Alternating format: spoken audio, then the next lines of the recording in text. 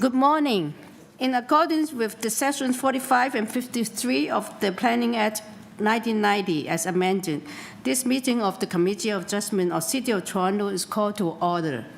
The Committee of Adjustment considered applications for variances from the provisions of the zoning and that apply to property, permission to extend or to alter lawful non-conforming uses, and consent to survey property to create new lots.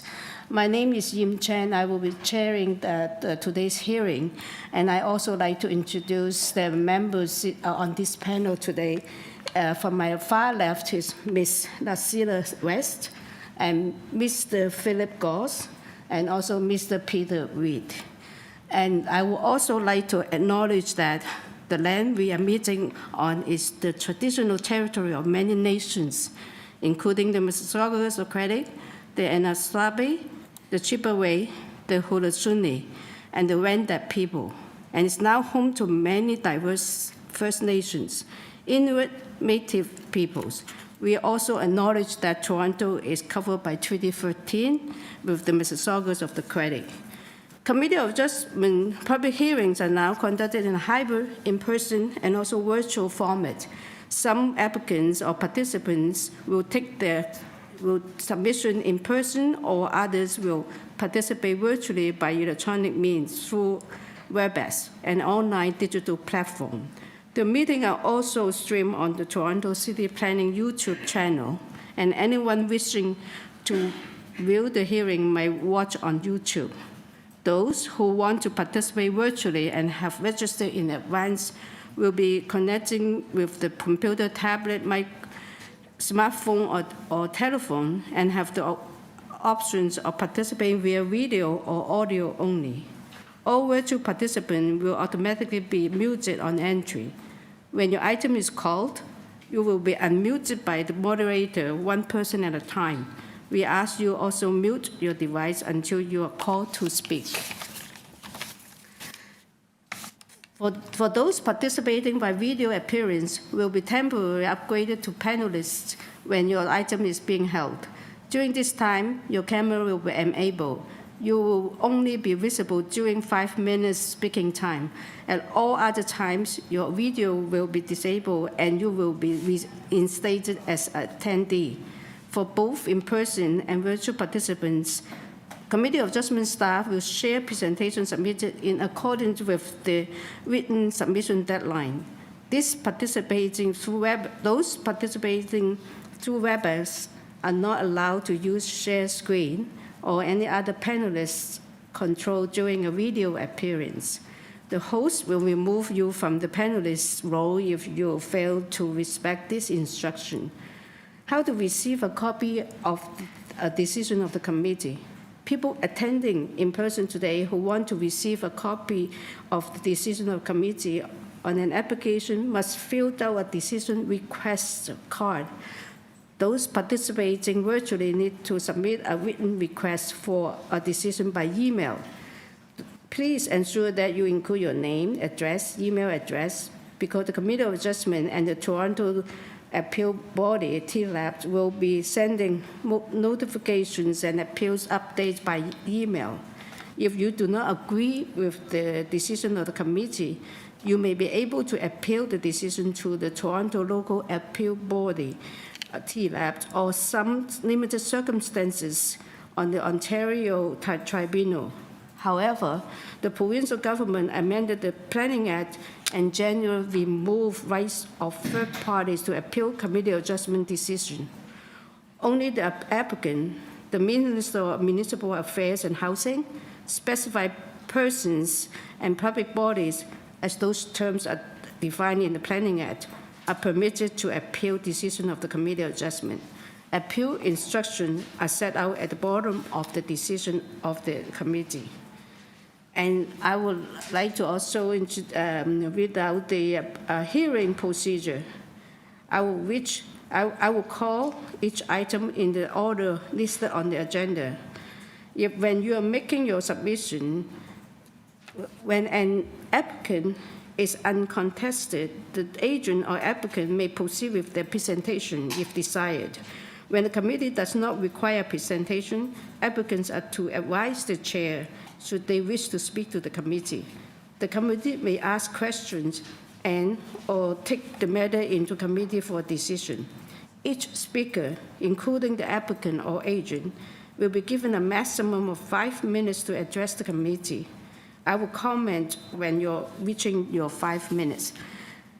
Any presentation or other materials you wish to submit to the committee must have been emailed in advance of this hearing, and staff member cannot accept materials at the hearing. When addressing the committee, please clearly state your name and address. Please remember to confine your remarks to the matters outlined in the application. The applicant or agent will proceed first and will take a presentation to the committee on the application. Please note the committee may not entertain revisions to proposal at the hearing today. The committee may decide to defer the application if it's substantially revised to ensure the revised application is accurate and that all those entitled to notice of this application are informed of the changes. Then individual either in support or opposed to the application will be invited to speak. Generally, we first will call on speakers in the committee room and then those participating through WebEx. Committee members may ask questions of each speaker after they have finished their presentation. And when all the speakers are finished, the applicant or agent has an opportunity to rebut only those issues that were raised by the speakers. This will mark the end of the discussion. The application will then be taken into committee for decision. And before the hearing, I would also like to ask from a member of the staff or member of the panel whether they have any declaration of conflict of interest. No? Okay. And I'd like to also whether there are any file to close, request for deferral. Good morning, Madam Chair. Yeah. I don't see any files for this morning to be closed, and there are no requests at this time for deferral. Okay. And so we actually ready for item 1. Okay. Let's move to the first item this morning is... Sorry, through the chair. I think we're having some audio issues with the WebEx. Okay. So just let me know when we are ready. Okay.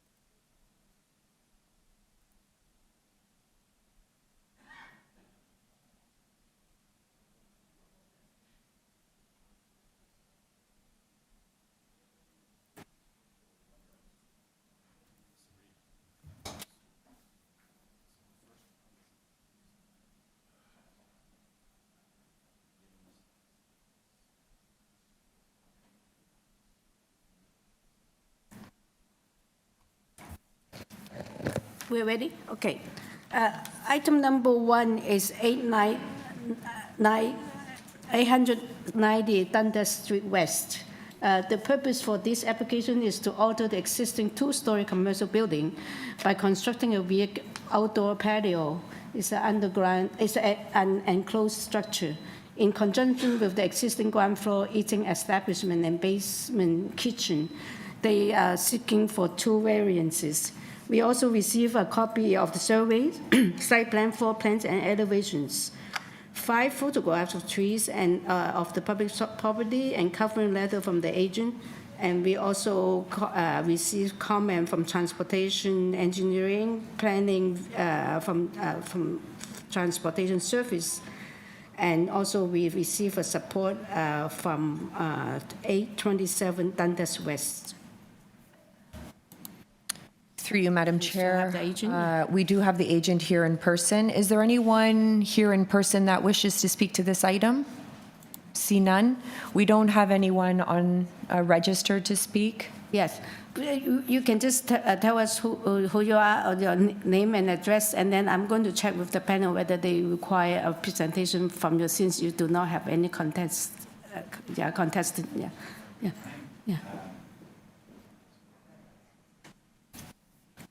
Good morning, Madam Chair and committee members. My name is Francois Abbott. I'm the project architect. My address is 213 Sterling Road. Okay, thank you. I just want to check whether the panel require a presentation. No? Do you like to have to go straight to, yeah, we have questions for you. Just, yeah. Mm-hmm. Thanks, Chair. I'm just wondering if you can give me a bit more information on the structure. Is it like a 3-season, 4-season kind of space? And one other thing is, have you had discussions with community planning? Because often when there are applications for oversized patios, community planning wishes to put conditions on the operation of that. So if you could talk to those first. Yeah, so the original intent of the design was to have more of like a greenhouse structure, a garden space. And then we realized that through code, it might be actually very difficult to actually enclose the building, because then it's a question of firewalls and things like that. So we decided to retain the retractable roof, but keep the rest open, so it's considered a patio. We thought that might be the best way forward. And then also to use the other buildings on the same lot as ivy walls to create that space. I've never actually checked in with community planning. I didn't know that was a procedure, but I'm more than happy to. I would love to check in with them, transportation, just so we can bring some of that greenery to the edge of the sidewalk, and as well Cafe Tiote, so we can have some planters and additional greenery in that huge buffer space between the building and the sidewalk on Claremont. Yes. When you mentioned transportation, they actually given us a report. If we were going to approve it, they would like to have 2 conditions imposed on this. Are you aware of the decision the conditions they mentioned here? I have not heard from transportation yet, no. Oh, it is to do with really you have to just identify the delivery and also waste storage on site. I guess you go and talk to them, and then whether they would like to see a site plan with those items that identify, and then that is the conditions. Okay, fantastic. Yeah, and also any other questions, please? Yeah, I was going to ask about exactly this, the transportation conditions, and whether you had any concerns with them. So the one is what the chair mentioned about identifying the route for loading and deliveries, and the other one is to remove the curb cut and landscape where the driveway is. So there's no intention to remove a curb cut? No, but this is what transportation is asking. So there's a curb cut right now. So behind the building that this is going to be attached to. So on Claremont? Is a laneway that leads, or a driveway that leads to a curb cut, and they're saying, as a condition of approval, your client should have to remove that curb cut. Oh, understood. And do you have a problem with us imposing that condition? I don't have a problem. I don't see why why we would remove it necessarily, or change it at all, to be honest. And I'm not concerned about the waste because the lot is so vast that we can move it to the laneway, like over on Dundas. There's a lot of options for that. I'm happy to comply with whatever is needed. I just fail to understand why we would necessarily get rid of the curb cut there. I think it's something that we see all the time with transportation, that whenever a driveway is removed, they want to remove the curb cut to make it a more even walking surface for Understood. individuals along the sidewalk, and that's usually done at the applicant's cost rather than the city's. Okay, understood, for safety. And Yeah, I think that maybe you should have a conversation with them and show them what it is. If you had the approval decision, then you can then do exactly what they want to see, what is will be indicated on your site plan or whatever, yeah. Okay, so I'm gonna speak with them and then attach that to my application? Oh, no. Not even? No. What I mean is I just encourage, before you make the changes or produce anything, maybe have a conversation with them first. Okay. Yeah, we're going to make a decision on our side today. Yeah. Okay. Yeah. Thank you. Yeah, I think the nature of my question is, so these are conditions that transportation staff has asked us to impose, and if we do approve the application, we probably will. But it's transportation staff that will clear these conditions, so you'll just have to speak with them, before getting a building permit. Okay. But if you wanted to instead come back at a later date because you don't understand these conditions, that would be something we could consider. But if you want to just have us make a decision, we'll make a decision. That's sort of why I put it to you. Right, so I understand the conditions, and I would like a decision today. Okay, yes. All right, so now we are in committee. You finished, right? You're done, okay.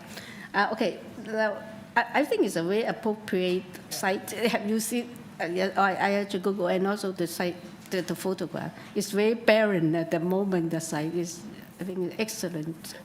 Yeah, I think it's good, and it's surrounded by parking lots, so I think the variances won't really impact the neighbors more than otherwise. So I'm happy to move a motion, Chair. Yes, please, yes. I think that the variances are small and the impacts of those are small, and I think what's being proposed is a net benefit for the area. So I move approval of the application subject to the transportation conditions. Okay, anyone second? Mr. Gore second. And all in favor? Unanimously approved with the two conditions, with the transportation conditions. Thank you very much. Thank you. And item number 2 is 2421 Dundas Street West. Sorry, we also done the Street West. This application is to alter the existing 2-story semi-detached mixed-use building by constructing a front 2-story addition with a canopy and a rear 2-story addition. The existing 1-story rear addition deck and detached garage will be demolished. The existing commercial space will be maintained and unaltered. There will be a total of 3 residential dwelling units on this lot. They are seeking 7 variances. And yes, we have the agent here. Yes. Through you, Madam Chair, are you the agent? No. Where's the agent? Come up to the front, please. So we do have the agent here in person, as well as one registered speaker, David Clark. So we'll hear from the agent first. My name is Jack. She's the architect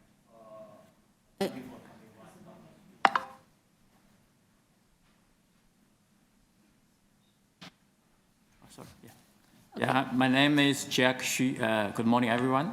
I'm the architect for 2120 or 2421 Dundas Street West. Can you tell us also your address for the My address is 193 Roy Avenue, Toronto. Yeah. Okay, thank you. GM Architects. Yeah. Yes.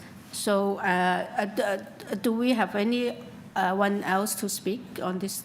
Through you, Madam Chair, yes, we do have one registered speaker. So you do have one person in interest. So I would like to hear from you for 5 minutes presentation. Thank you. Yeah. Can you give us a 5-minute presentation?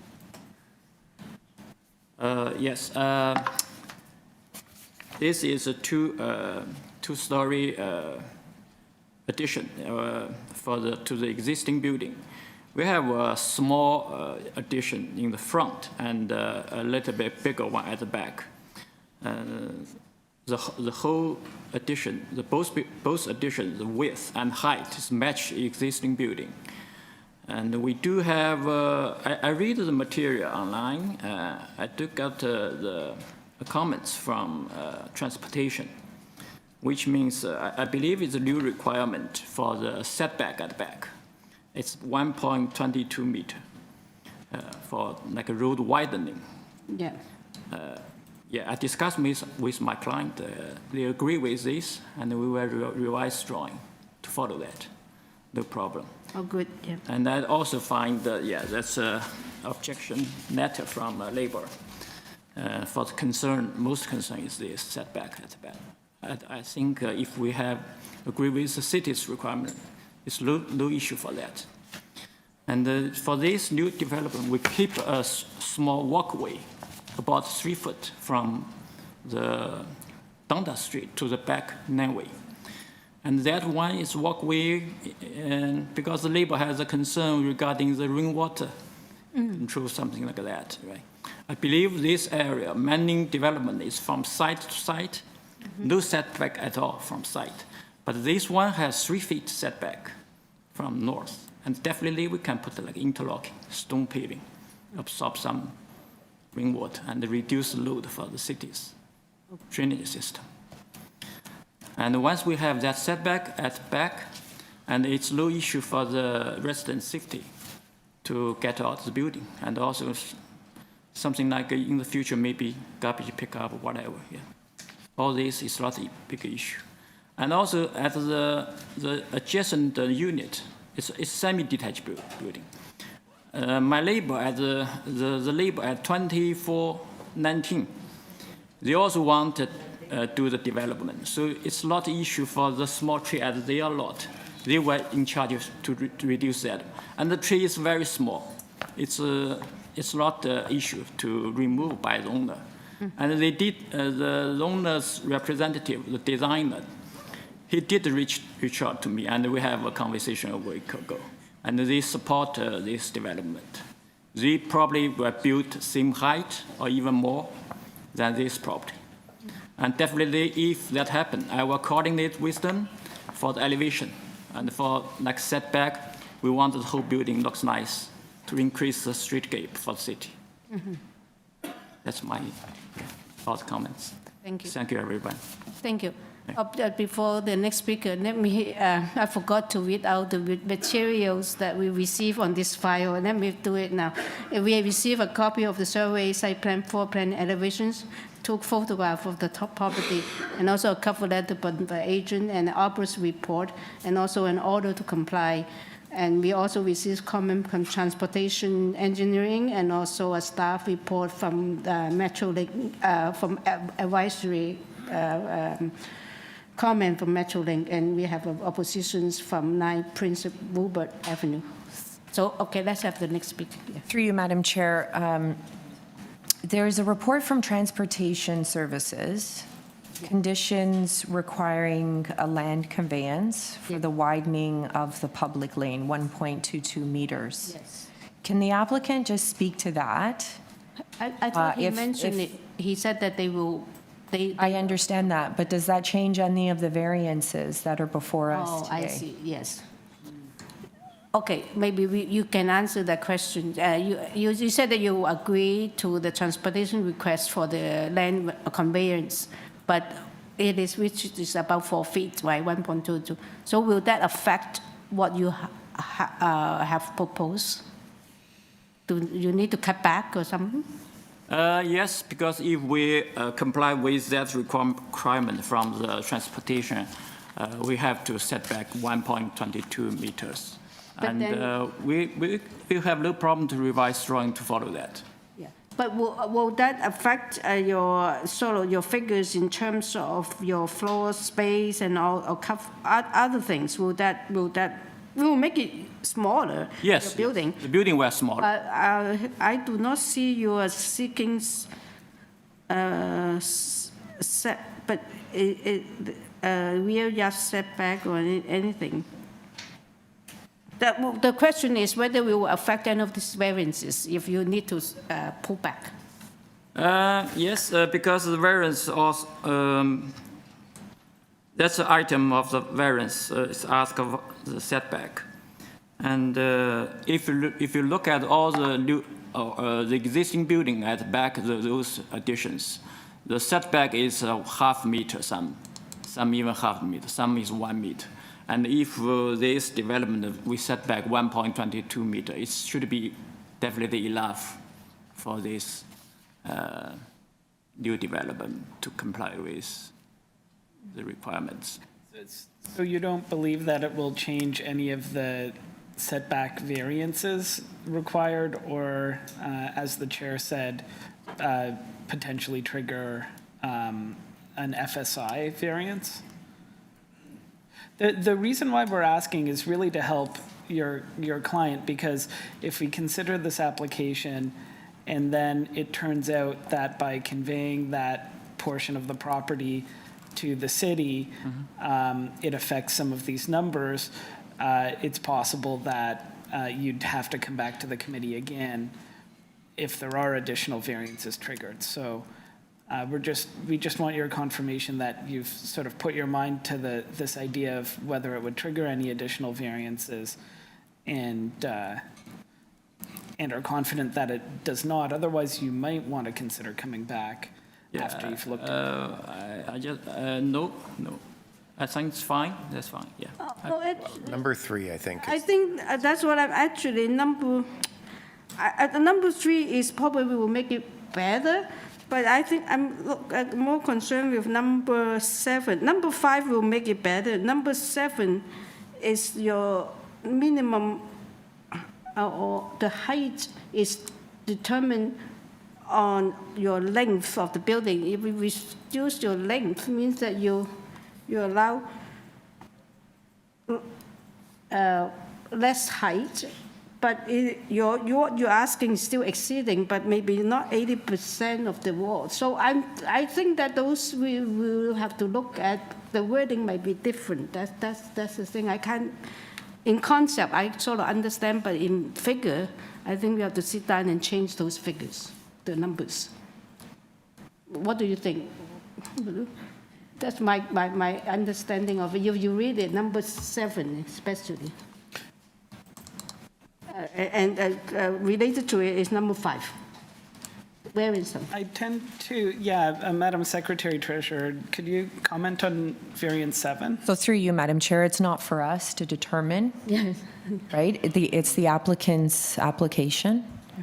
And they are here saying that they feel that there won't be any changes. Unfortunately, if there are, there's a new application with a new fee. So it might be in their best interest for the application to be deferred and for them to do more research on what is required and what's not required. That might, so even if they apply this variance, the figure will be changed because they determine on the total length of your building. Since you reduce it, the figure will be. You still maybe more or less the same thing you're applying, but I think that it will be someone should look into this and get more accurate numbers. Yeah. I mean, item 5 and 7 is regarding the building height, right? Yes, but it is based on the, it's calculated So it looks the like depth of the building, 50% of the depth. The depth is the depth of the building, right? So you're changing that. That's what I'm saying. It's actually part of what the bylaw is based on. Yeah. It looks like this bylaw try to encourage people to build a higher building. But my client, at this moment, he only want to keep 2 stories. So if we go to 3 stories, yes, we can do like 10.5. But at this moment, he just want to match the existing building. Okay. 2-story building. It's all right, I understand what you're saying. So the next question is, are you comfortable if we make a decision on this without you going coming back? You're happy that we just take these figures and make a decision on? Oh, you mean we don't need at this moment, right? Make decision. Oh. No. What I mean is you have two options. One is because the transportation condition which we will impose if we're going to approve. So you have to convey the 1.22 land, a piece of land. Land, yeah. And then if all this, you have confidence that all these variances you have will make your project go well. We don't have to come back here. We can make a decision just based on what's in front of us. Okay. Yes, we can. If you do not have enough confidence, you want to clear this up, you don't want to tell them that after the conveyance, whether this variance will change, you can do that too. You can go back to planning or the zoning examiner to look at the variances and correct them and come back in a later date. That's the two choices. Yeah, we can decide it. We don't need it. You don't need. Yeah, I already discussed Okay. with my client in the morning. Okay. We spent So quite let's time. just base They are on- comfortable with this. Yes. I mean, if there is no other question, Madam Chair, I can put For forward. you, Madam Chair, we do have a speaker. Oh, speaker. Yes, so we can hear from David Clark now. Thank you very much. Yeah. Thank you.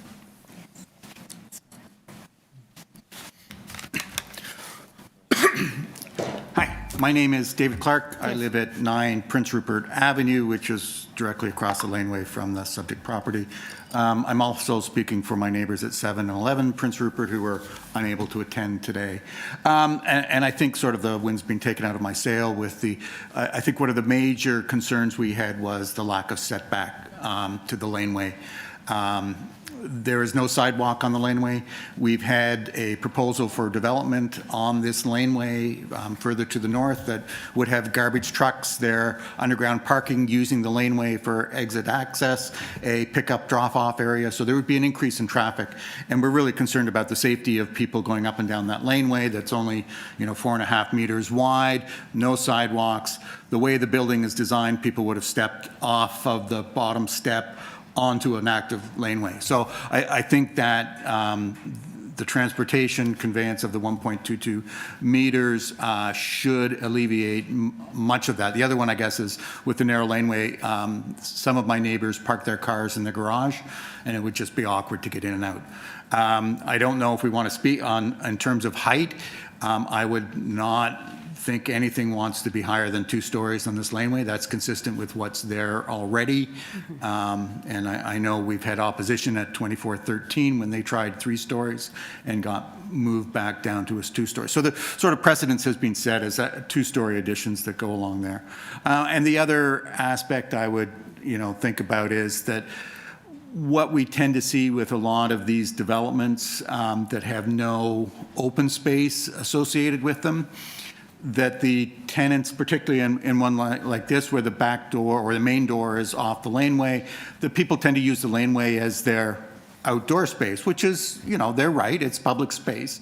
But we do have issues in this laneway with dogs running free, people smoking, drinking in the laneway. It makes it uncomfortable for the area residents. And so it's part of the issue with densification of the city that where there is a lack of green space and open space in these developments going in, where do people go if they want to be outside? They can only do that on the public property. And when you're going to 100% essentially of the property, where does the rain go? Where does the runoff go from this? Is all going to, if I'm going to committee and my neighbors who have gone to committee of adjustment, there's a lot of discussion about soft landscaping and the percentage of soft landscaping that can capture the rain on your own property. Here, there's no place to capture the rain on their property. It's all going to run into the laneway. So those, I think many of our concerns, though, were related to this building right back out to the property line on that laneway. And I think through the transportation and the agent for the owner has agreed to that conveyance. Yes. Any question to this speaker before he leaves? Yeah.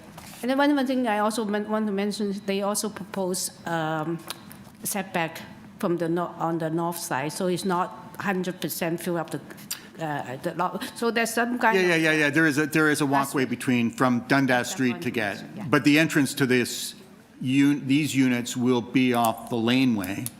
So these, I tend to view these as laneway houses. Understand. Because that's, it's separate from the main building. There is no space there, but, it is their entrance. They will be using the laneway as their only entrance to this building. Okay, thank you. Yeah. Okay, All thank right. you. Yeah. So let's bring back the agent to the, give them a give him a chance. And first of all, can you respond to the concerns first, and then we might have questions to ask you. Okay, thank you.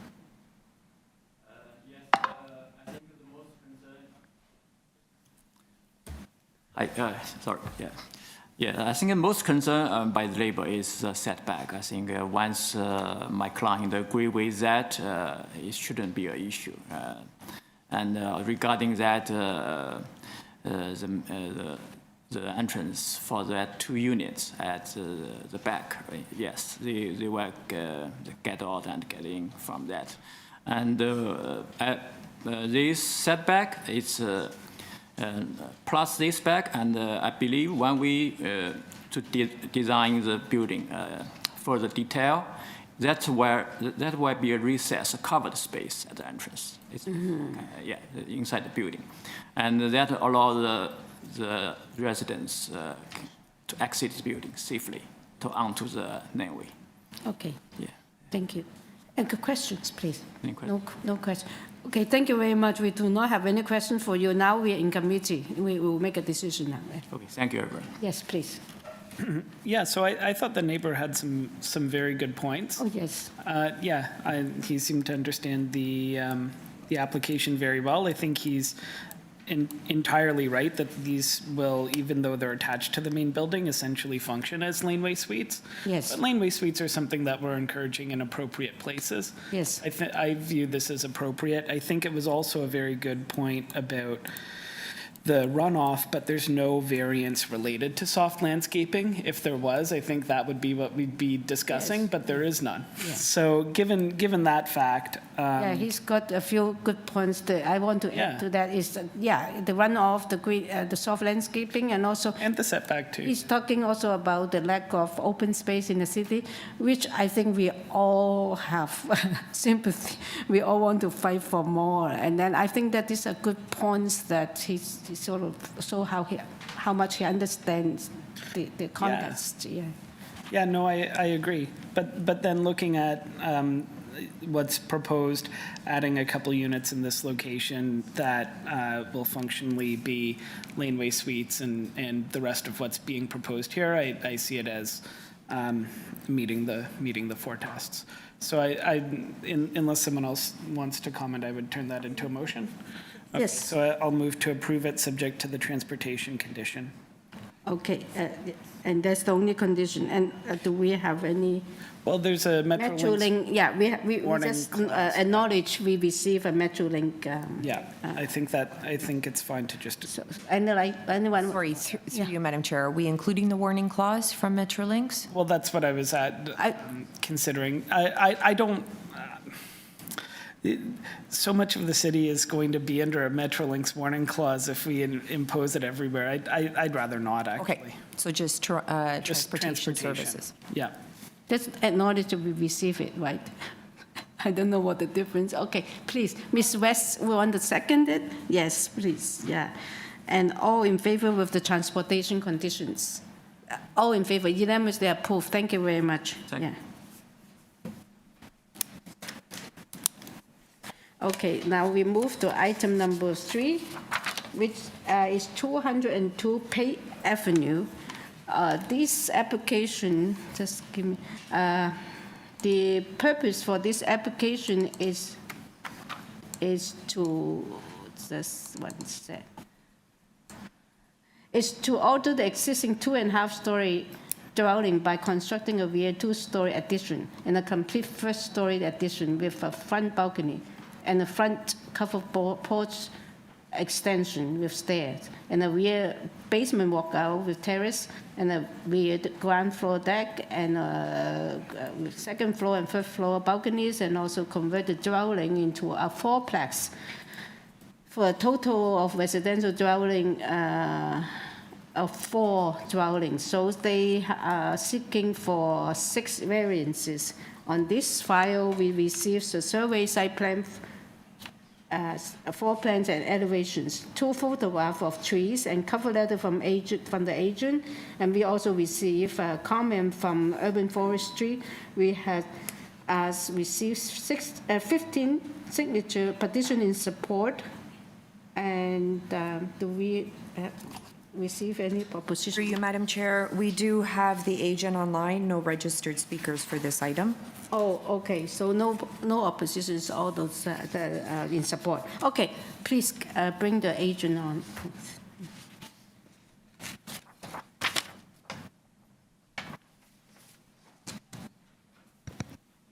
John, you've been unmuted.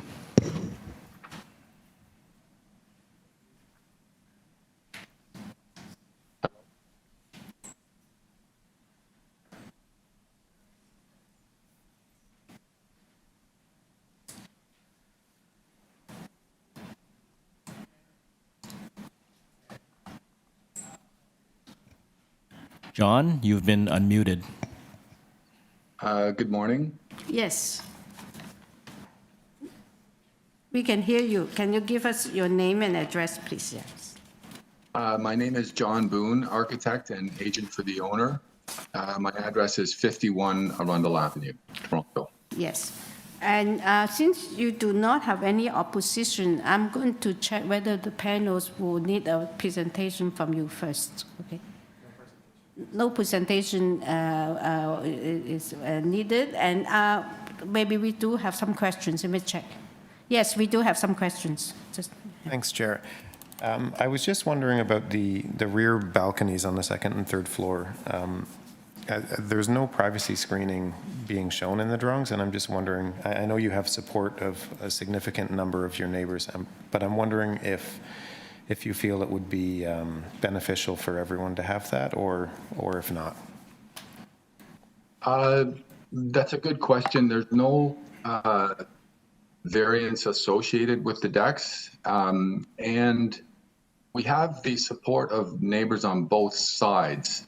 So I do appreciate your question about overlook, but sense is that they may contemplate an arrangement amongst themselves. I'm not sure. We didn't have any comments back from planning about the privacy screening and the decks.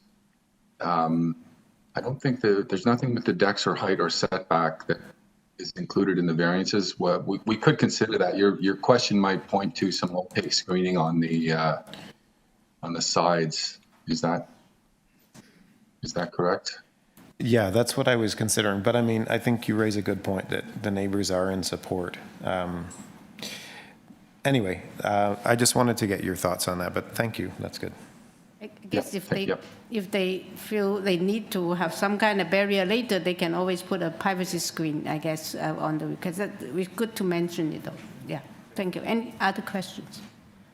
Okay, we do not have any more questions for you. Do you have anything you want to address the panel before we move into discussion? Mr. Boone? No, nothing left to say. Thank you. Okay, thank you. So now we're in committee. Yeah. Yes. I'm happy to bring a motion. Yes. I mean, I think this is a very sensitive proposal, yes. And there's a decent-sized addition to the existing house, but it's really in line with the depth of what's going on in the neighborhood. I think the variety of unit size is very nice. Is a positive thing to add population to the neighborhood. My only concern was about the balconies and the potential for overlook, but it sounds like the neighbors have good relationships with the owners, and I think if it becomes an issue, I have confidence that they'll just deal with it on their own. And I wanted to add that the drawing package was very well put together, I thought, and so I want to commend the applicant for that. So I'll move approval of the application subject to the urban forestry condition. Yes. Anyone want to second that? Oh, so, Mr. Goss, second. All in favor with the forestry condition. All in favor, unanimous approve. I also would like to commend that they did their job of getting supports in the neighborhood, and that's always very helpful. Okay, now move to item number 4 is 1319 Bloor Street West. For this application, the purpose is to alter development standards. It's a site plan, a site-specific bylaw, sorry. And with the 31 and 35-story mixed-use building by permitting an increase in building height and total gross floor area, and to modify the building envelope, and there will be a total of 1,100 residential units. Wow, I thought 100, but it's 1,100. They are seeking for 5 variances. And also we received on this file is a survey site plan, floor plan elevations, 10 photographs, and a cover letter from the agent, presentation material from the agent, transportation report, and also zoning application, amendment application, and also the site-specific bylaw.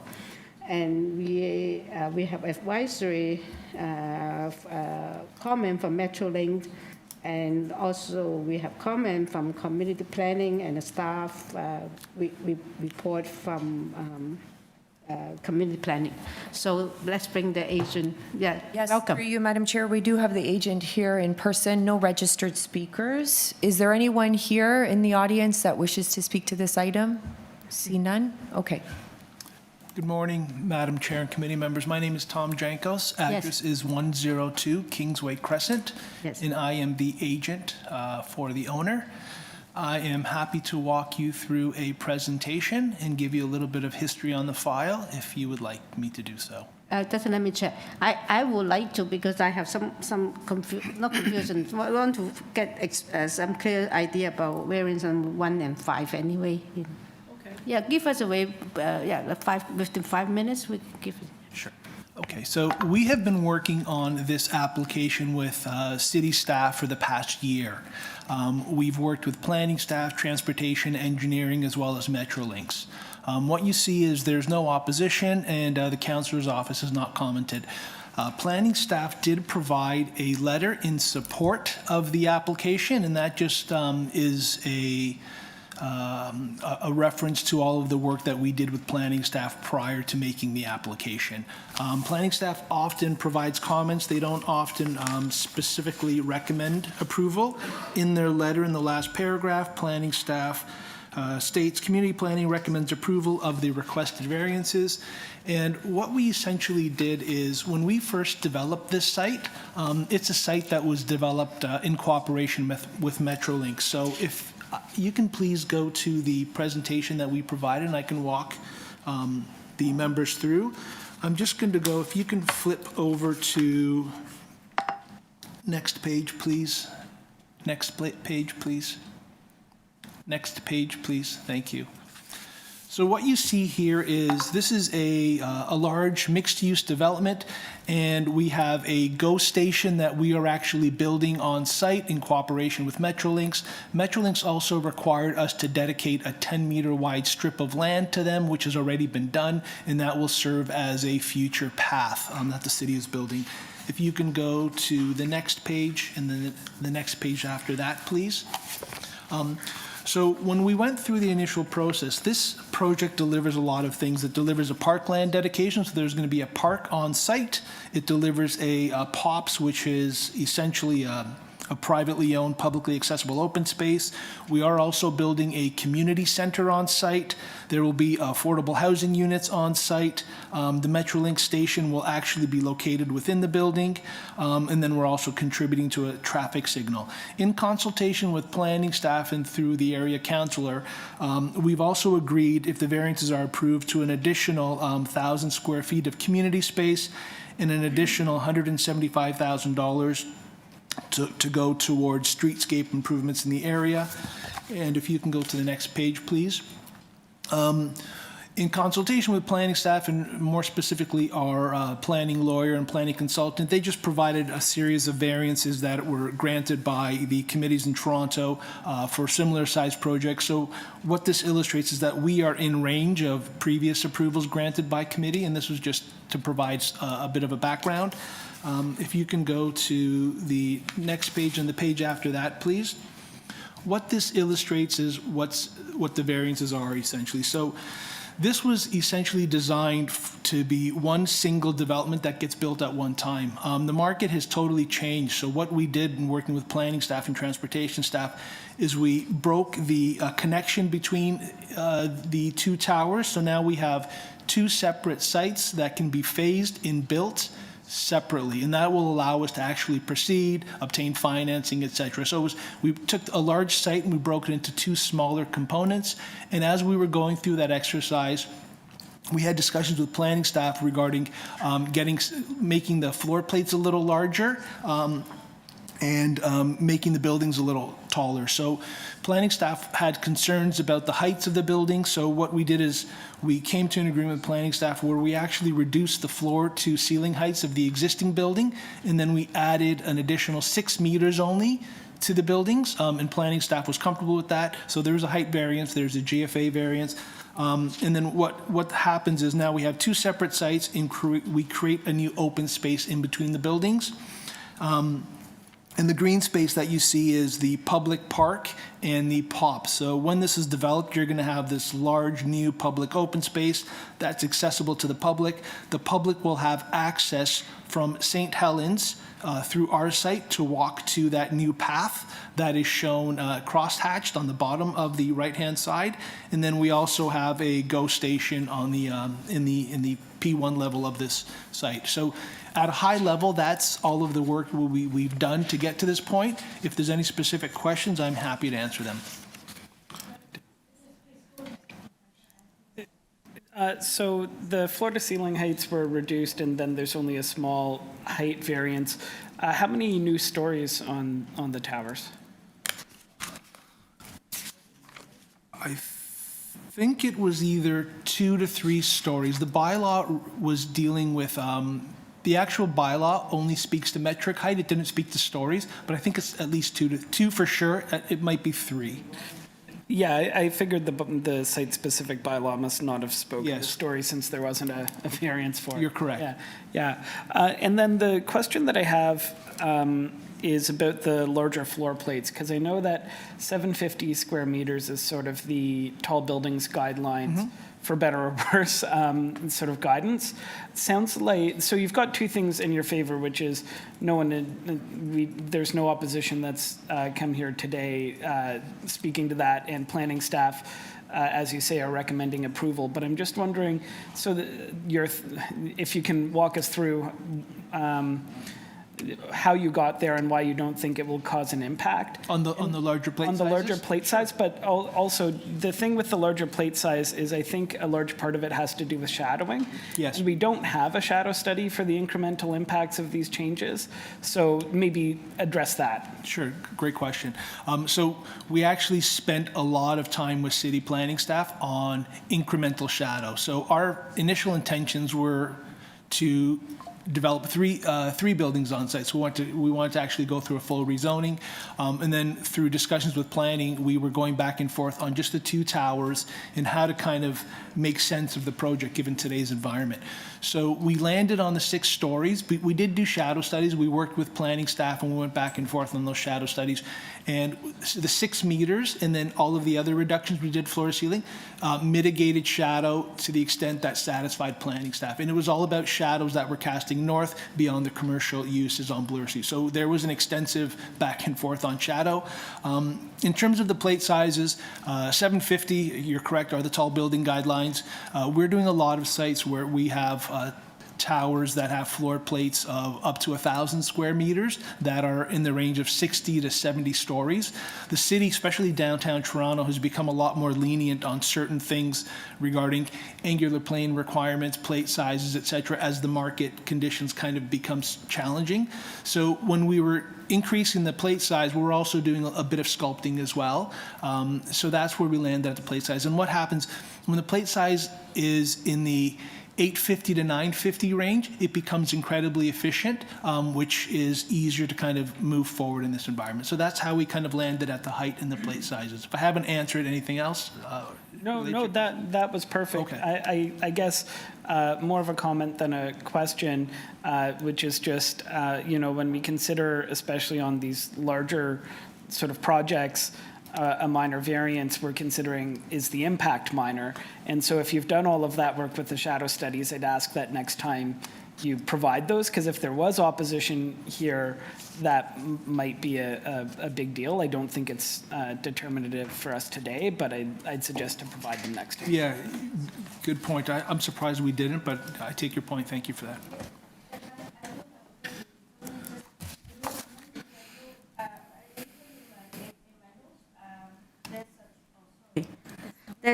You receive a report from community planning, right? You Yeah. actually presented in your materials, but somehow we do not have it in our package. It's in the supplement. I did not. Yeah, it has to be. It came quite late, so I saw it briefly when you were presenting it. Do they impose also some conditions? Yeah, so planning staff in their report recommends approval. They impose two conditions that I mentioned, which were the additional 1,000 square feet of community space plus an additional $175,000 towards streetscape improvements. We agree to those conditions. I've sent planning an undertaking formally agreeing to those conditions. Okay. And then we do have a couple of letters on file. One is from transportation. Another one is from the neighbors to the south who just want to confirm that once we proceed with construction, we do some work on our shared property line with fencing, et cetera, and we have no issue in agreeing to those conditions. And then they also impose that condition. So I just want to list all the conditions that we might consider. Just a very minor question in terms of planning. You said that you will sort of divide into maybe two the phases of construction, and is the underground all connected? Yeah, the underground will not be connected. So when we were dealing with planning staff and transportation staff, we actually introduced another access point on the site. So you have two separate undergrounds. And one of the reasons, if I may, one of the largest financial burdens of a project is building the underground garage. So what we did was we created smaller buildings with a smaller underground garage, so you can actually get to, whether it's a rental building or a pre-sale, you can get to a certain threshold quicker to start construction. So there's two separate smaller underground garages. And we're also sitting on top of a transit station. So people who live in the building will be able to go from their units into the garage, into the Metrolink station.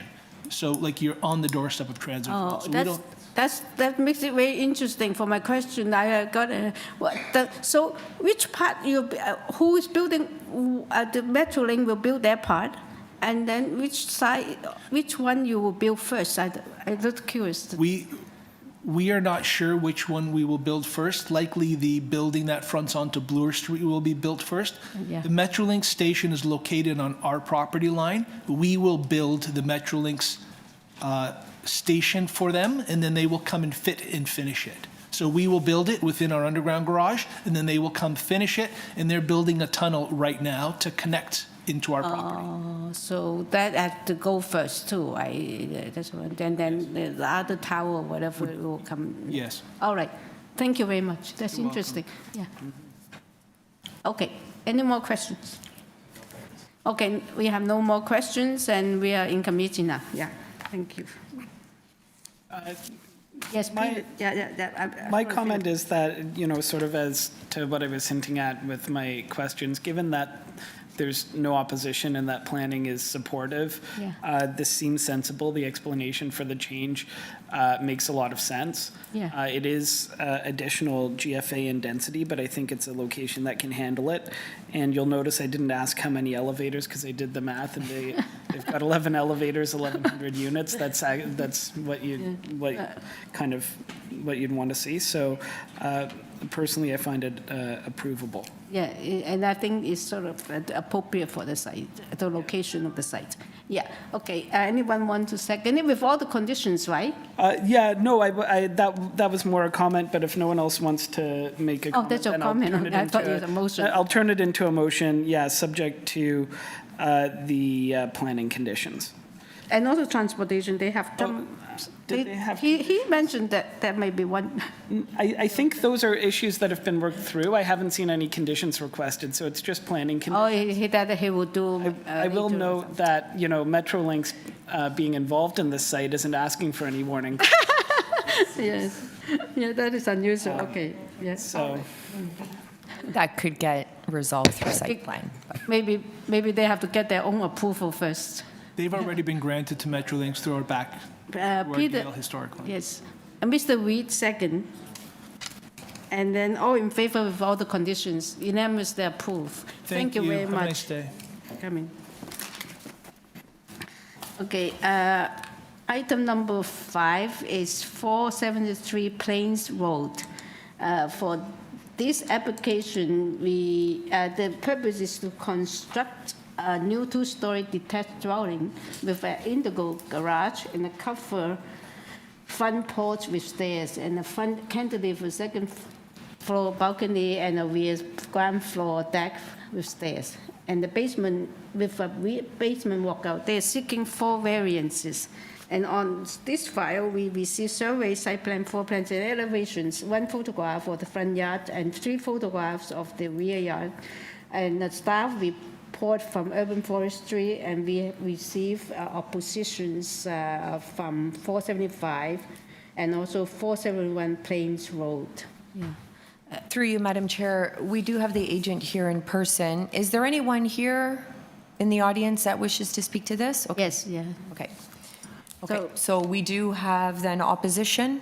Yes. Okay. Yeah, we have a position with that. Please give us a presentation for 5 minutes maximum. Yeah, 5 minutes. Yeah.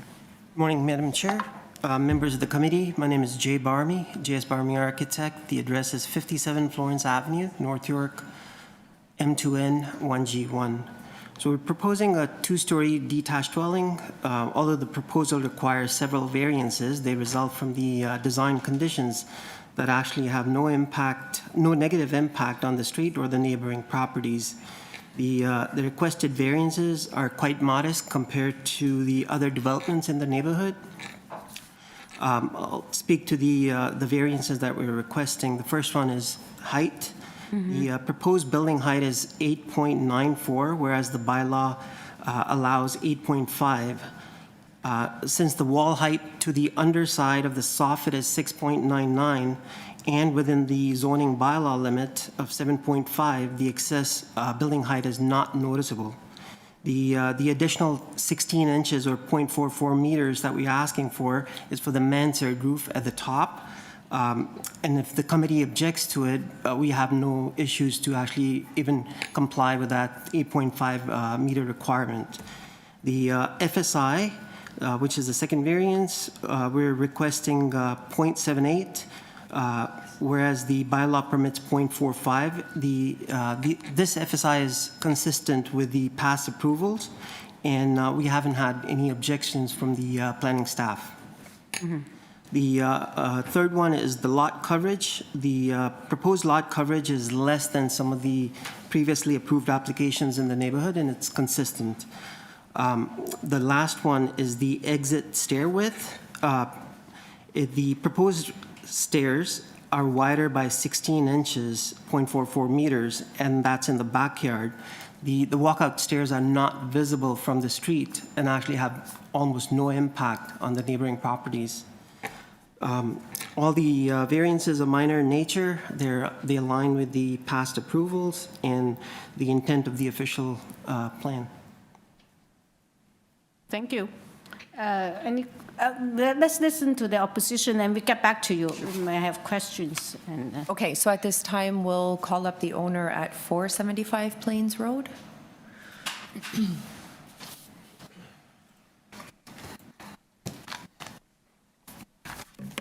Move it, sir. Come on, sit here.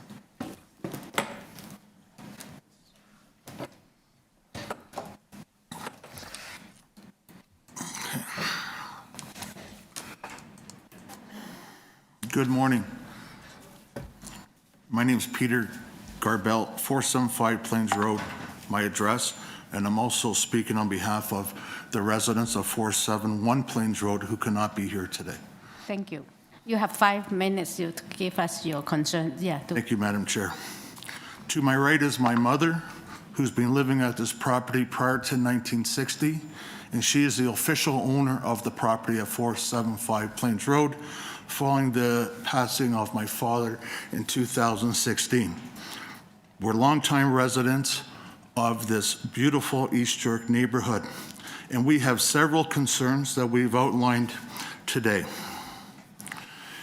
Currently, our major concern is the extension variance going south, so the south wall of the proposal. Right now on our street, all 4 homes have the exact same depth, length of, so 479, 477, 475, 473. Right now, the south wall, if you look across east and west, it's the same length. The proposal here, according to their plan, will extend on our side of the property 9 feet past our existing south wall, and on 471 will extend 12 feet past their south wall, which means when we look west from our patio, we will see a big house, a 2-story with a higher variance, and nothing but a wall going 9 feet into our backyard. Right now, we have a beautiful patio. When our neighbor at 477 did their 2 stories about 15 years ago, they kept the exact same length going south. They did not ask for a variance like our neighbor has to 473 Plains Road. So when we look east, they have the same back wall as we do on our property. So we can see their beautiful tree. We don't have a wall. We have a beautiful view. Also, the fact that this new wall will extend 9 feet into basically our backyard, well, now as the sun turns to the west, we will lose a lot of sun on our patio. Our patio is a family gathering space. We have 3 tables. We have 3 umbrellas. Our cousins, our neighbors, we have a barbecue pit there. It's a family outing area. Further to this concern is the proposed deck, the rear ground floor deck. On all these new homes, we noticed on these 2 stories that are being passed, the ground floor now is not 3 or 4 feet above ground level anymore. Now it's 6 or 7 feet. So the basement has a higher ceiling. The ground floor starts at a higher elevation, okay? Which means when they put this wooden deck out there, they're going to be overlooking our backyard and also our neighbors on 471, their backyard. They will basically be right on top of their backyard of 471. And that's outlined also in their letters that we sent in. So those are number 1 and number 2. The main concern is the height of the deck. It's going to be much higher going into our backyard, which means we're going to be boxed in, and same with 471. So we're requesting either a rejection or a modification to this effect to make the back wall or the south wall the same length. They can go high 2 stories, fine, but not obstructing our view to the west. Also, my mother liked to say a few words in closing because she's been here, and right now with the 2-story coming in, we're going to lose all the sunlight that comes in from the southwest to the west. And my mom wants to speak to that very briefly. Yeah, because if they put over the garage in the height, then my kitchen would be so bathroom. dark. My kitchen would be so dark. Now I get a little bit light and sun, but when they build that over their garage up, then I am going to be in my kitchen dark all the time. I'd like to add that when the new two-story proposal was put Yeah. in, that means the distance from our kitchen window where the sunlight Yeah, comes in but to the new Yeah, it's second ballet. floor wall, will be 6 feet. And actually, our sidewalk right now is about 2.5 feet to the property line. They're proposing new wall 3 feet in from the property line. So let's say a little bit less than 6 feet, that wall's gonna be there. And we're not sure if there's gonna be a window there. On their diagram, there's a little cutout on the west side. It looks like, to me, it looks like a 2-3 kind of a cutout, and we're anticipating maybe some big window structure there. So our kitchen window might be 5 feet away from somebody else's window, and we can wave to them and say, hello, neighbor, good morning, and hopefully everyone's wearing clothes. Anyways, I'd just like to close. Thank you for your time. Our 5 minutes, I see are up, and we're willing to take any questions from committee members. Okay. Reject to. Any question to this? Actually, I have a small question because you do mention that you have the kitchen window. Is your kitchen at the back where this addition will be? No, it's in the middle of our house, Okay. facing west. Okay, and- then you and have to a the- window on the west side. On the west side, I see. a big window, and then there's actually three areas: our side door, our kitchen window, and our bathroom window. Okay, those are the three, let's say, windows on the west side. Right now, we get sun because the current structure, it's a bungalow with a small garage, not a two-story at all. It's a small garage. So sun comes in nicely during the day, right until summertime, 7, 8 o'clock at night, when the sun sets. So we're gonna lose all of that, number one. And we know the neighborhood's kind of going that way with 2 stories, and we understand the implications. We're not naive to change. Our biggest concern is the southern wall, because now it's going to be on our side 9 feet, on the 471 Plains Road with 12 feet, and then extending from that, a 10.5-foot deck, elevated deck, 10.5 feet. So 9 feet, and then another 10 feet going back with the elevated deck. So right in the middle of our backyard, we're going to have this huge deck, and there's no mention of privacy screening. It's just a mention that stairs are going to come out from the basement going up, and then stairs again going up to this rear ground floor deck. Yeah, But the second floor. Thank you, yeah. Deck. no, Yes. the way, Mom, it's basement, main floor, second floor. Okay, you have to talk in those terms. So the main floor is going to be having this deck. We understand that it's elevated, yeah. Thank you. Elevated deck. Yeah. That's our main concern, that we're going to be losing our privacy. It's going to be definitely overlooking, absolutely. And it's not consistent with the current boundaries of a home that was renovated next to us, became a 2-story, and also 479, which is a current 2-story. We all have the same length in the backyard, and that's our number one concern. Thank you, yeah, okay. You have questions? Yeah. Just a comment. Let's finish this, and then we can make a comment later. I also have a question, just a question. Okay. Okay, through you, Madam Chair.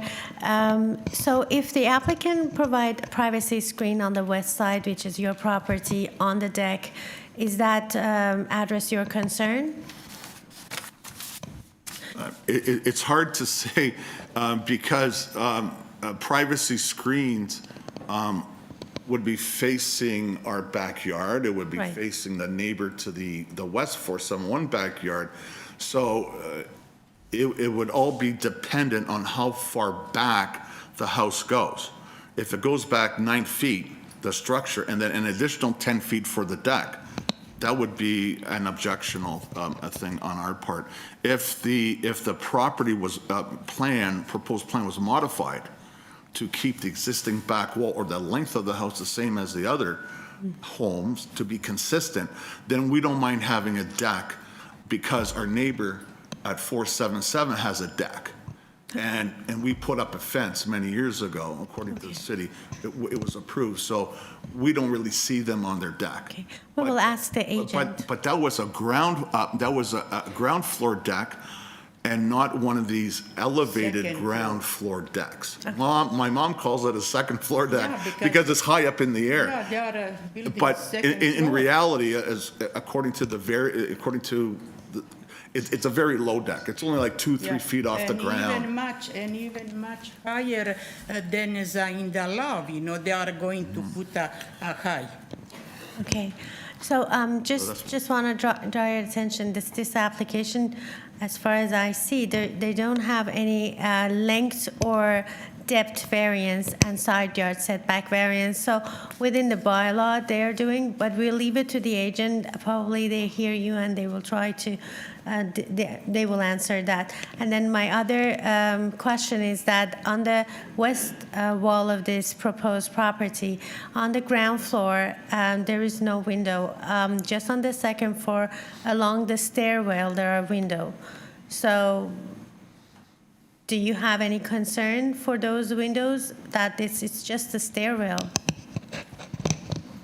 looking to the side of your building? Obviously, if you have window-facing window, people can see each other. Do you have your one floor, your bungalow, Main right? floor, yeah. Main floor, Yeah. okay. And if that's going to be on the same height, then we have a concern. If it's not, then obviously we don't have a So concern. we will ask the agent, but as far as I see on the plan, on the west side, there's no window. Okay. You said about the variance on the length. In variance number 3 here, it does say, in this case, the lot coverage will be greater than the permanent. It'll go up to 40% of the lot size. Yeah. Okay, so they are expanding the lot coverage for the house. Yeah, but- More than the maximum permitted. So they're going, that's the variance. So there's the length portion of what you're referring to. Thank you. Thank you very much. Yes. Yeah. We will bring the agent back to respond to the question you raised. We're done. Thank you.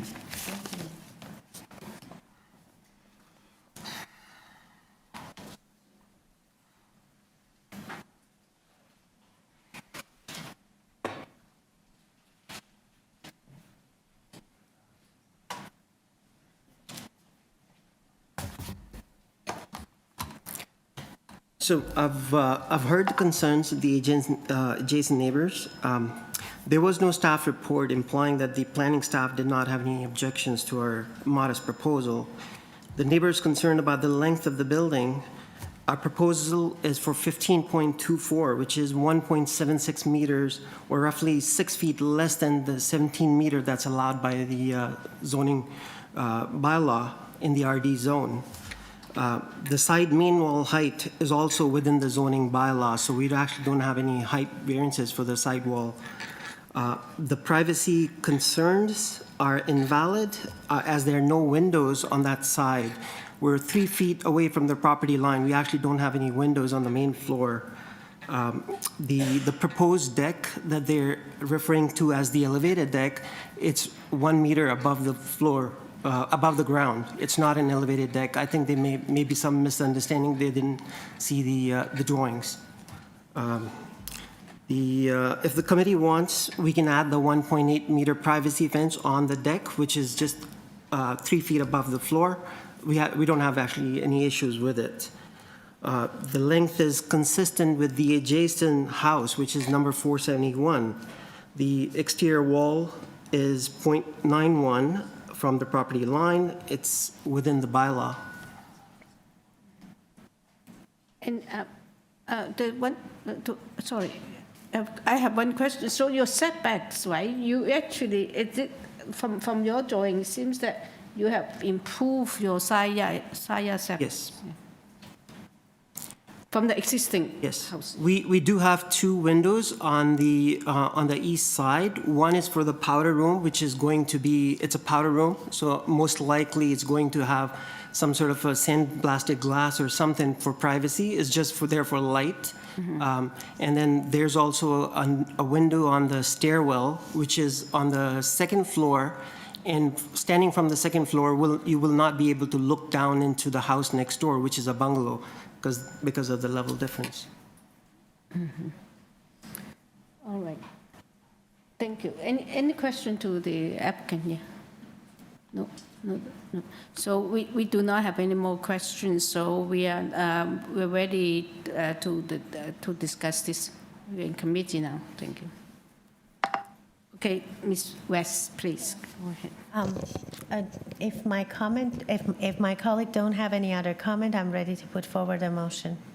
Do you guys want to make make a few comments before we make a decision? Yeah. Comment? No. You don't have comment.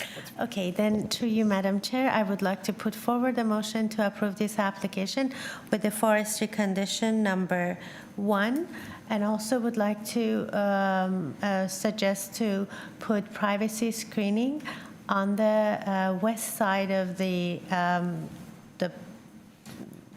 east side. Sorry, they're on the neighbor on the west. On the east side of the. Yes, but it will be on the east side, right? At 1.5. Usually we suggest only 1.5 because it's the eye level rather than the height of a normal 6 feet. We don't have issues. I think we can put it on both sides. But can you tell us, Okay, then privacy with the condition of privacy on both sides with a height of 1.5 meter. Because there's some concerns, can you tell us also why you think that this would be approved with these conditions? Yeah, I think it's fair to put on both sides. So the privacy screening condition and also forestry condition number 1. Yeah, also, can you sort of give us reason why you think this is appropriate, the development? So the proposed building is designed within the bylaw restriction of the length, depth, side yard setbacks. They have at both sides, and they improved the side yard setback on one side with the new proposal. And I understand that the neighbors are just in other neighbors designed slightly smaller building, but this is within the bylaw, they can build that. You think those variances being sought they are minor? I think it's minor, and then the neighbor have a comment about lot coverage of 40% versus 35%. Again, they just have that lot coverage within the parameter that they can build. So. Okay, thank you. Yeah. That's good explanation. Anyone want a second, please? Yes. Yeah, I'll second that, but if you're all right, I'll just maybe we'll clarify, rather than saying both sides of the deck, because there's a backside as well, maybe we'll just clarify it for east and west sides of the deck, privacy screening. Yes.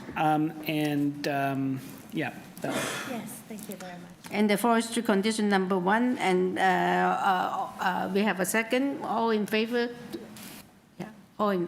Unanimously approved. Thank you. With the conditions. Thank you for your time. 2 conditions. Thank you.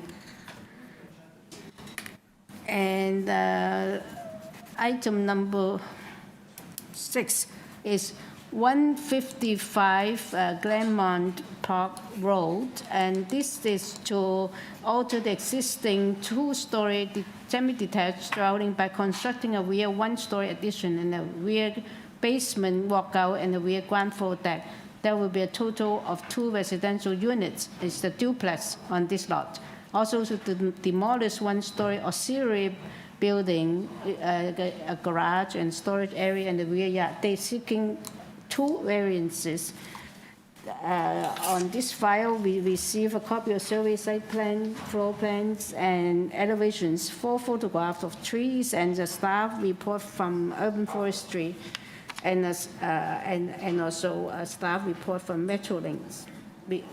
They have oppositions from DALEMOUNT Sinclair. There's no address attached to this opposition. Through you, Madam Chair, we do have the agent online. No registered speakers that I see. Is there anyone here in the audience that wishes to speak to this item? See none? Okay, then we can hear from the agent. Hello, good morning. My name is Mohammed Otashi. I'm the agent from the owner. My address is 2105 Blacksmith Lane, Oakville. Do you want me to explain about the project? Let me check with the panel, except that you do have a letter of opposition. Have you read it, and can you address to that briefly so that we can move on? There's a letter of opposition. Someone called, Ms. Sinclair. The opposition is about a lack of parking, so maybe just address that. Yeah, maybe we can address it in a panel. So what I'm trying to find out whether we need to have a presentation, that's all.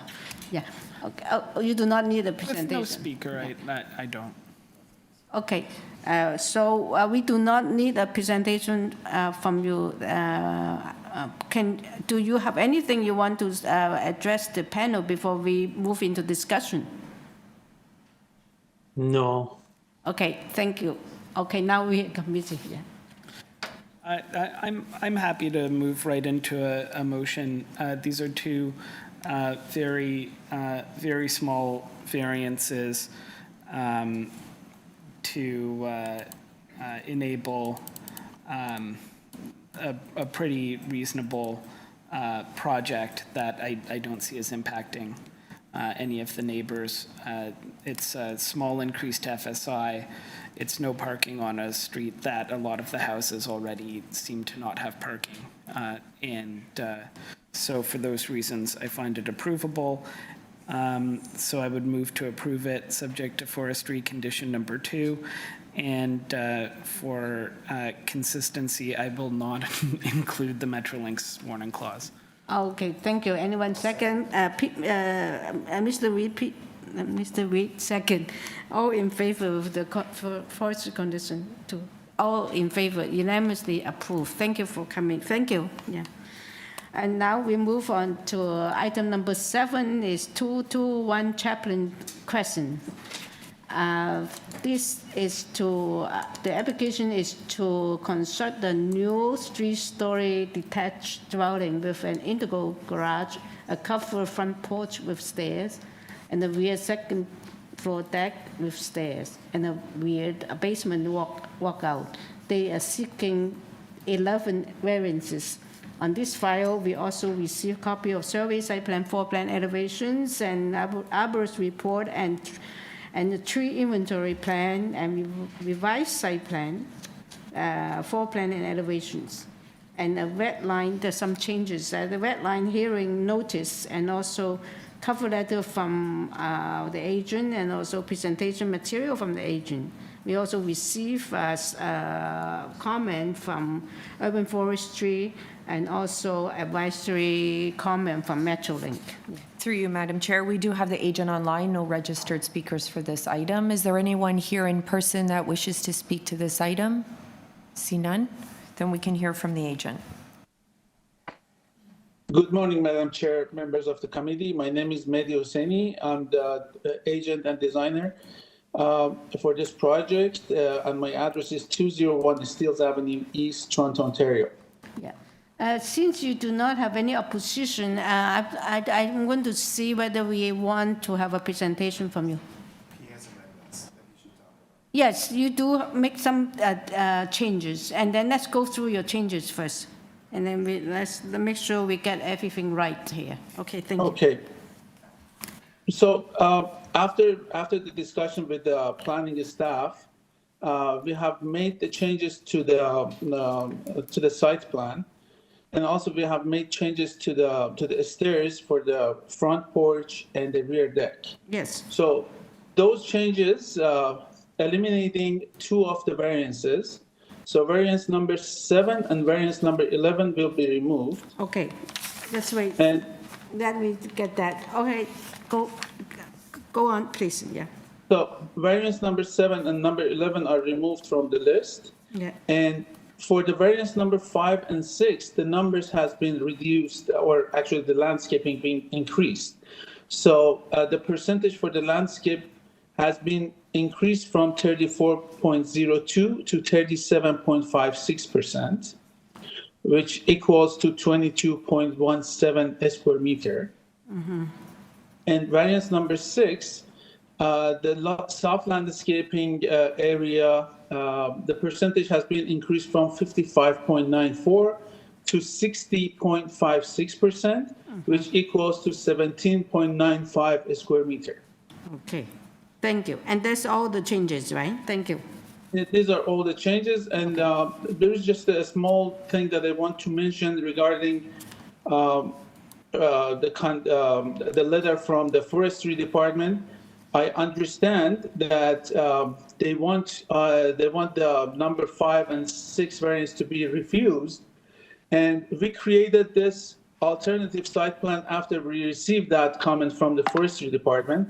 And I just want to explain to you guys, we can create a site plan like this if the committee approving this application conditional to the forestry department.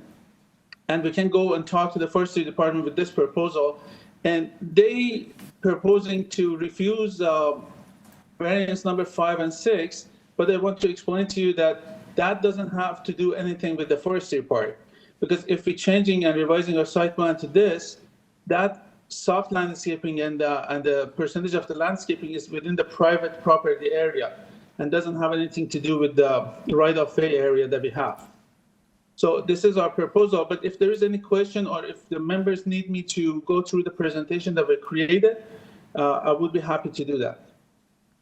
Through you, Madam Chair, the plan that we're presenting on the screen was received on November the 26th. Can the applicant just confirm that the changes that they're making are reflective on this alternative site plan?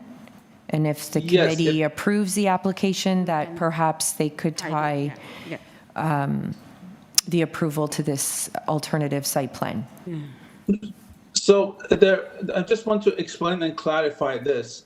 So the actual changes that we made is reflective to both site plans. This one and the other one that's been submitted before that, we're receiving the report from the forestry department. So the only change here that you see is the approach from the street to the private property, right? So to the front yard of this property.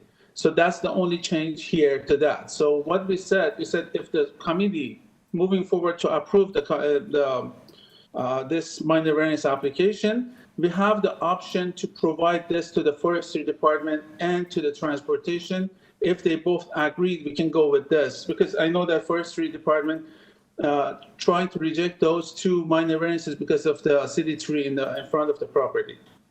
Okay, thank you. Yeah, that's good explanation, yes. So on this site plan, I see some kind of interlocking. Are those permeable pavers? Yes, we added the notes. If you see on the right side, a small front landscaping diagram, if you see that's mentioned is permeable pavers. Okay, thank you. All right, so thank you. Any question to this? Yes, we do have some question for you. Just wait. Yeah. Thanks, Chair. I'm just looking, I just want to confirm around the question around the tree in the front yard, which is in the boulevard.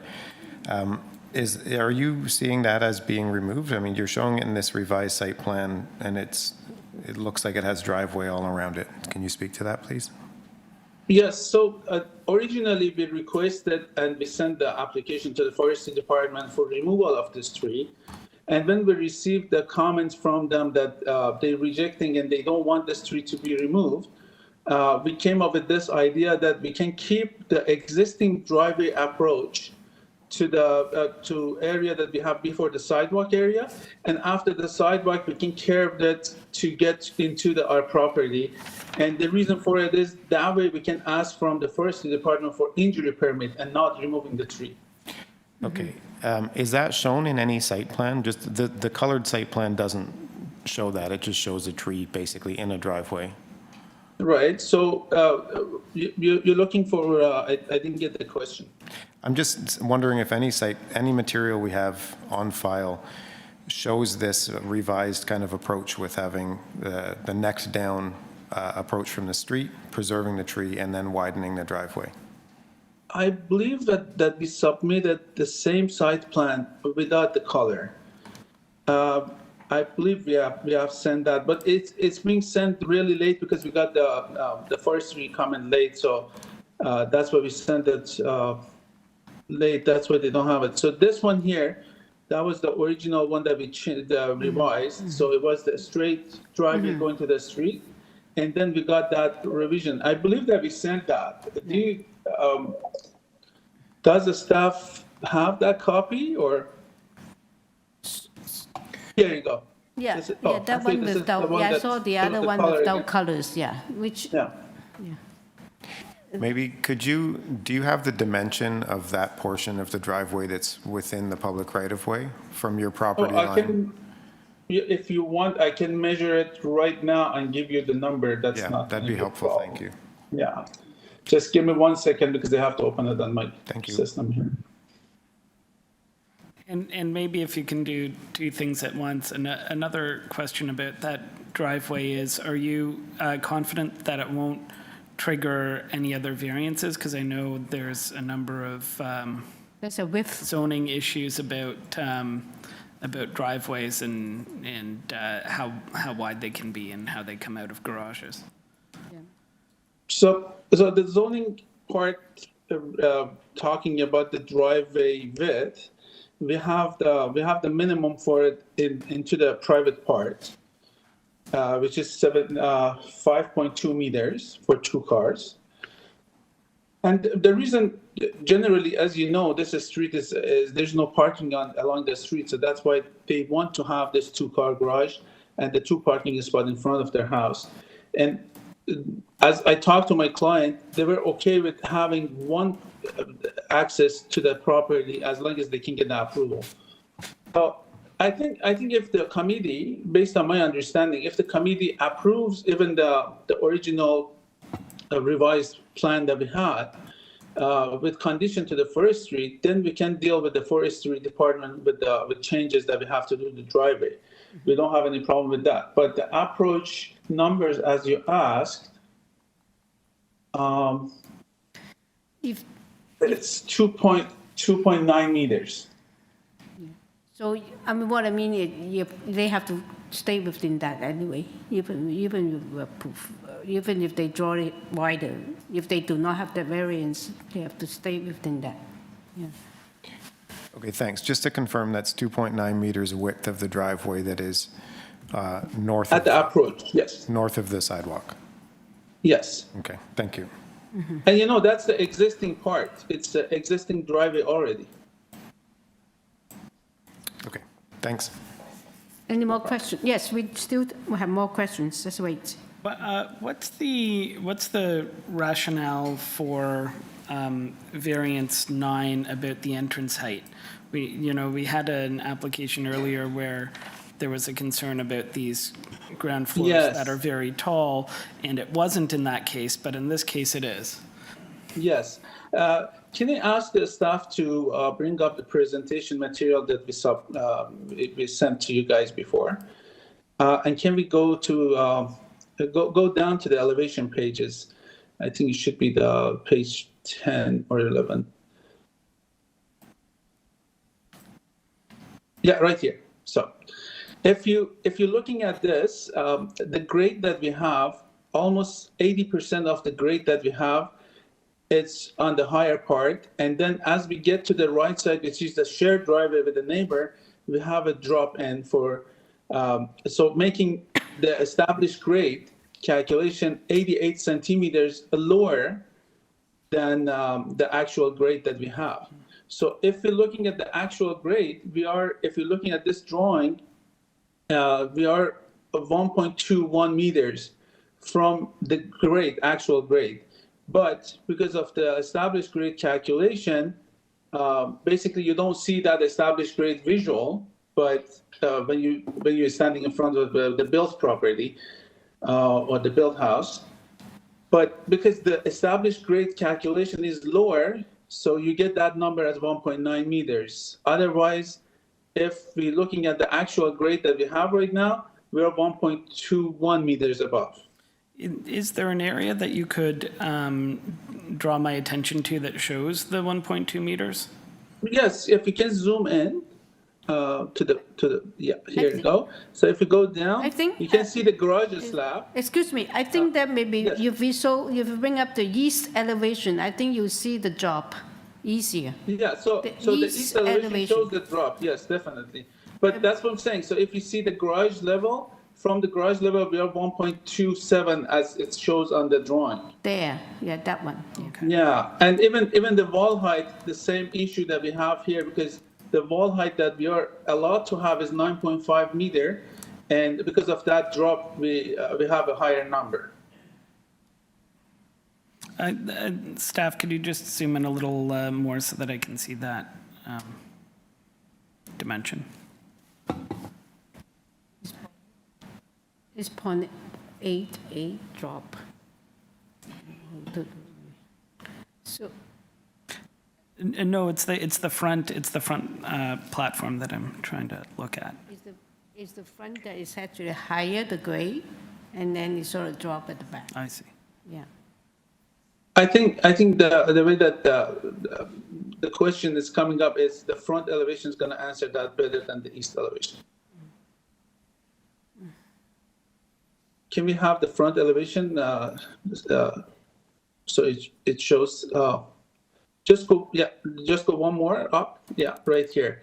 So if you zoom in, you will see that the garage level, which is the actual grade that we have right now, is 1.27 meters to the front porch. Yeah, I see it. Yes. Okay, thank you. No problem. Okay, yeah, we have another question. Yes, through you, Madam Chair. I would like to ask a question regarding the variance number 4, the east lot line side yard setback, which they propose 0.33 versus the permit is 0.9 meter. Right. So that's the existing site. I believe it's close to the existing. So the owner of the property would like to have a 2-car garage, and that's why they needed that space so they can fit the front of the house. So that's why we needed to keep that to close to the existing foundation wall and the setback. So that's why we requested that. So that just because you want to have a 2-car garage, correct? And you're... It's because the owner wants to live in a house with his 2 young boys. They're like 20 years old. So and he is planning to have them using the basement as a secondary unit for themselves. So they need to have more space for the cars. That's why the whole idea came up to have 2-car garages with 2-car spots in the front, so they have more space. And my other question, thank you, is regarding variance number 8. The second floor deck, the area is 26.26 square meter. So the reason for that, if we go to the presentation material, I believe all of you are aware of this, that the definition of the basement has been recently changed. So nowadays, the zoning examiners, they considering the basement area as a first floor if the average height of the basement is above the grade. So if we go to the section page, which is you can keep it here, that's fine. So if you see the orange area, it's considered to be the first floor as defined first floor based on the zoning bylaw. So this considered the deck to be a second floor platform, not a deck anymore. So when it becomes a balcony or platform, the requirement is 4 square meter.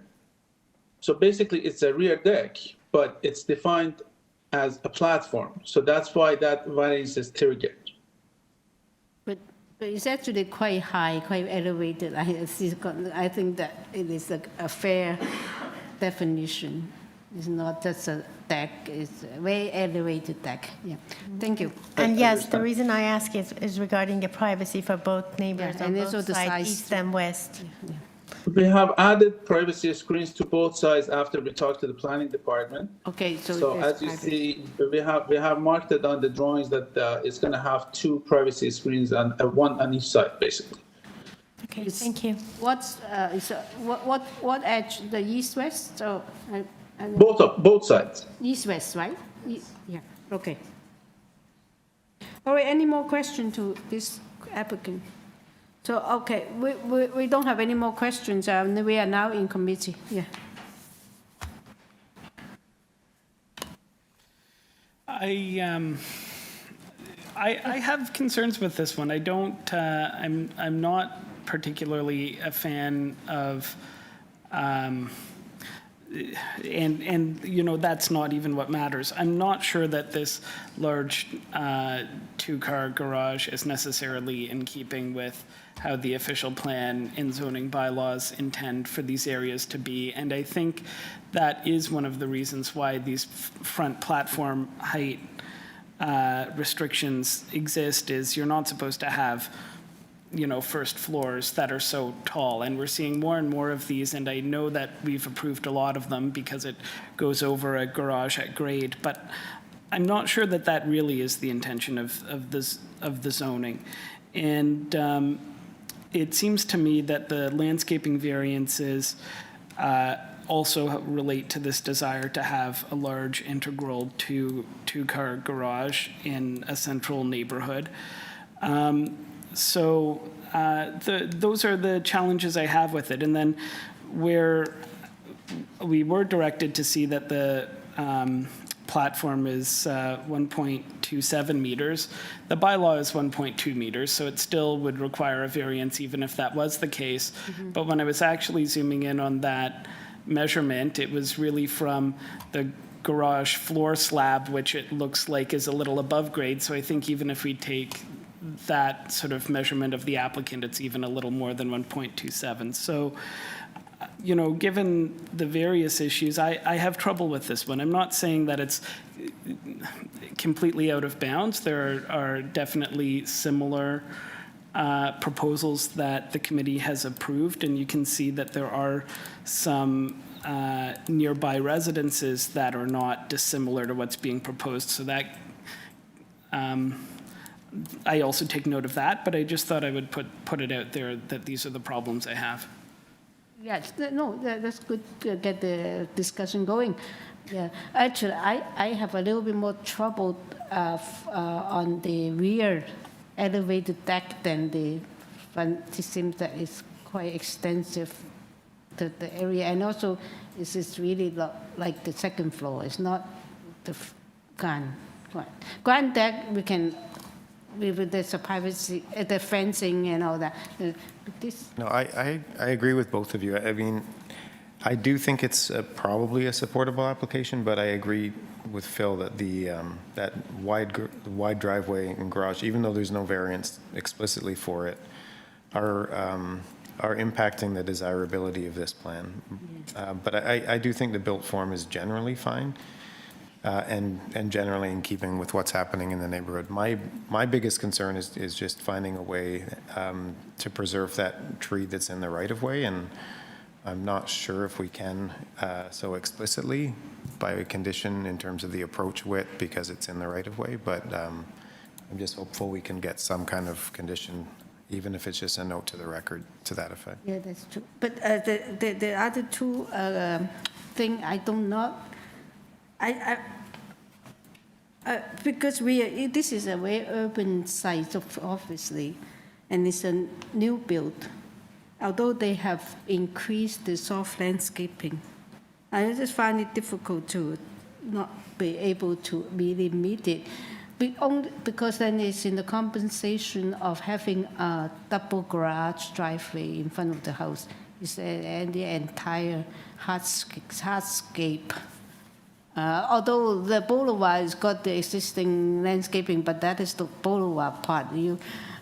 on your application, they don't seem to share the burden. I thought that maybe they can do better, even though they increase it. This is a lot more. So I want to see you, further discussion, see whether I make up my mind on this. Well, I mean, they did propose permeable pavers for that. Yeah, For the driveway, which I think is something, but I agree. I think the improvements they made were very minimal to the plant. Yeah. So, okay, Mr. Goss. I mean, I've said my bit. I'm not going to move to approve it. Yeah. But if the committee were, I do think that tying it to the late submitted colored plan would be the best option for preserving what is a pretty magnificent tree that, you know, forestry was concerned about. My only concern with tying it to that plan is that that tree is shown in a driveway approach. You know, like it's Very close, even. well, it's within the gray, like it's the same color as the driveway. So And also, if we go to, I just want to find out what is the urban forestry condition to injured trees, F2 or? No, it's condition number 1 is what they're Number 1. imposing. If we're going, we have to include that, yeah. So maybe if we just get a motion on the floor just to get Yes. things started? Yes. sure, I can bring a motion, somewhat reluctantly, but I think that the variances being requested are minor and are in keeping with the intent of redevelopment within this area. So I move approval of the application as amended. That's with variances 5 and 6 changed and variances 7 and 11 deleted. I would add a condition, urban forestry condition 1, and the condition of privacy screens to a minimum of 1.5 meters on the rear deck, and that the driveway be constructed with permeable pavers. Yeah, that's the motion on the floor. Want to second it? It's failed. Yeah, no one wants to second it. So now let's have another motion. Yeah, in that case, I will move to dismiss the application. Refuse, sorry. Dismiss. So the motion is to refuse as amended? Yes. And Ms. West, second. All in favor? I have to vote, yeah. So all in favor is defeat, yes, 3-1. And Mr. Reed dissents. Dissent. Peter dissent. All right, so let's move on. Number 8 is 4 Ojibwe Avenue. And this is to, the purpose for this application is to alter the existing 2-story detached dwelling by sorry, before we start, do you need a break? Through you, Madam Chair, what I suggest is maybe let's deal with items number 8 and 9. We don't have any registered speakers. Okay. And then break before item number 10. Oh, all right, so let's do it then. Number 8 is to alter the existing 2-story dwelling by constructing a front 1-story addition and a rear 1-story addition. The front 2nd-story addition above the ground floor. And the side ground floor stairs with a landing and a bay window on the north, the east, south sides of the ground floor and the east side of the 2nd floor. They're seeking 2 variances. On this file, we also receive a survey site plan, floor plan elevations, 5 photographs of the property, and also a tree plan from, we received urban forestry comments. Through you, Madam Chair, we do have the agent online, no registered speakers for this item. Is there anyone here in the audience that wishes to speak to this item? See none, we can hear from the agent. Good morning, Madam Chair and the board. My name is Daniel Hall. I'm a principal architect at Sustainable Architecture, and here is on behalf of the applicant. Our address is 943 Queen Street East in Toronto. Thank you. Yeah, since you do not have any opposition, I see whether we require a presentation from you. No presentation. Any questions? Okay, it seems that they do not have question either. Do you like to, now get back to the agent, do you have anything you want to address the panel before we move into discussion? Yes, just briefly, Yes, aware of the please. time constraints Go here. ahead. Yeah. I would note that we submitted late a petition of support signed by 12 neighbors, including the 2 on either side of the property. But I also wanted to point out, if I could draw your attention to drawing number 4 in our drawing package, which is the site plan showing the trees. Yeah. I'm puzzled by the urban forestry condition. Normally, we say nothing about them. They're standard conditions. They're asking for the applicant to submit a full application for permission to injure a tree. If you notice, the project, the proposal is a second floor, the extension of the second floor over top of the existing first floor. There's no work at grade. The existing project is already under renovation. This is a phased renovation. Urban Forestry did not object to the initial permit, where there was also no work at grade outside of the existing building. And you can see how far away the trees are from the building. So the subject area is right in the middle on the second floor. I believe it might be an oversight on Urban Forestry's part, but it is not benign. If the committee imposes condition number 2, it will cost the owner at least $2,000 between an arborist report fee and the application fee for what we think is actually a completely unnecessary condition in this case. And believe me, that's sustainable architecture. We are tree huggers. There will be no injury to any tree near this property. So respectfully, I would ask the committee to please consider not applying that condition in this case. Thank you. Oh, actually, that's a good issue, but usually we will like to adopt the advice from Urban Forestry. I wonder, have you talked to them before you see that there's a condition coming to your application? We did not clear get it that to first? Yeah. It came rather late to our attention that they had even put this condition in. And as I said, we actually have an open building permit that Urban Forestry signed off on several months ago for this project. So I'm, again, quite puzzled by this. Through you, Madam Chair, even if you were to impose the condition, if they already have a permit, then Urban Forestry would just sign off before they get any building permits. Yes, that's. So this shouldn't be an issue. It shouldn't be an issue if you're not, violate the condition anyway, so, yeah. We agree we don't think there'll be an issue, but the condition in its Maybe you do not need to do requires this. us- Yeah, what I mean is if you do not think that you're going to injure any tree, maybe you do not even need to, pay that extra cost to do it anyway, yeah. Yeah, but Well, if through you, I Madam may, Chair. oh, sorry. Sorry. Sorry, Through the question. I agree. I don't think it is required. However, the wording of the condition that they have asked you to put in requires us to submit a complete application, and a complete application includes fees and an arborist report. So it requires the client to invest about $2,000 and the time. It's not simply the tree declaration form, which is part of the application in front of you, duly signed by the owners indicating there are no issues here. So I don't think it is a benign condition, unfortunately.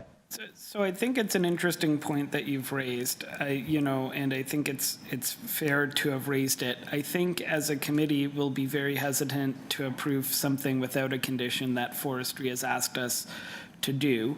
My understanding is that forestry has the ability to waive this condition. When we put the condition on, they're the ones that can clear it. Is that correct, Secretary Treasurer?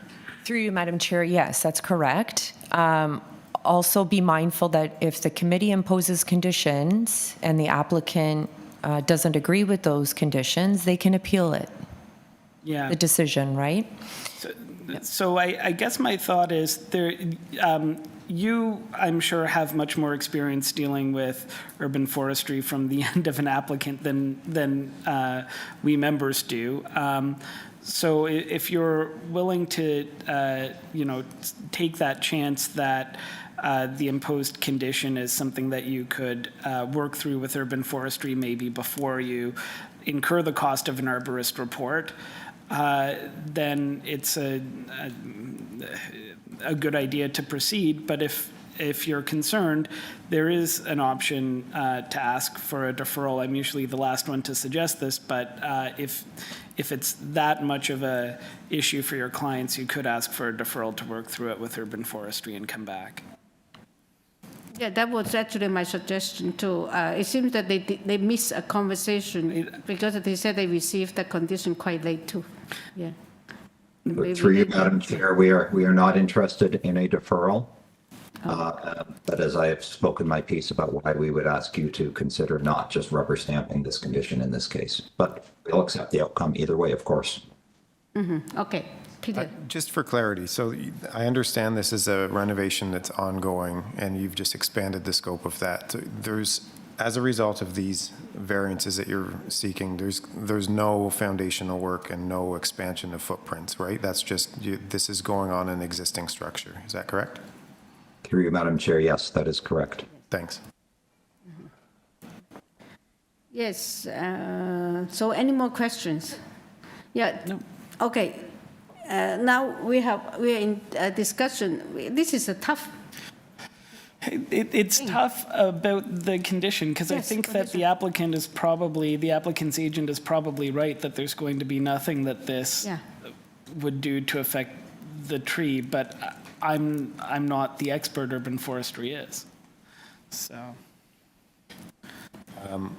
Yeah, I mean, in the last application, my only concern was the tree. So this one, I'm not so concerned about the tree. I think just stepping back, I understand, and usually we just blanket approve or add the conditions that forestry asks for. But it does feel to me like this may be a bit of an oversight because there's nothing happening on. Yes, I agree with you in terms of the sequence of how this project is going on. Yeah. And I really think that there's a little bit of illogical order. And then it came out quite late that he had no time to really respond to that. And secondly, even if you do not, we do not impose this condition, let's say, forestry still have power, I think, to impose what insert themselves into the process, right? Yes, I think it's not going to miss. This is what I think they can still intervene if it's really a big. Through you, Madam Chair. No? No. No? Okay, sorry. Without a Just condition. wishful thinking. Again, if you impose the condition and the applicant is against that, they can appeal the application. Mm-hmm. So. All right, so I can see I can see that we have very few. Okay. If no other question, I'm ready to put forward a motion. My motion will be to approve this application and with the condition number 2 of urban forestry for all the reason that we mentioned. All right, do we have a second? No. I think I've been convinced by Peter not to include the condition, so I won't second it. No, okay, I won't. All right, so that motion failed. Let's have a second one. Yeah. I'll move that motion for the reasons I said. I think just getting back to the application itself, I think it's a fine application.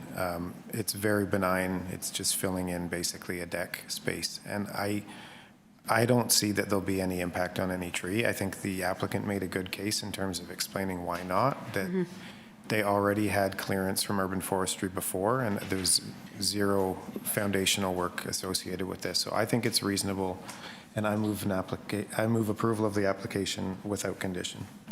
A second? Mr. Goss, second. All in favor? And 3-1, Ms. West at dissent. Approved with no conditions. Thank you very much. Yeah. Okay, the next item, 210 Moore Avenue, and this is to, the application is to alter the existing 2.5-story detached dwelling by extending the rear first level deck. Seems to be a very straightforward application. They're seeking only one variance On here, we also receive a survey site plan, floor plan elevations, and 3 photographs of the property, and a cover letter from the agent, and a previous decision affecting the property, and also Albert's report by the agent. Through you, Madam Chair, we do have the agent online, no registered speakers for this item. Is there anyone here in the audience that wishes to speak to this item? See none? Okay, then we can hear from the agent. Yes. Good morning, committee members. My name is Matthew Rebo, Perspective Views at 5359 Tiberleo Boulevard, Mississauga, and I'm the agent representing the owners at 210 Moore Ave.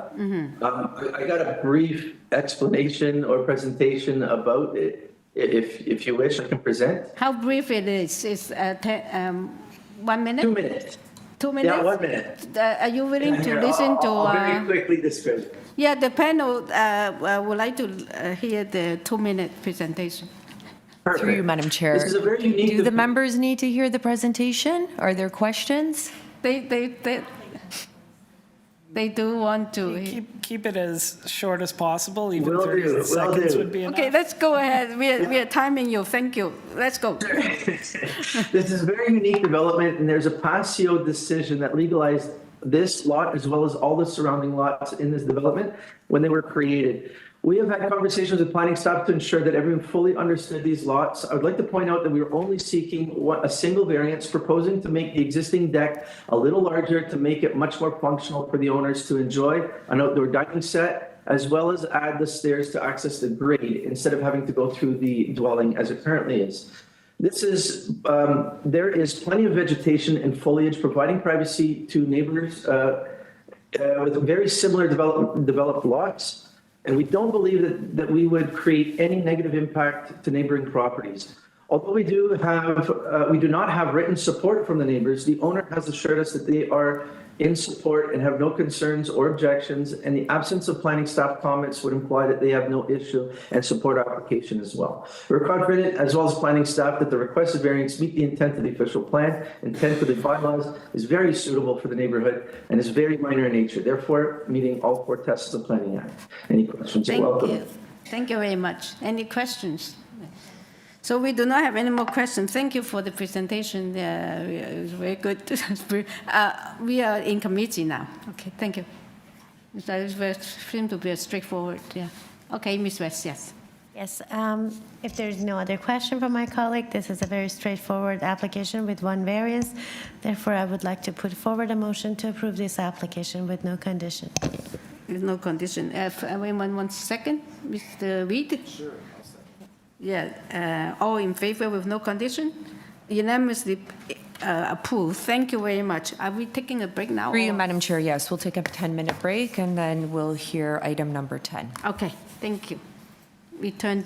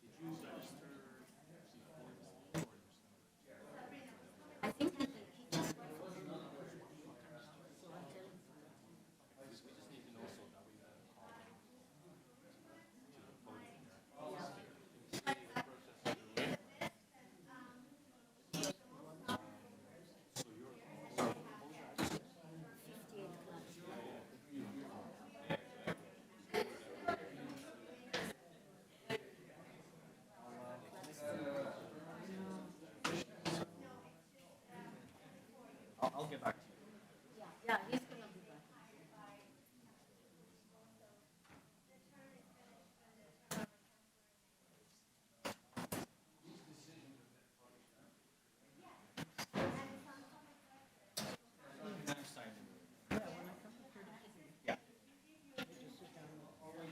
Sit down here and just make sure the microphone has a red light. Otherwise, it's. So, yeah, if you're going to sit here, make sure you press that button because that one's on right now. This one. Okay.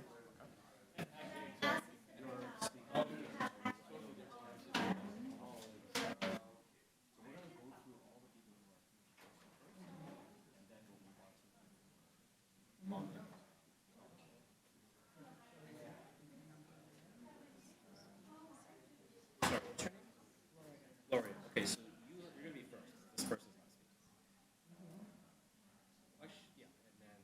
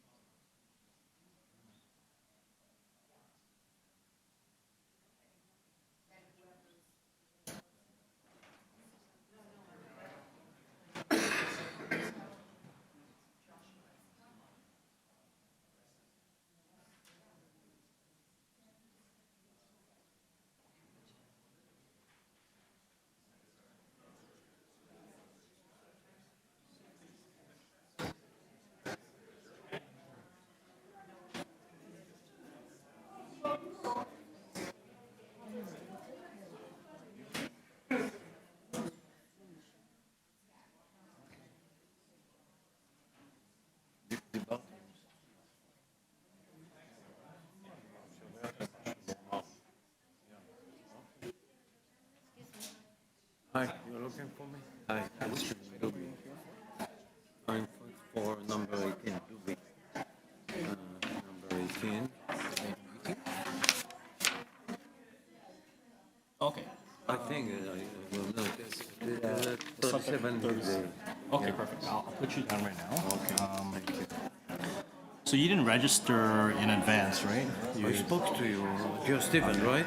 I'm Stanley. Oh, Yeah. Stanley. But I mean, can't remember. I have so many people emailing me. Yeah, with the pictures, with the attachments and Okay, stuff. okay. Yeah. So Doobie, what's your last name? Failar, F-A-L-A-R. Okay.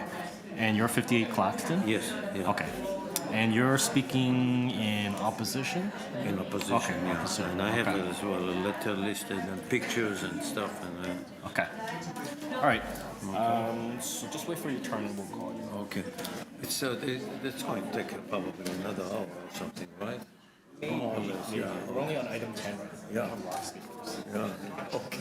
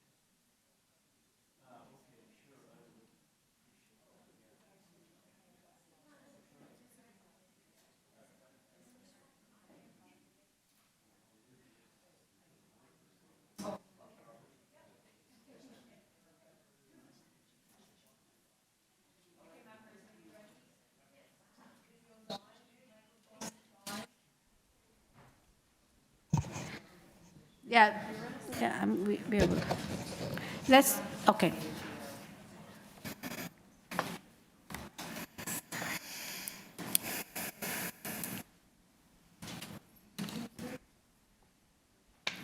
Okay, we've resumed, and next item is number 1086 Kenwood Avenue.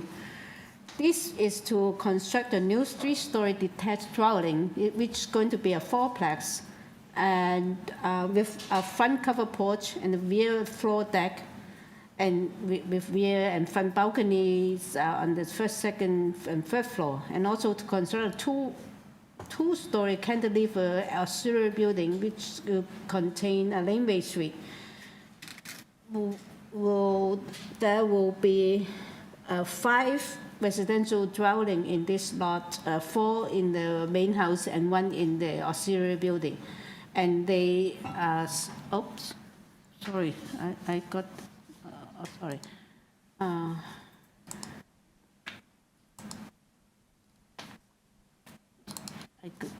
There's, this one's, they're seeking 4 variances. On this file, we received survey, site plan, floor plan, elevation, 2 photographs of the tree, and a letter from the councilor's office, and also presentation material from the agent. We have a staff report from Urban Forestry, and we have received 17 signatures of support, and also a letter of petition with 7 signatures in support. We also received 8 letters of opposition with interest or concern, and also we have received 6 letters of opposition. Yeah. Through you, Madam Chair, we do have the agent online, and we have a number of registered speakers to speak either in concern or opposition. So at this time, we'll hear from the agent, Craig Race.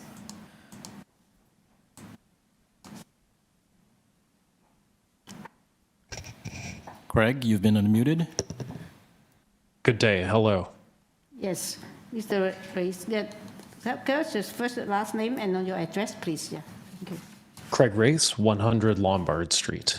Yes, you do have quite a few oppositions, so can you give us a 5-minute presentation? Thank you.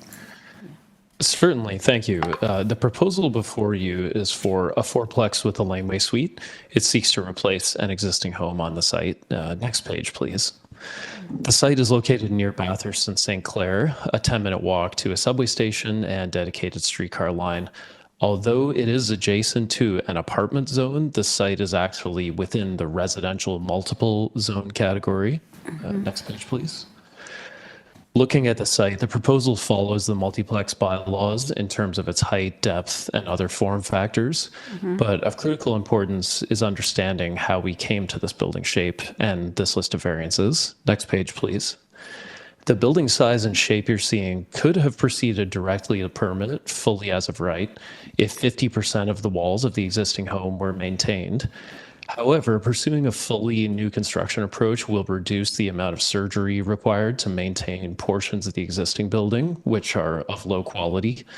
We're electing to pursue variances to create the same result, but with simplified construction methods, which will result in reduced construction timelines and less neighborhood disruption.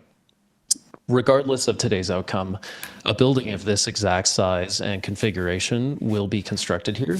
We're simply asking for a more efficient approach to achieve the same end. Next page, please. I will nonetheless point out that this approach triggers balcony variances. Please note that the third floor balconies are fully compliant with the bylaws. The porch overhangs, however, are what trigger the variances.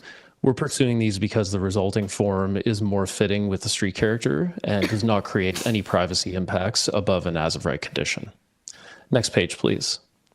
The setbacks and location on the site have been reviewed with community planning, who made requests of us related to pathways and access, which we complied with. But the committee should note that the setbacks being sought match the as-of-right configuration of a renovation project. Next page, please.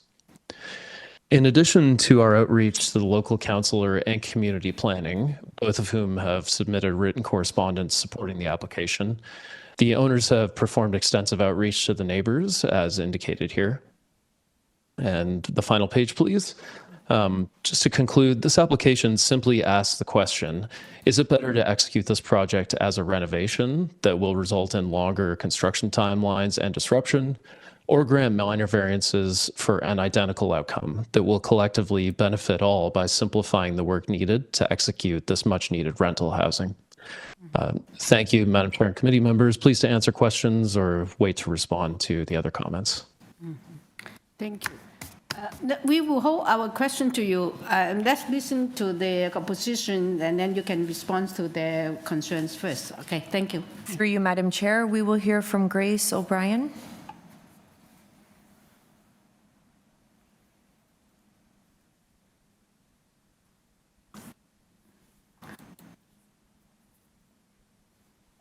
Grace, you've been unmuted. Thank you, sir. So good afternoon. My name's Grace O'Brien, and I'm a lawyer at Davies Howe. And I'm counsel to Brian Clunder and Melanie Hickey, who own the property on the south side of 86 Kenwood, so at 84 Kenwood Avenue. Okay. And we're requesting the committee to refuse the application. The variances before the committee are for side yard setbacks. And the purpose of the zoning bylaws side yard setback standards is to facilitate movement around the property for access, maintenance, safety, and repair. And in this case, since the proposal will significantly increase the use of those south side yard setbacks, it's our submission that the zoning bylaws standard of 1.2 meters should be followed. Now, my clients don't oppose the development of 86 Kenwood, nor do they oppose a fourplex or a laneway suite on the site. But they just recognize that there will be a lot more activity on the property, and as a result, the proposal should be designed in a way that is conducive and appropriate for that level of activity. So while the southern walkway, which if you go to our submissions, the figures 1 to 4 show a picture of it, that is not before the committee today, but the proposed setback variances that are before it have implications for the use of this walkway, and that results in adverse impacts on my clients and their property. So you heard from the applicant that this isn't, it could be built as a right, and the change from the existing setback to the proposed 0.9 meters may appear what already exists, but it's the change in intensity of that use of the setback and the resulting impacts that will be dramatically different than what exists today, and it's not what was intended by the zoning bylaw. So this impact is compounded by the variances seeking a reduction in setback to the second floor balconies. So this means that the balconies will be closer to both neighbors' existing dwellings and provide more overlook to their rear yards. So this will cause additional noise and privacy impacts. And while we appreciate that some overlook is expected in an urban environment, the setback standards for platforms exist to mitigate this impact, and a proposal that increases the intensity of use of the site should maintain these setback standards. So it must be demonstrated that these variances, both individually and cumulatively, including the platform variances, meet each of the 4 tests under the Planning Act. And in this case, the variances will increase the intensity of use of that already narrow south side yard setback, and it will cause privacy, overlook, safety, and noise impacts that are not minor. These impacts will be felt by both my clients on the south of the property and the neighbors to the north. So for those reasons and the reasons in my letter submitted on November 20th, it's our submission that the variances do not meet the 4 tests and will result in adverse impacts on the neighbors and their properties. So we're asking the committee to refuse the application. But if the committee does approve the application, we would at least request it impose 3 additional conditions. And the first being that the front and rear platforms be constructed with privacy screening. And we're asking for 1.8 meters in height. Second, that the site plan on A3 be revised to show that there's a shared hedgerow between the 2 properties. So part of that hedge is on my client's property and part is on the applicants, and it's my understanding that they wish to maintain it, but if so, it should be on the site plan. And 3, that the proposal be built substantially in accordance with the site plan received by the committee that is revised to show that hedgerow. So subject to any questions you may have, that concludes my submissions, but thank you for your time. I just want to clarify something. You do not oppose so much of the building south side setback. You're actually more opposed to the platform setback. You would like to have the platform pull back so that it's a little bit more distance from your property to the platform. Is that right, or am I wrong?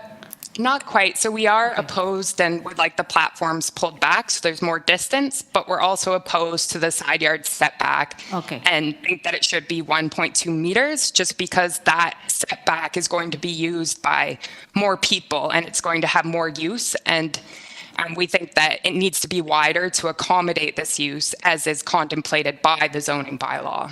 Okay, thank you. Yeah, I see. All right. So at the moment, they're suggesting 3 feet, 0.9, right? Okay, thank you. All right. Yeah. Any question to this speaker? Yes, we do have question. Do you know what your client's own setback is from that property line, from their northern property line?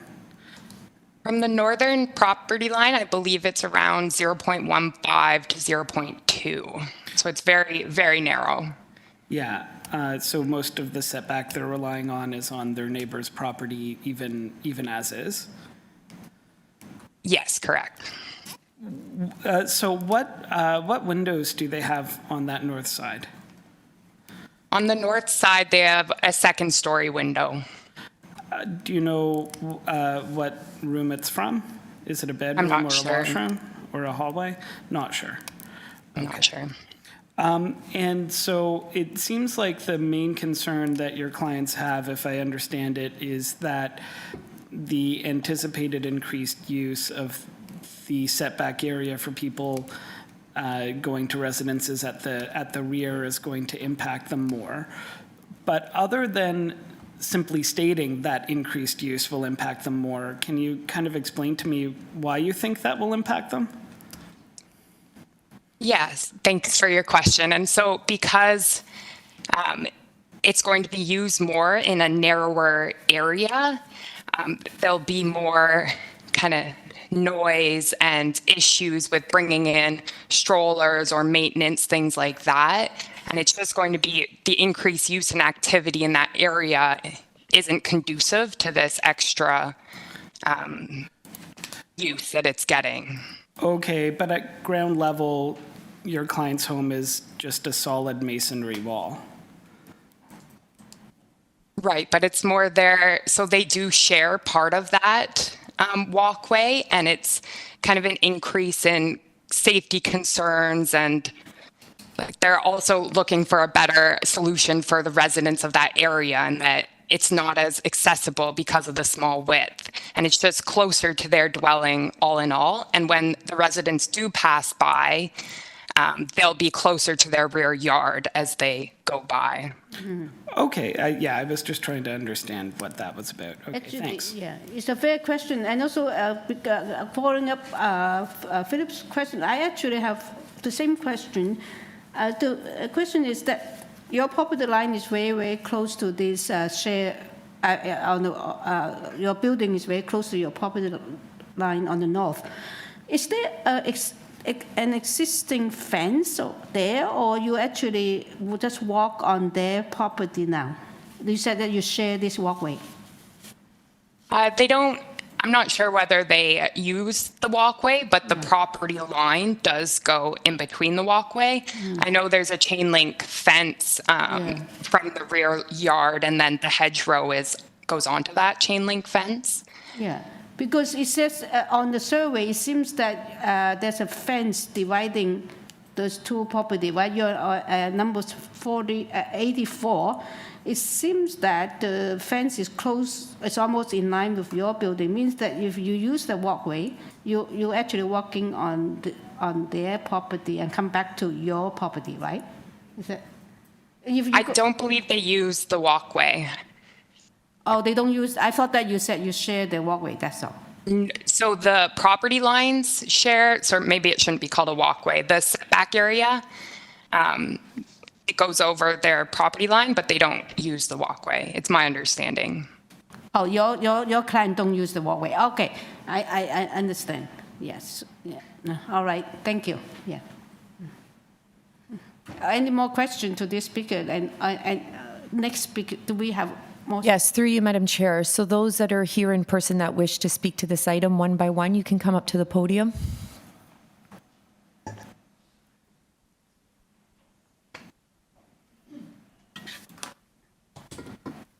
Thank you.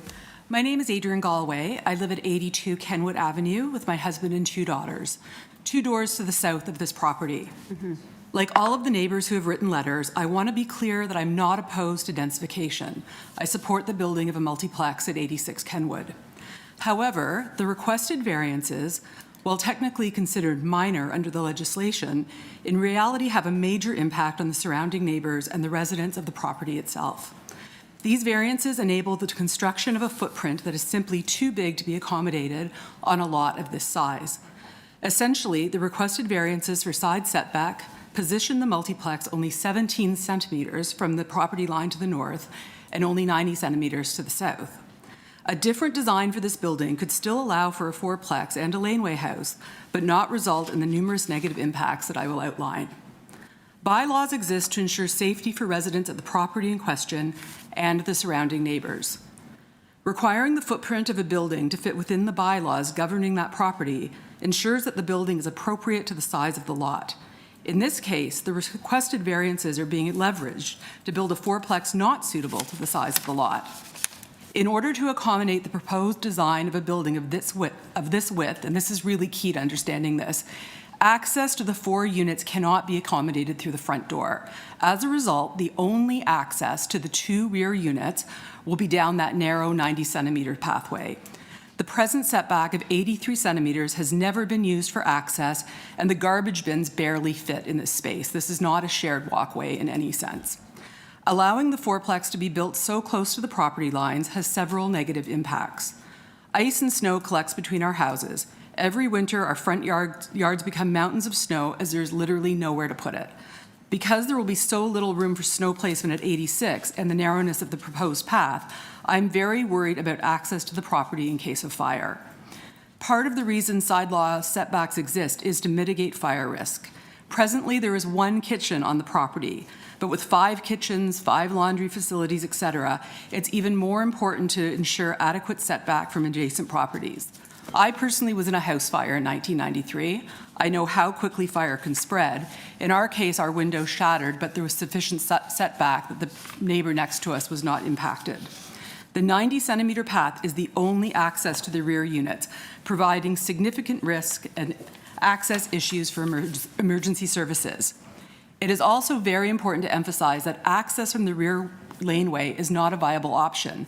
The laneway is not maintained by the city, not cleared of ice and snow, and not used by emergency vehicles. Several photos were submitted to the committee to illustrate this. In 2022, in fact, I fell almost directly behind 86 Kenwood and broke my arm. It is not an access route. Impact of the variances on garbage. There appear to be no plans for the accommodation of the many garbage receptacles that will be required for 4 3-bedroom units and a laneway house. As a family of 4 in a 3-bedroom house, we fill our large receptacles every week. Assuming there will be a minimum of 3 people per apartment in the multiplex, plus the people in the laneway house. Because the requested variances allow the building to be only 17 centimeters from the lot line to the north, there will be no place to securely store the bins to control for odor and protect from the rat issue in the neighborhood. The pathway to the south can't be obstructed with garbage bins. The back and front yards will be very small and need to accommodate the snow cleared from the pathway. Promises of hiring a private company to manage garbage is meaningless as it doesn't bind the future owners of the property. Noise. There has been no consideration for the noise impact of HVAC systems for 5 units on this property. We consulted with the architect and were told that placement of HVAC has not been determined. This development is essentially 4 stacked townhomes, and though I'm not an architect, I'm guessing that this requires 5 separate HVAC units. The noise of each will have a huge negative impact on the enjoyment of our homes. These units will need to be placed somewhere on the property where they will be the least obtrusive, but given that this design leaves very little open space, it's unclear where this placement will be. Another issue related to noise are the multiple balconies for which variances are being sought, which will increase noise and reduce privacy for neighbors. As you can see from the thoughtful letters of concern regarding this project, unlike the template letters of support from individuals living nowhere near this property, this is a community of individuals who care. We all agree that we need more housing options in this neighborhood and in this city. Personally, I have 2 young adults living in my house. We're very excited for them to find their own space at some point in the near future. However, this does not justify a design with a footprint too big for the lot size. All we are asking for is that the design of this fourplex is scaled down to fit within the lot and comply with existing bylaws to mitigate all concerns outlined above. Thank you. Thank you. Any question to this speaker? Oh, thank you. Yeah. Maybe I just make a comment. I do not know whether you realize the existing survey is actually showing the existing setbacks are actually worse than what they propose on the south side, on the east face, on the west face, and a little bit more because they're striking it out to ask for a 0.9 meter setback, but the existing building itself now is actually worse. I understand that, but currently that's 1 kitchen and 2 individuals but living the there. setback in terms of the width. I understand. Our concern is there's going to be upwards of 15 people living on that place. The fire risk increases with more Okay, kitchens. I just want to clarify it's not the width then. Okay, thank you very much. Yeah, next speaker, yeah. Okay, next speaker that's here in person.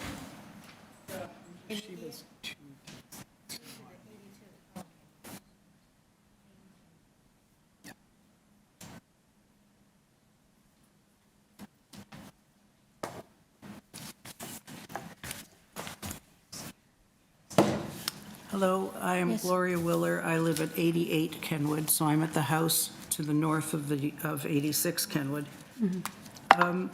So the building proposed, as is described, is a new build. And, I'm sorry. I lost my paper. The building as described is a new build. So a new build, according to the bylaws, should be 1.2 meters, 47 inches from the lot line, and they're requesting from my lot line, which is, I'm the house to the north, 7 inches. So the bylaw says 47 inches, and they're proposing 7 inches. And this is described as a new build. So that's just a statement in fact. I'm aware that the existing 1.5-story house currently there is 7 inches from the lot line, but this is going to be a new build. If this footprint is allowed to continue 7 inches from my lot line, the current house goes back 12 meters, and the proposed house is 16 meters. So for an extra 4 meters, I will have a 3-story wall extending another 4 meters, which is approximately 12 feet or more, into my backyard. So most of my concerns as the neighbor to the north is definitely a change in the enjoyment of my property in terms of loss of sunlight, privacy, views, spacing, and openness due to the closeness and height of the new build. The proposed solid 3-story wall extending back into my, past my deck in my backyard will impact. I have 3 windows on the main floor, 2 windows on the second floor. Their balconies, being 7 inches from my lot line, they'll just have to turn their head slightly like this and look directly into bedroom window. As one of the suggestions, if this does go ahead, I would like to see side panels of at least 1.8 meter on the balconies with noise blocking technology. I also, this proposed 3-story brick wall will also block out sunlight to my sunroom and the irony of that shouldn't be lost on anybody. And just in general, the proposed development is not compatible with the existing houses of the neighborhood with respect to size and density. Thank you. Any question to this speaker? Yes. Yes. So I think you've spoken to an impact that will be a real impact in terms of the shadowing on your property. Yes. But there's no depth variance, there's no size variance being asked for. That's floor space index, FSI is what it's called. I know these terms can be confusing to those that don't know them, but what it means is, you know, it can be that deep, it can be that tall, it might even be able to be deeper and taller. So the only variance that does sort of relate to your concern on shadowing is maybe this the setback. Do you think that, you know, do you think that having something that tall or taller or deeper in the lot, but having it a meter away versus 7 inches would make a difference? Yes. And thank you for giving me a chance to bring up one more point that was on my list that I was forgetting about. Right now, there's a very nice, tall wooden fence between our backyards, 86 and 88 Kenwood, which was half paid for by myself. So I would like some assurances that the fence will stay. Okay. Okay, thank you. Thank you. Yeah. Thank you. Next speaker.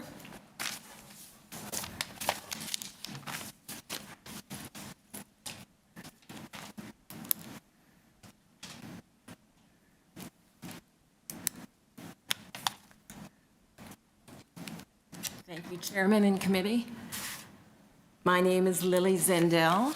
I live just north of Gloria, and I'm the owner of 92 Kenwood. So that means we're 2 houses north of the applicant. And I'm here to point out how we will be negatively impacted. A bit of background, my family will be celebrating our 20th anniversary next year. As a former employee of the City of Toronto, I'm very sensitive and fully in agreement with the need to encourage densification. However, I'm also knowledgeable enough to know that there's a good, gentle way to do this, and then there's a reckless sardine approach. While the applicant argues that this is a minor variant, upon closer inspection, you realize the consequences are huge. I think you've heard already some of them. We're a street filled with mixed housing and something that homeowners on Kenwood are more than comfortable with.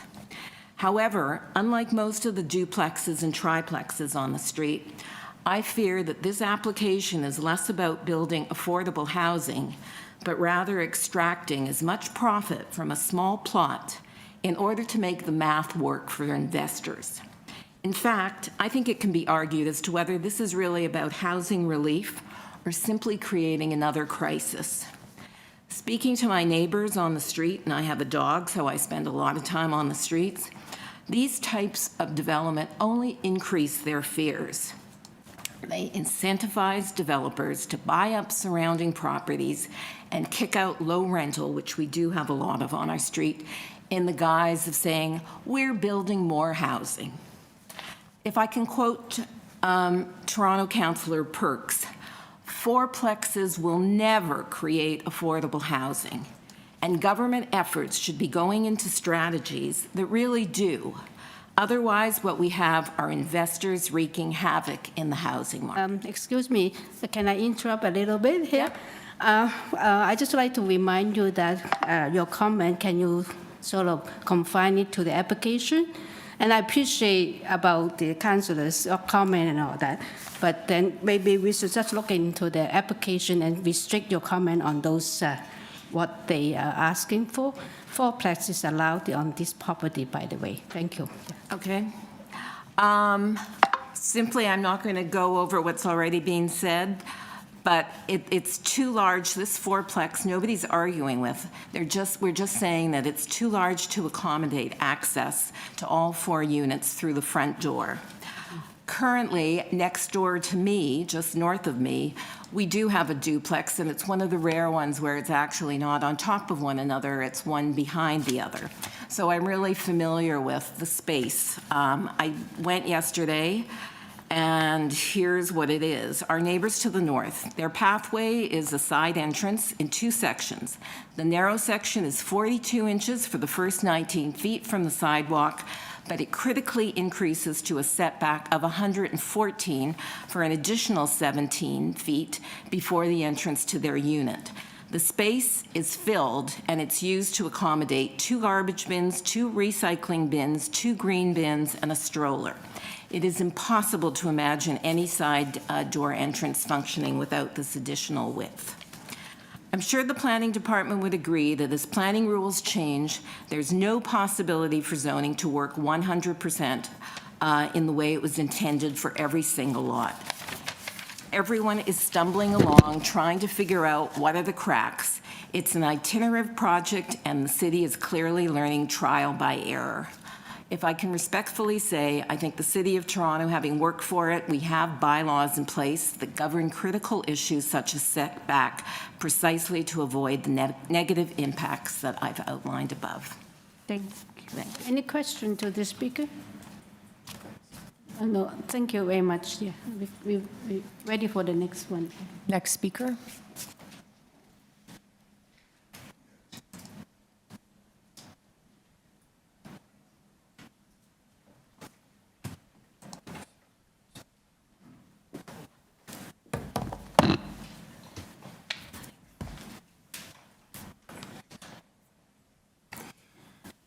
My name is Ulf Stammer. I live at 98 Kenwood Avenue, 5 houses north of the lot.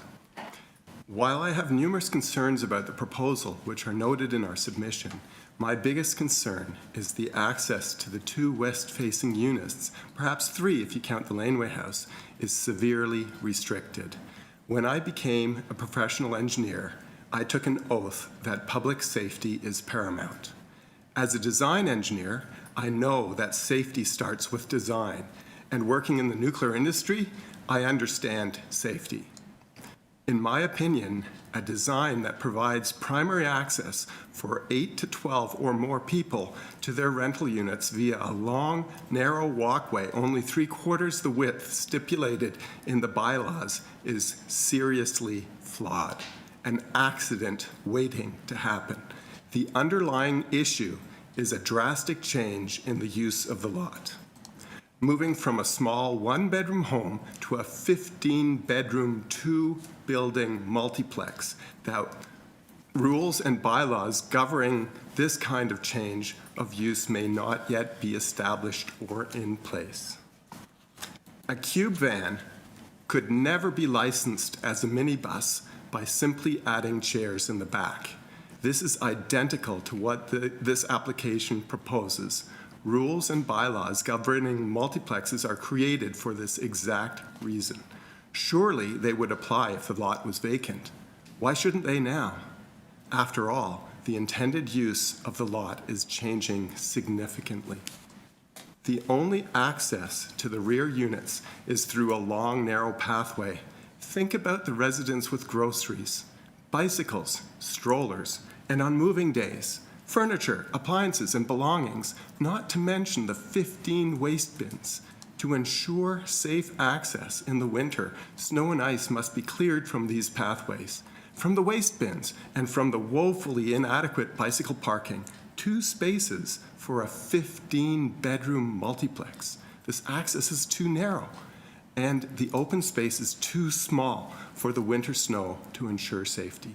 In fact, the proposed access is a full 12 inches narrower than the setback requirements for multiplexes. Setbacks in bylaws are stipulated to provide safe access, which this proposal doesn't meet on either side.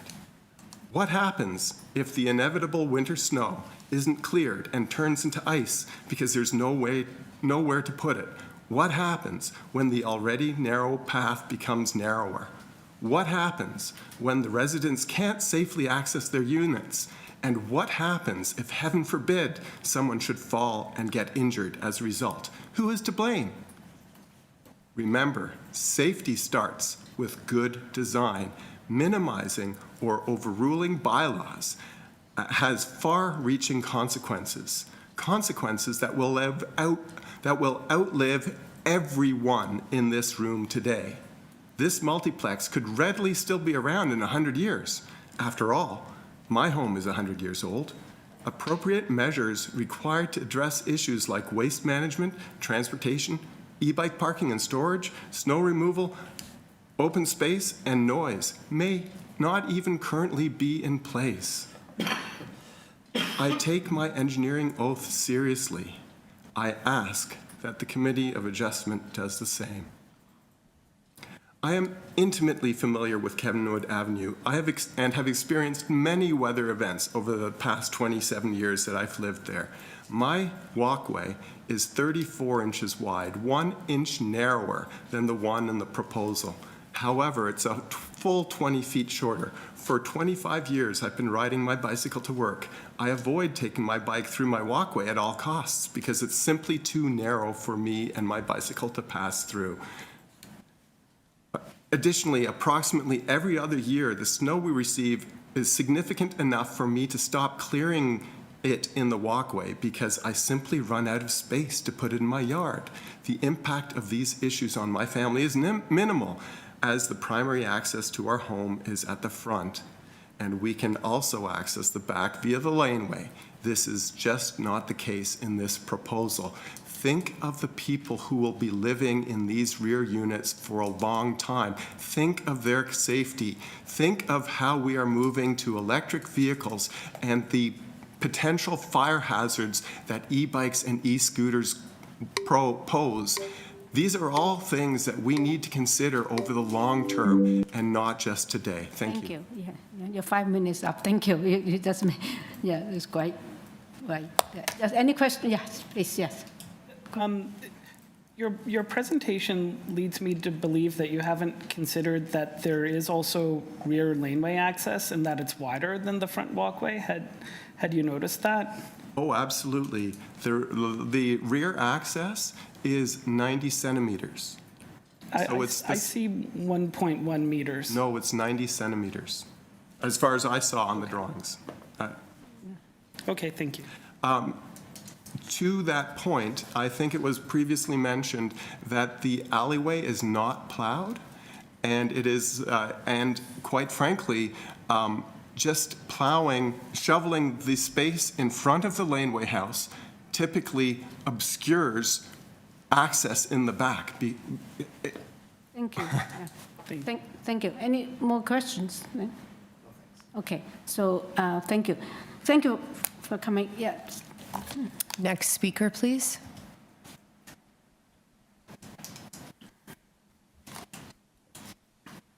Are there any other speakers here in person for this item? See none? Okay. The owner of 76 Kenwood, do we have them online? You're here? Are you speaking or observing? I will speak. Most of what I'm going to talk about was already discussed.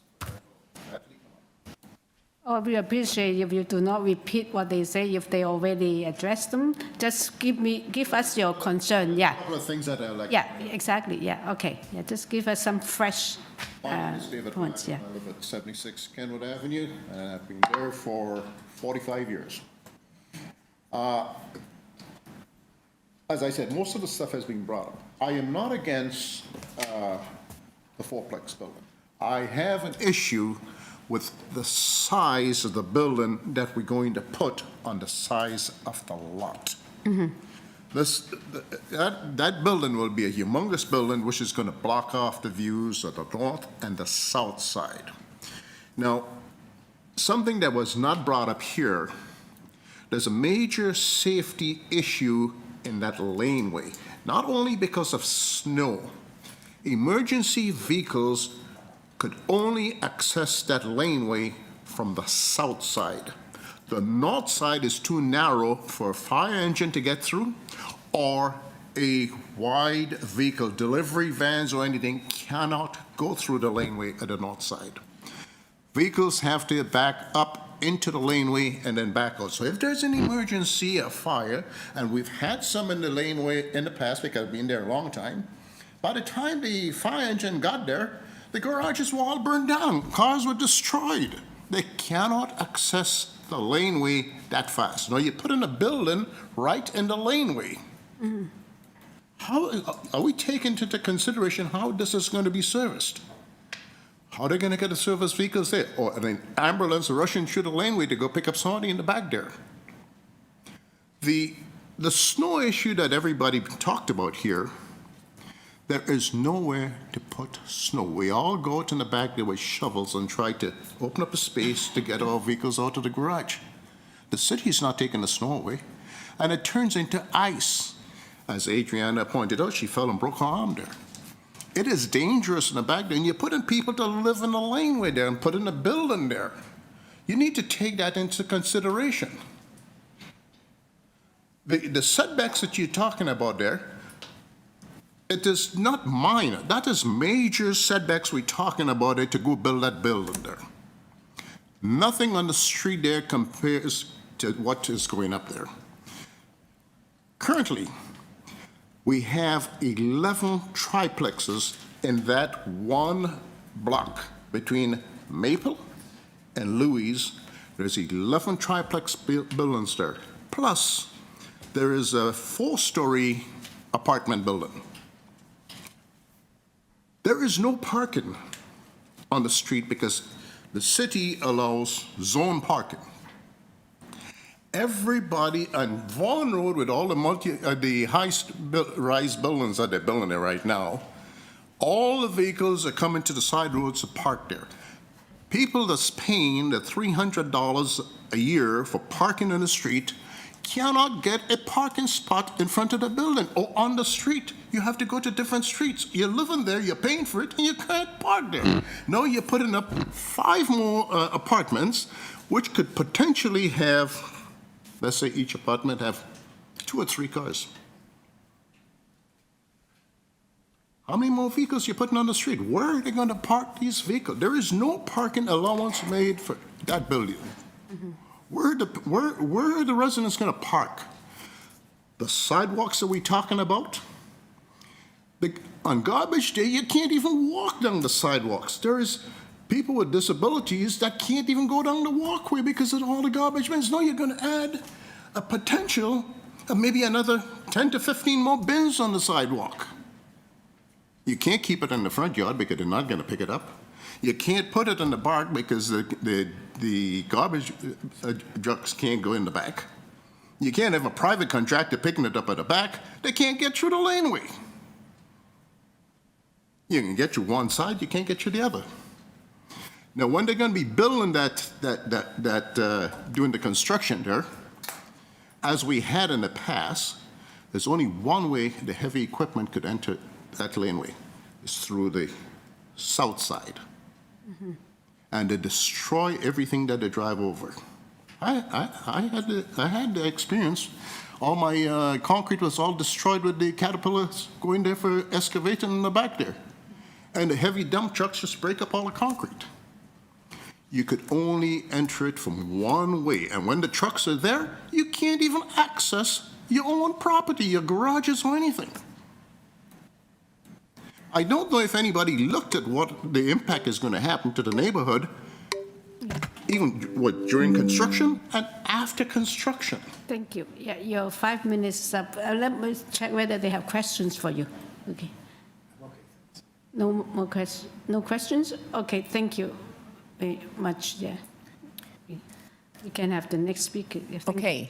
Anyone here in person that wishes to speak to this item? See none. Through you, Madam Chair, we also had Joshua Adler sign up to register to speak. We've tried multiple times to contact him, and we have had no luck. Okay. Okay. So then I think at this point, we can hear back from the agent. Yes, yes.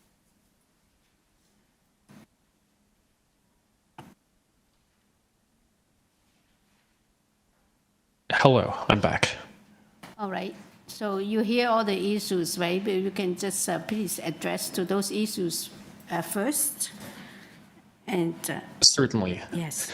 I think a lot of these can be summarized as relating to the rear yard access for this project. I do want to emphasize to the committee and the neighbors that the access we're providing does meet all building code requirements. And also note that it technically meets the bylaws as well. The bylaws do have lawfully existing provisions that would allow the side yard to actually be 0.83 meters wide, which we have increased to 0.9 meters in order to provide required access widths. I'll also note in other zone categories, 0.9 meters is the as of right condition, so this is not uncommon for multiplexes. And it complies with laneway suite emergency access standards. Finally, the committee member was correct. The access past the laneway suite to the laneway is 1.1 meters wide. That is also a building code provision, and it ensures that the rear yard actually has 2 accesses to public areas. There was some comments about the fact that the doors could not all be on the front of this project. We actually will very often put all 4 unit entries off the front of a building in a case like this. However, we find that the stacking up of entrances and the number of doors on the street starts to make it look less like a home, both on the outside and on the inside. And the configuration we've gone with really creates better entries for all the units. These are all 3-bedroom units. They're intended for families, and they're intended to be comparable to a home for people that frankly can't afford a home, which is why we elected to pursue this configuration, which creates proper entries with front hall closets for all units on the site. Hopefully that summarizes most of the comments. I do want to go back to Ms. O'Brien's comments. Certainly I can appreciate that privacy and overlook are a concern. We would be very agreeable to a condition that requires privacy screens on the rear balconies only. I will note that the 3rd floor balconies do comply fully with the variances, with the bylaws. But we're happy to accept that condition on both the 2nd and 3rd floor for the rear only, not for the front. That's a public realm and does not present a privacy concern. We also are they the north and south edges of the rear balcony? Yeah. Correct. Yes. Okay. I think 1.5 meter height was recommended. We're fine with that. There was a request for substantial accordance to a site plan that includes retaining a hedgerow. We are opposed to that for a multitude of reasons. Not to keeping the hedgerow. We've expressed to that neighbor that we intend to keep that as much as is reasonably possible. However, we do not believe it's appropriate to tie a minor variance approval to maintaining a hedge. Not to mention, it is possible there will be revisions to entries to these units that are within the requirements of the bylaws, and we don't wish to be restricted to what you see before you for something as simple as a hedge that doesn't really affect the bylaws. Pleased to answer any questions the committee might have. Thank you. Yeah, I think you're probably right on that. I think that it is beyond our mandate to enforce the hedge. I think maybe I'm wrong, but yeah. Okay, questions, please. Yeah. So for the privacy screening, I think the agent for the neighbor had asked for 1.8 meters, not 1.5. Do you have any sort of position on 1.5 versus 1.8 for rear privacy screening if we were to impose that? No, Mr. Goss, can I intercept? Oh, sure. The 1.5 versus 1.8 is substantially like a foot taller. I think that even the current, I remember way back, is that 1.5 is actually the city regulation. Anything that higher than that, even if it's on balcony, it require more tie back and reinforce, and then it might, maybe the 1.5 is what they can build. That's what I'm saying.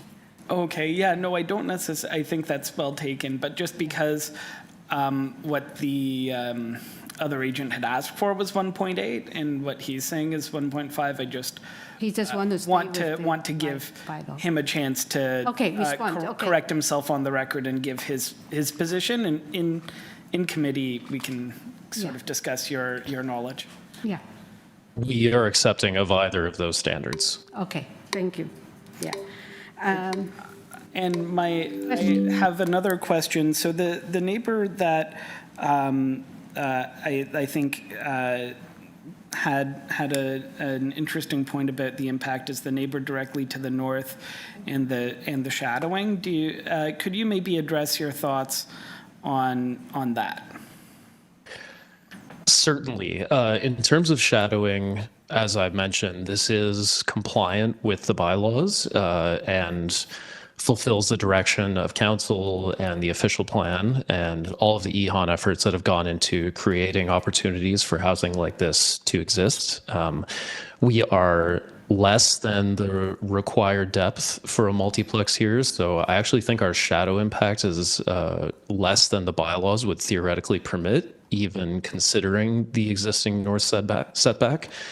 I'll also note they have a very substantial setback from that lot line. So the separation between houses is actually greater here than it is anywhere else on the street. You do raise a good point, though, that I forgot to mention. As I mentioned, these variances simply allow us to construct the project as new construction rather than a renovation. My clients are fully committed to following right of entry requirements on a neighbor's property, but new construction actually allows us to reduce the amount of access required on adjacent properties to construct this project because we can tilt up new walls rather than having to perform surgery on the outside of an existing wall. So I think shadow is less than the bylaws permit as of right, and permitting these variances allows for less disruption to the neighbor's property. Yes. Can you also give me an idea? On the north, the property number 84, I believe. Anyway, it's got a large setback. Can you tell us the distance between that property to your property, about the total distance? Yes. The neighbor to the north is 88. Their existing side yard setback is 2.25 meters to the property line, and we are an additional 0.17, so that would be a separation of 2.42 meters. So it's about 8 feet. About 8 feet distance between them. Yeah. Correct. Okay. The neighbor to the north had concerns about the fence in her backyard, dividing your backyards. Can you speak to that, and also to the question of how you're going to manage garbage and recycling on site? Certainly. So in terms of fences and walkways, that was actually a topic of discussion with community planning. You'll see a few comments on the site plan that community planning asked us to add with respect to paved walkways. Fences have a separate bylaw we intend to follow. Frankly, the rear yard of this space is something that we intend to make private to the residents that will be living here, and new proper fences are intended for the site. Communication with the neighbors will continue, and that's something that the neighbors will have to accept good faith on, and open communication. With respect to waste bins, there were a few notes about needing 15 bins and the like. This site requires 4 bins, 2 recycling, 2 garbage, and 1 of the large green bins, which is quite smaller. That can be accommodated in the rear yard and rolled to the front for collection. The landlord will, of course, be overseeing that. Okay, thank you. Yeah, more questions. Thank you. Yeah. Yes, to you, Madam Chair.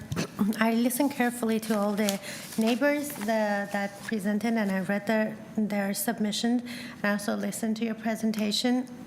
I'm actually especially have concern about the north side setback of 0.17. I understand you said that the existing house have the same setback, but as I agree with the neighbor on the north side that the impact of a 3-story house is much more than the existing house, which is which is just a one-story house. Absolutely, I agree with that neighbor. And also I agree that if this is a renovation addition application, that we can just grandfathering the setback on the north side, which we always do. We can't ask the applicant to just demolishing the house. But since this application is completely a new construction, I'm not agree with remaining and keeping the existing setback, because the impact of a 3-story is very different than impact of what it is already on the side. Sorry, are you making comments? We are still in question period. Can you ask questions first, please? We will get into the discussion. Okay, so the question is, one of the neighbors, so that was my comment, but also at the same side on the north side, how do you have access, emergency access to the back, to the laneway suite, and how do you maintain the north side, anything like the snow, anything else that might happen? Because apparently there is a problem at this stage. Yes, thank you. So in terms of impact from a building massing perspective, I will note that the proposal is less than permitted building depth. It's also less than permitted height. So if we were to proceed with this application as a renovation, not only would that setback be maintained, but the building could theoretically be larger than we are proposing. So in balance, we think it's an appropriate use of the lawfully existing standards in the bylaw and a reasonable application within the provisions of the bylaw.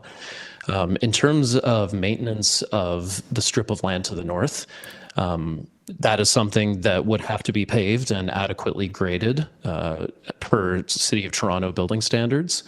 And theoretically maintained as well. Certainly, maintenance of the building is something that will fall on the owner of this property and cannot encumber the neighbor to the north.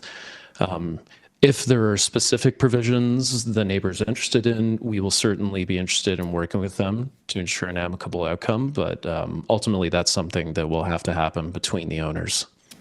Okay. Thank you. Thank you. Any more questions? We can ask questions, and then if no more questions, we move into a discussion. Thank you. Yeah. Actually, I'd like to add, you just raised about the access from the north. Given the regulation for laneway access, for fire safety access, that's actually in the bylaw. They have, actually the applicant have responded to that. You do not need to have two north and south access. They have provided access on the south side, which the laneway, which actually exceeding the required width of fire safety access. And also for laneway house, for just general information, it's not just the access to the house. They also have a bunch of requirements they have to meet, such as the location of the nearest fire hydrant, and those things they still have to go through and clear. So safety, to me, is actually the ample of current bylaws and regulations that will oversee that. And I'm sure that if they are allowed to erect this laneway house, they have to meet all those requirements. Yeah. Okay, that's what I want to clear. I'm happy to make a few comments to start us off. We've heard a lot from the neighbors about the concerns, but what we need to always come back to are what are the actual variances being asked for. I don't see any of these variances as that significant, and I do think, given that a multiplex is allowed on this site, I do think what the agent explained in terms of they could, as of right, by retaining walls of the existing building, do something significantly larger than they're even proposing.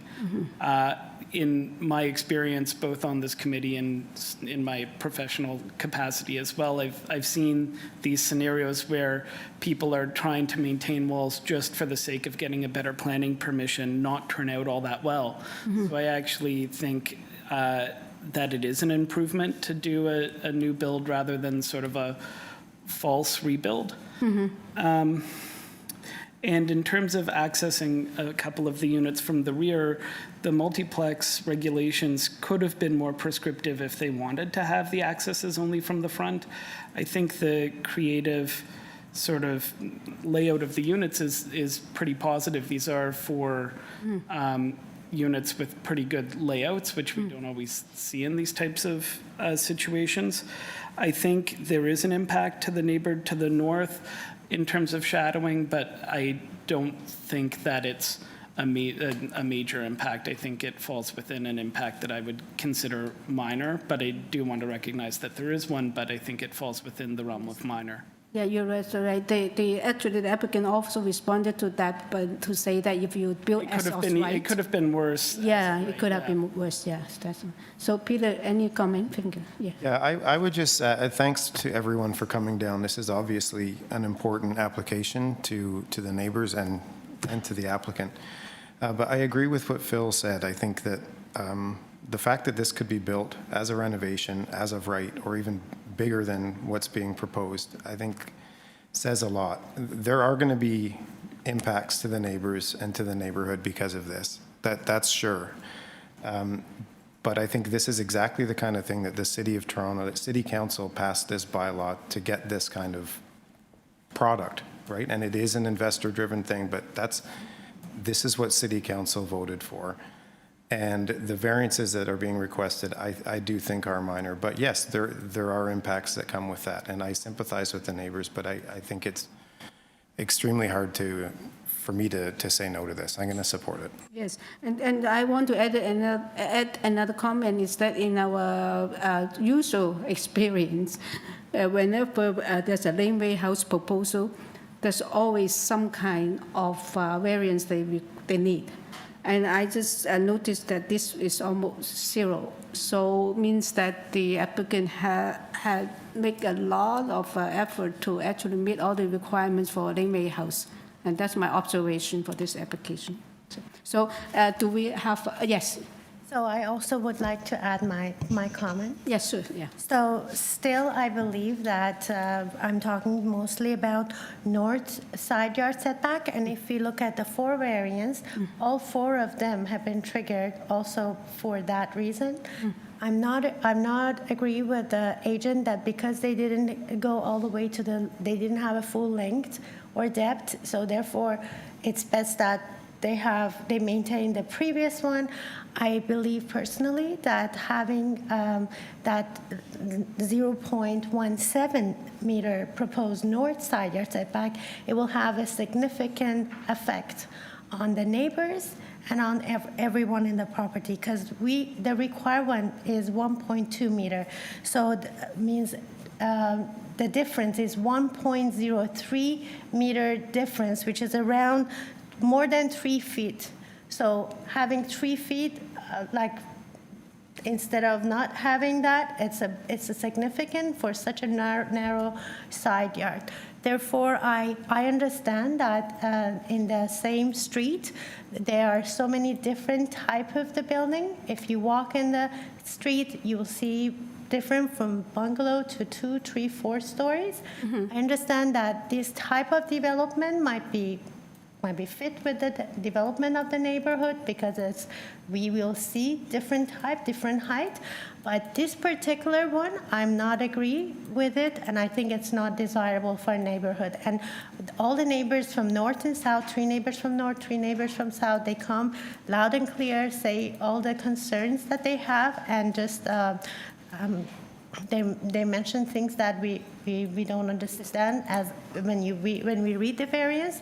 But going back to the 4 test and the variance, these 4 variants all also been triggered by the north side yard setback, which I think, to my judgment, it's not minor. So I will not support this application. Yeah, I see. Yeah, but I also seeing the so-called the north side setback from another angle, only because that it is an existing setback, and if the only one thing I want to say is that if there's an impact, it's been already there.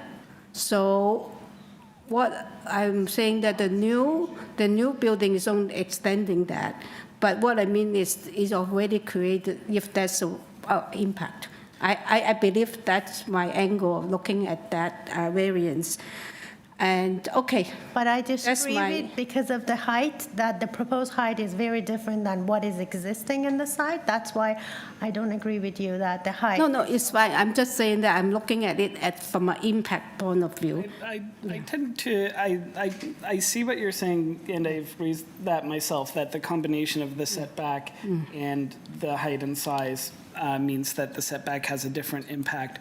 But we also have to look at the street, and there already is a lot of space between these houses. If there was an additional 3 feet, it would be the largest setback on the entire street by a significant amount.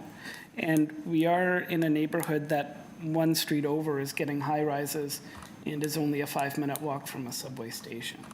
Yeah. So those sort of also weigh on the official plan considerations. Yes. So I understand where you're coming from, but I think now I'll just move into a motion. Yes. And I'll move to approve it. For some of the reasons I've discussed, I believe that while there might be a bit of an impact, especially to the northern neighbor, that the impact does meet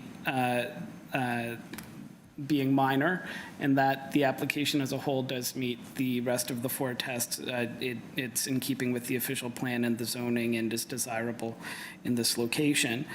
So I would move to approve it subject to forestry condition number 3 and subject to putting privacy screening on the rear 2nd and 3rd floor platforms at the north and south sides of those platforms to a height of 1.5 meters. And also, do you mention also keeping the existing fence between 80? Through you, Madam Chair. No, we cannot do We that. cannot impose that Okay, condition. all right, good, thank you. Madam Secretary. And Mr. Wee, second. All in favor of those conditions? 3-1, and Ms. West dissent. It's approved with conditions. Thank you. Yeah, Mr. Gray, Mr. Waits. Thank you. Yes.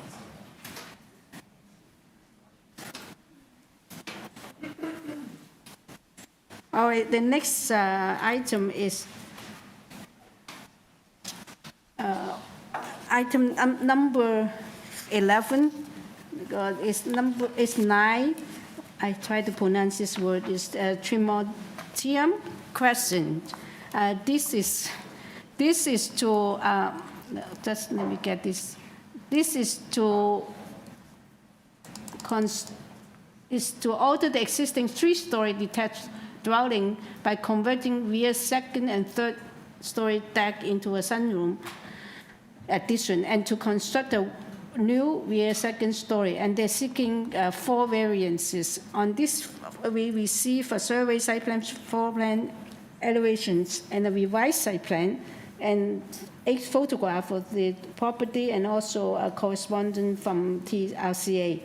And we have also have staff report from Urban Forestry and also from CRTA. And we have received 1 letter of interest from number 7. Yeah. Through you, Madam Chair. We don't have any registered speakers for this item. I'm not sure, is there anyone here in person that wishes to speak to this item? See none? Okay, we can hear from the agent. Good afternoon, Madam Chair and members of the committee. My name is Noor Ghafi, and the address is 250 Roy Road. Okay. I'm the applicant for this application. I did go through the TRCA staff report. It looks like they don't have any objection towards the proposal, as well as the CEO Committee of Adjustment staff members. They seem to be in favor of the proposal. Okay. So I also received a letter of concern from one of the neighbors, and we do have a letter of support from the other neighbor. It was too late for them to accept it today. I only received it last night, and I submitted it today. But I know that the neighbor on the What's the address? Yeah, the neighbor on the east side, 11 Tremontium Crescent, is in favor of the proposal. Oh, okay. Okay, I think that I'm going to check whether they need more the presentation or they have question. The panel might have just have questions for you. Okay. I just have a question, Chair. Yes, please, question. Yeah. Thanks to the applicant. Can you just clarify? I think it's just maybe terminology, but it's talking about rear yard, and I understand that it's being requested for the north, but why is that considered the rear yard when that's the fronting, like the address street? Yes, that's a good question, and we did speak with the zoning examiner, Brandon, regarding that, and he explained it to us. So the front of the house has to abut a main street in order for it to be considered the front yard. In this case, it's O'Connor, which would be considered the front yard. Okay, so just for clarification, if we were to approve this, would you be fine just tying it to the site plan substantially in accordance with, just to confirm that what we're approving is what we're approving? Yes. Thank you. So in terms of, like, you want me to have it as a comment? This not? Mm-hmm. Yes. Any more questions? Are we ready to discuss this? Okay, we do not have any more questions for you, and then we are now in committee. Yeah. Yeah, it's confusing in the Thanks. beginning. Yeah. I got a little bit worried. Okay, zero. No, it's a kind of odd configuration of a few houses there, but I see it more as a technical variance, Chair. I think that Yes. Yeah. what's being proposed is pretty benign, and it's going to have, the variances are going to have no impacts, I think, on the immediate neighbors. But I'm going to move approval of it and tie it to be substantially in accordance with the site plan, just to take care of any concerns about rear versus front. Yes. We do not need to, they clear the TRCA and also the Vivint protection. You want a second? Ms. West want to second that, and then all in favor with tying to the site plan. Unanimously approved. Thank you very much. It's approved. And now we can move, number 12 is being postponed, which is 9 Grandview Street. And we move to item number 13, which is 166 Ossington Avenue. This is to legalize and maintain the separate ground floor entrance that was constructed without an authorized building permit. The existing dwelling will be maintained, and they are seeking 2 variances. We also received site plans, a survey site plan, floor plan, and elevations, and 3 photographs of the property, and a cover letter from the agent, and an order to comply was issued. And we have this staff report from city planning. Through you, Madam Chair. For number 11, did you mean the revised site plan or the original site plan? Yeah, that's a good. Yeah, yes. Revised site plan. Thank you. Okay, so that's clear. So we are back to item 13. Through you, Madam Chair. We do have the agent here in person. Oh. And we do have 1 registered speaker. All right. Peter Milchin. You're the agent. And we do have a registered speaker in opposition online. All right. You do have an opposition. So tell us your first and last name and address, and then you can start with a presentation for 5 minutes. Yeah. Thank you. Thank you very much. Peter Milchin, agent for the applicant, 192 Lakeshore Road West in Mississauga. This is a very straightforward application.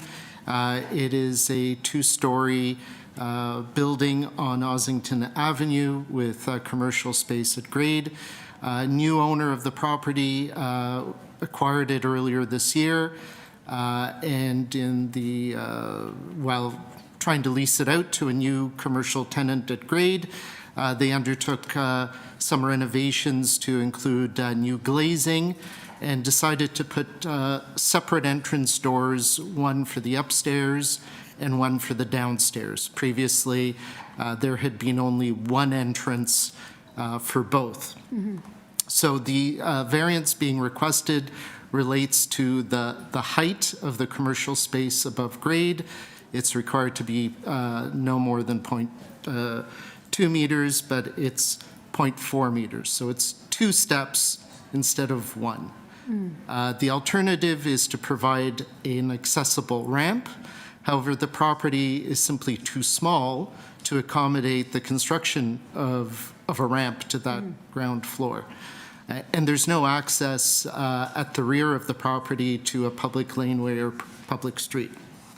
I'm aware of the recommendations from planning.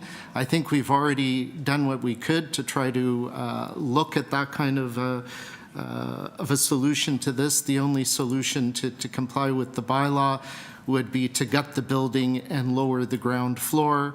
And then we'd also have to underpin the foundation walls and lower the basement. It's not commercially viable to do that. This is a fairly typical condition of properties on this section of Ossington Street, that they have 1, 2, or more steps between the sidewalk and the internal grade. And I'd also point out that the pre-existing door on the south side of this space had 3 steps to the ground floor. The new entrance at the north end of the property only has 2. It still doesn't comply with the bylaw or the intensive accessibility, but it is better than what we had before. Happy to answer any questions. No, we can hold our question to you after we hear the opposition. Yeah, we will ask the question. Let's have the opposition. Yeah. Through you, Madam Chair, we'll hear from the owner at 168 Ossington Avenue. 68.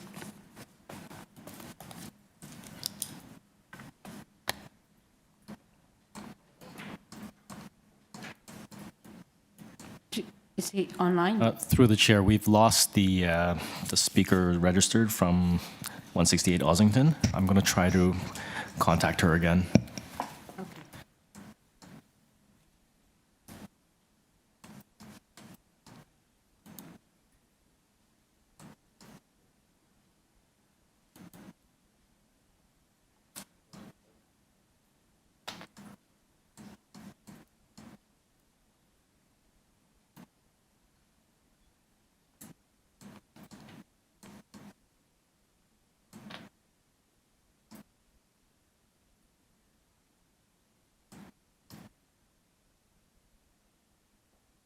All right.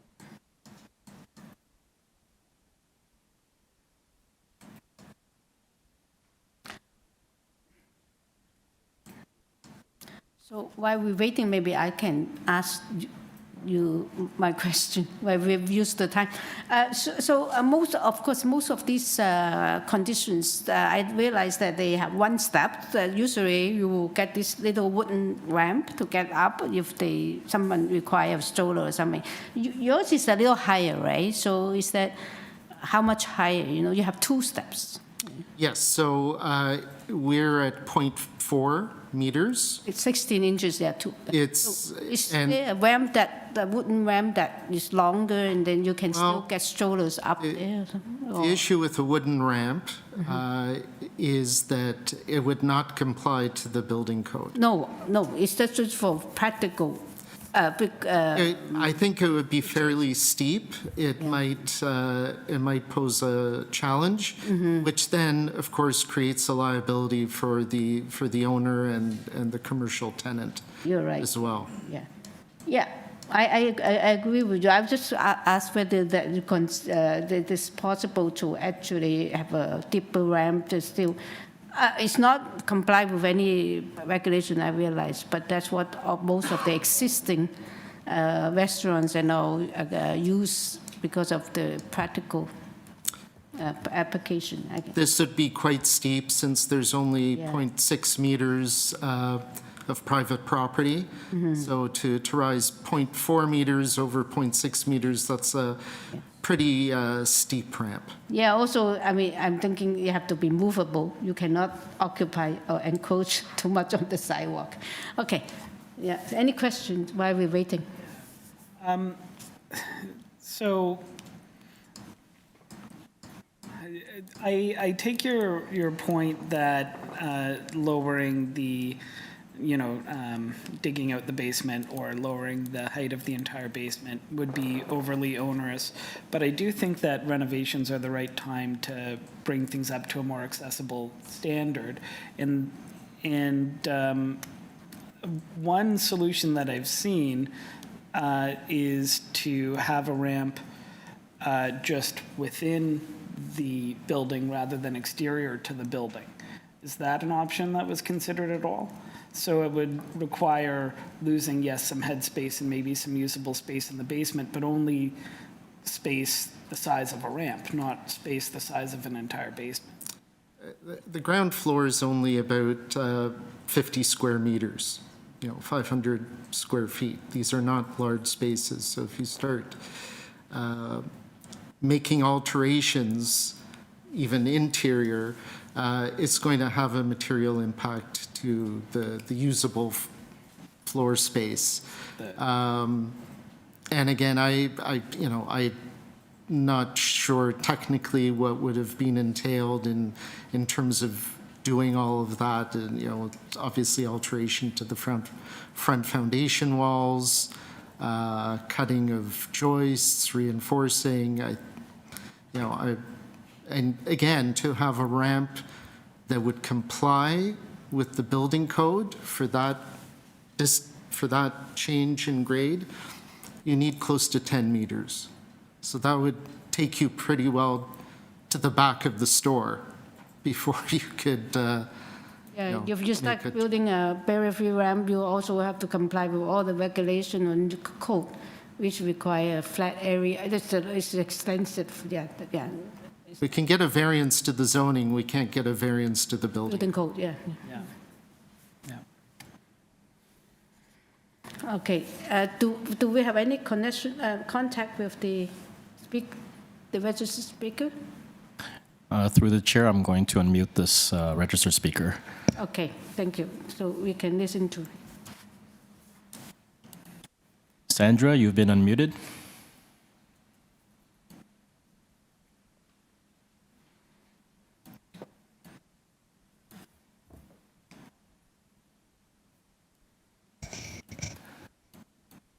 Sandra, you've been unmuted.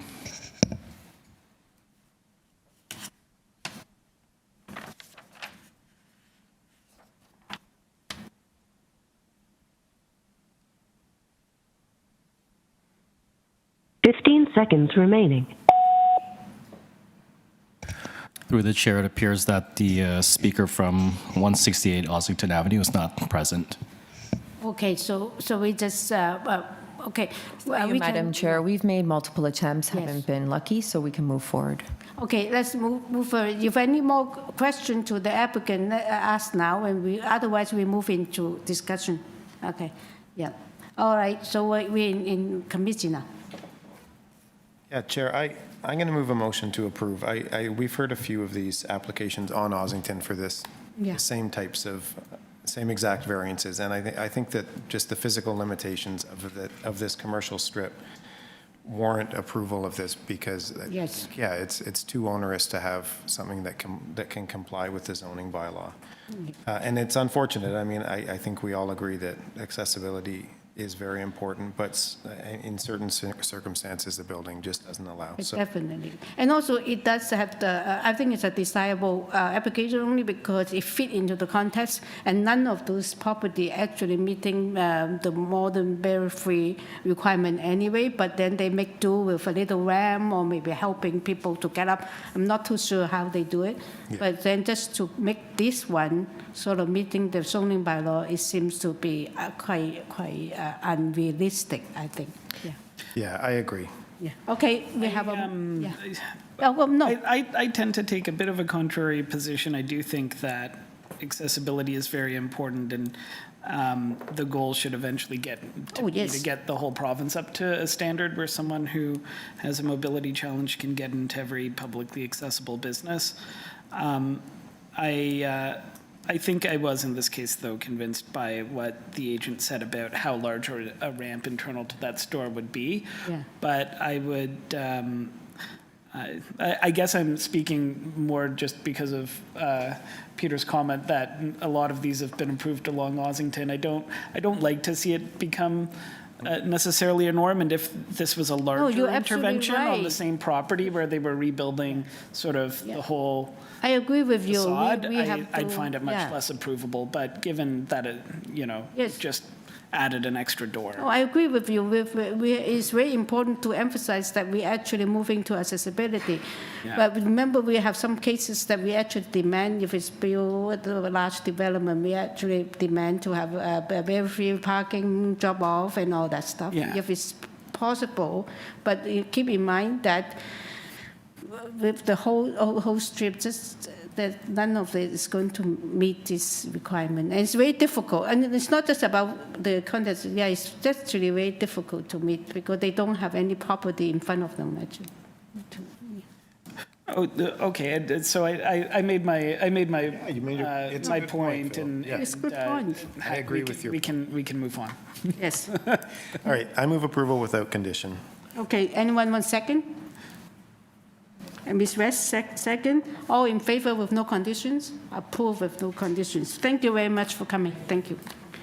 Okay, do we need a break or we go to move forward? Okay, item number 14 is 63 Shannon Street. And for this, the purpose for this is to alter the existing two-story detached dwelling by constructing a front second-story addition and with a balcony and a complete third-story addition with a rear balcony. And they have a rear ground floor deck, and also there will be 2 residential units in this property, and 1 primary unit and a secondary unit. They're seeking for 2 variances, and we receive a survey site plan, floor plan elevations, cover letter from agent, and tree protection plan.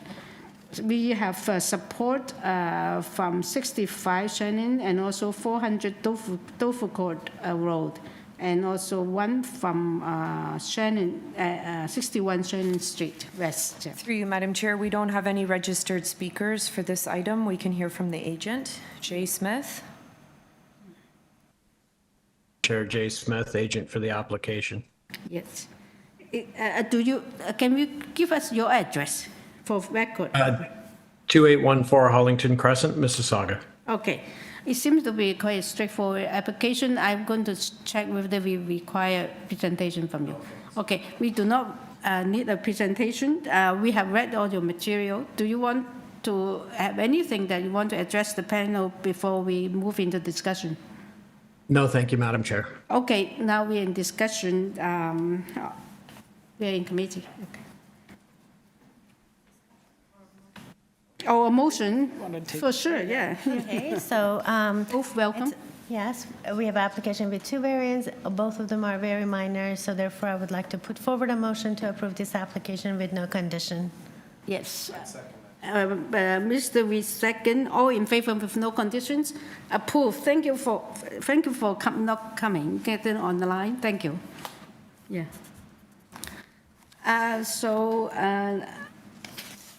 Next is number 15. Wow, you're faster than me.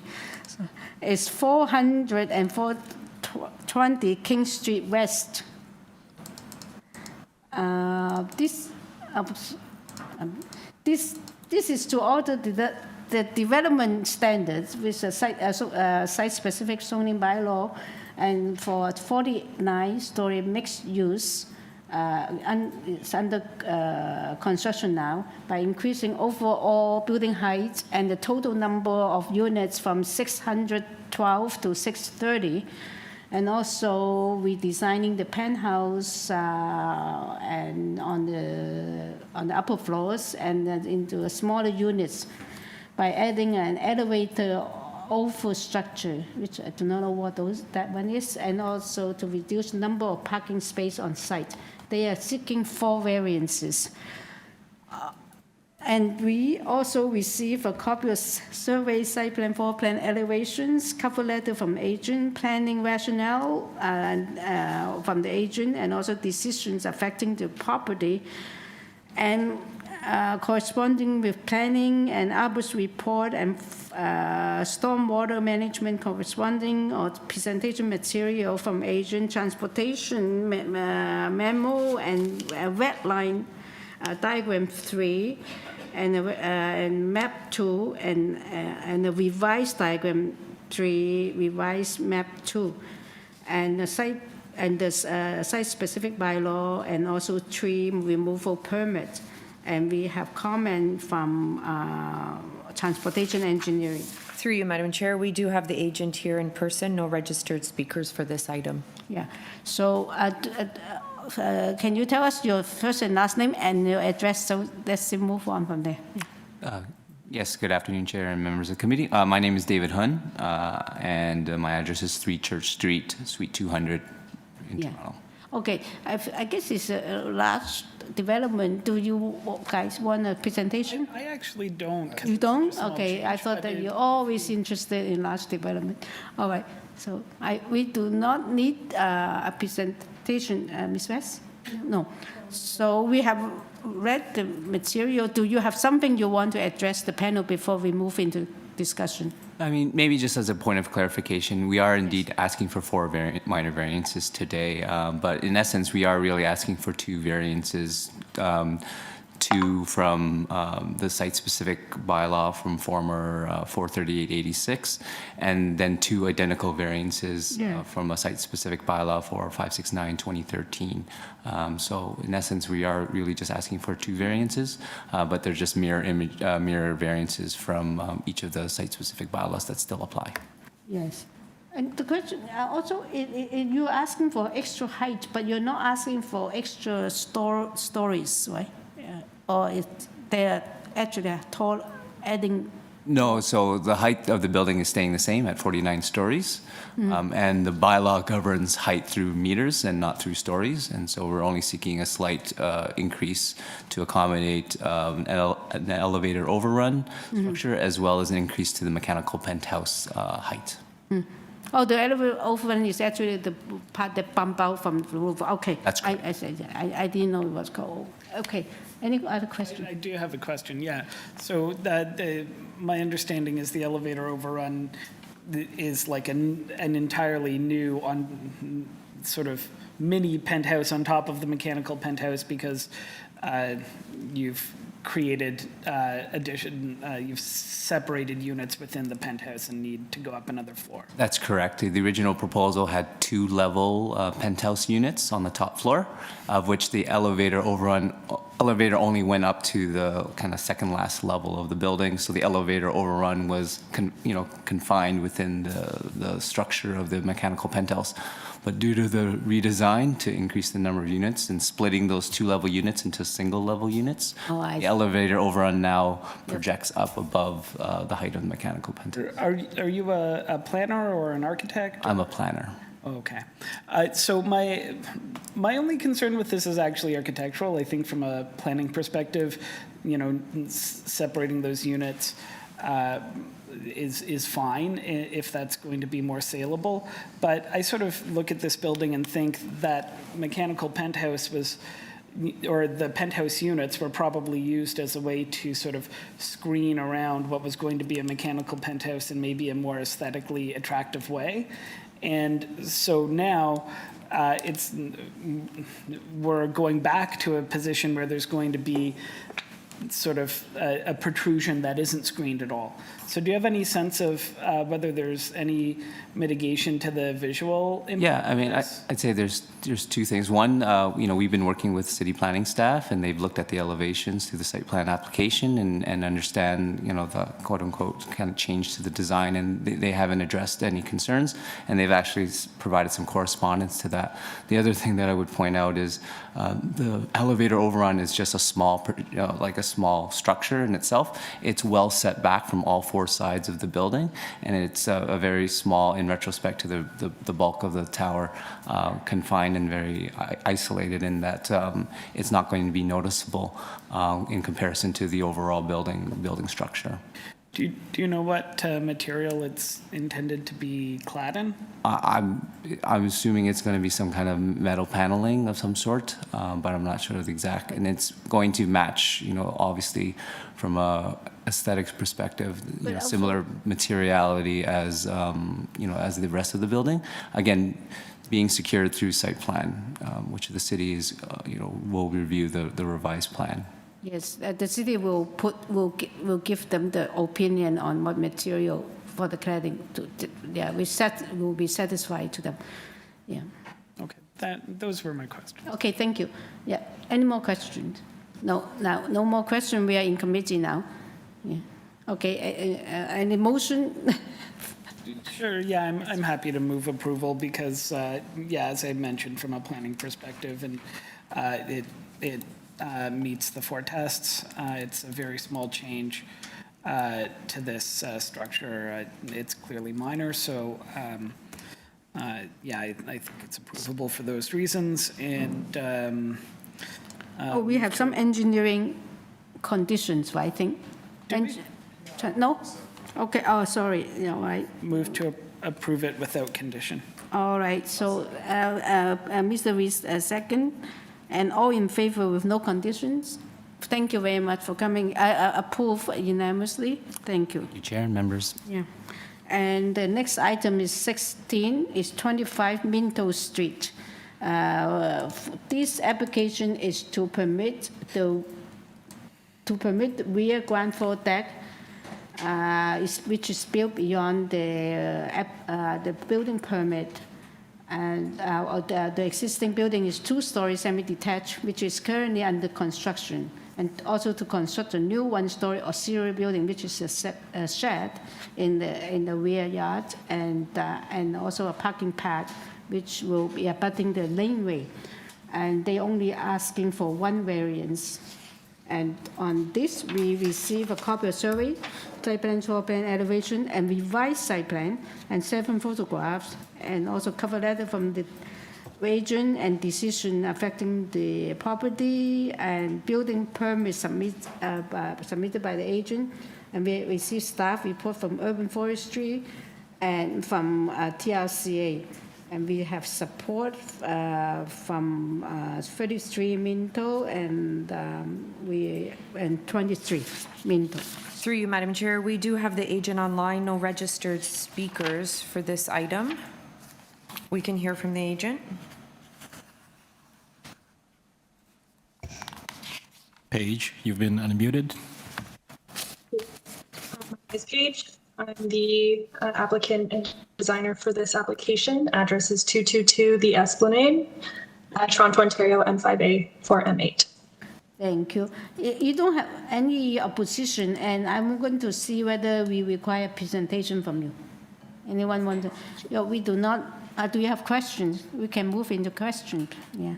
I think I have a question. Just give me a second. Okay, just wait. We have a question. Yeah.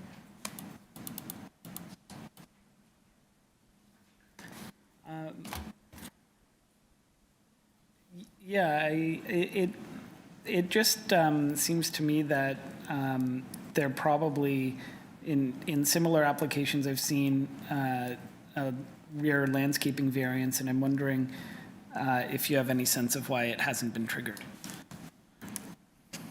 That's because we're complying. We don't have, it's a very small lot to begin with. You can see at the back it's only 4.39 meters, so it's really small. So meeting the 50% requirement, or sorry, 25% requirement is possible.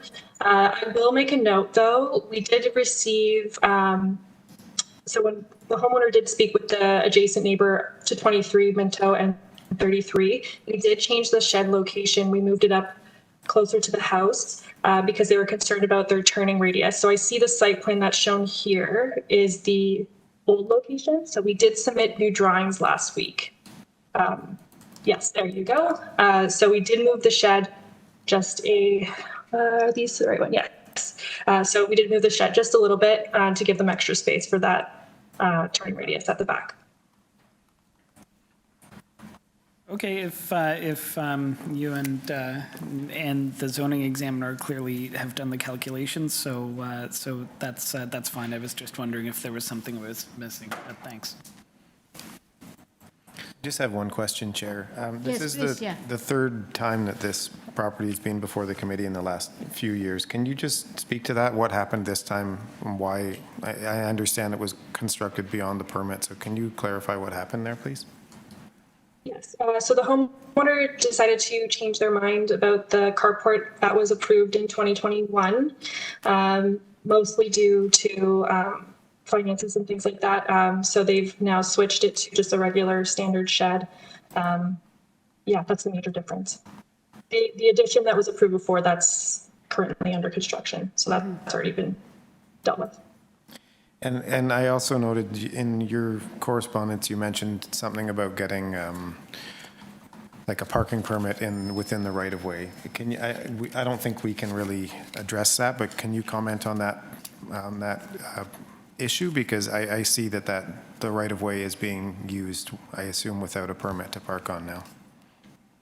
Yes, so the intention is to get a permit for that. And we're in the process of doing that, but it doesn't relate to the zoning notice or the committee. Yeah. But we do have it shown on the site plan because that's going to be part of our transportation permit. Okay, thanks.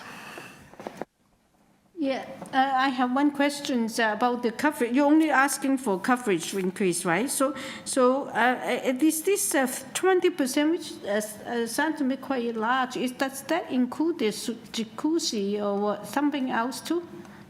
There's, I mean, it's a combination of all the auxiliary structure. Yeah.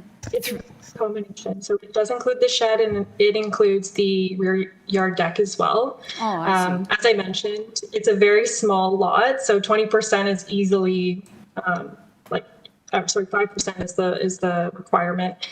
That's easily, it's anything we do is pretty much over that. Exceeding that. I see. Yeah. No, well, I mean, still, like I thought that your lot compared to what you propose seems to be large. So it's including the deck, you're saying, yeah.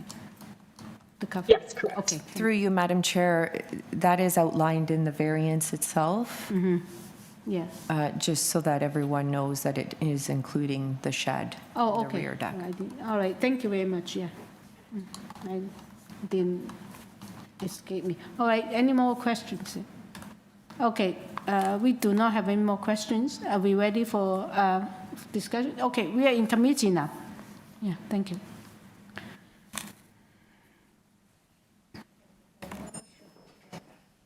Okay. Go ahead. Yeah. Okay, through you, Madam Chair, I'm convinced that this one variance that they're seeking is minor, although the number is 20%, but because it's including rear shed, rear ground floor deck, platform, so it's, I think to my judgment, is minor. Therefore, I would like to put forward a motion to approve this application with one condition of urban forestry, condition number 1. Okay. Anyone second that motion? Oh, Mr. Goss, second. All in favor? All in favor with forestry condition number 1. Thank you very much. Unanimously approved. Yeah. So the next item 17 is 914 Bathurst Street. This application is to alter the development standard site-specific bylaw for a new 12-story mixed-use building. And with a total of 135 residential units, this is subject to the current site planning control application. And they're seeking 2 variances. And we also receive a copy of survey, site plan, floor plan elevations, 4 photographs of the property, and a cover letter from the agent, and decision affecting the property, an arborist report, and presentation material and shadow study from the agent, and a site plan, site-specific bylaw. And we have received a staff report from community planning. Through you, Madam Chair, the agent is here in person, no registered speakers for this item. Okay, so you can tell us first last name and address, just for record first, yeah. Good afternoon. My name is Caitlin Allen. I'm a planning consultant at Bousfields, and my address is 3 Church Street, Suite 200 in Toronto, M5E1M2. Yeah. Since you do not have any opposition, and although it's a very big development, I want to check whether we require representation. You need? I don't, but if you do. No, if you do, no, just say yes or no, it's fine. You like to? Okay, so, okay, as well, member would like to have a presentation. Can you give us 5 minutes? Yeah? Sure, and we do have a presentation package posted. Yeah, perfect.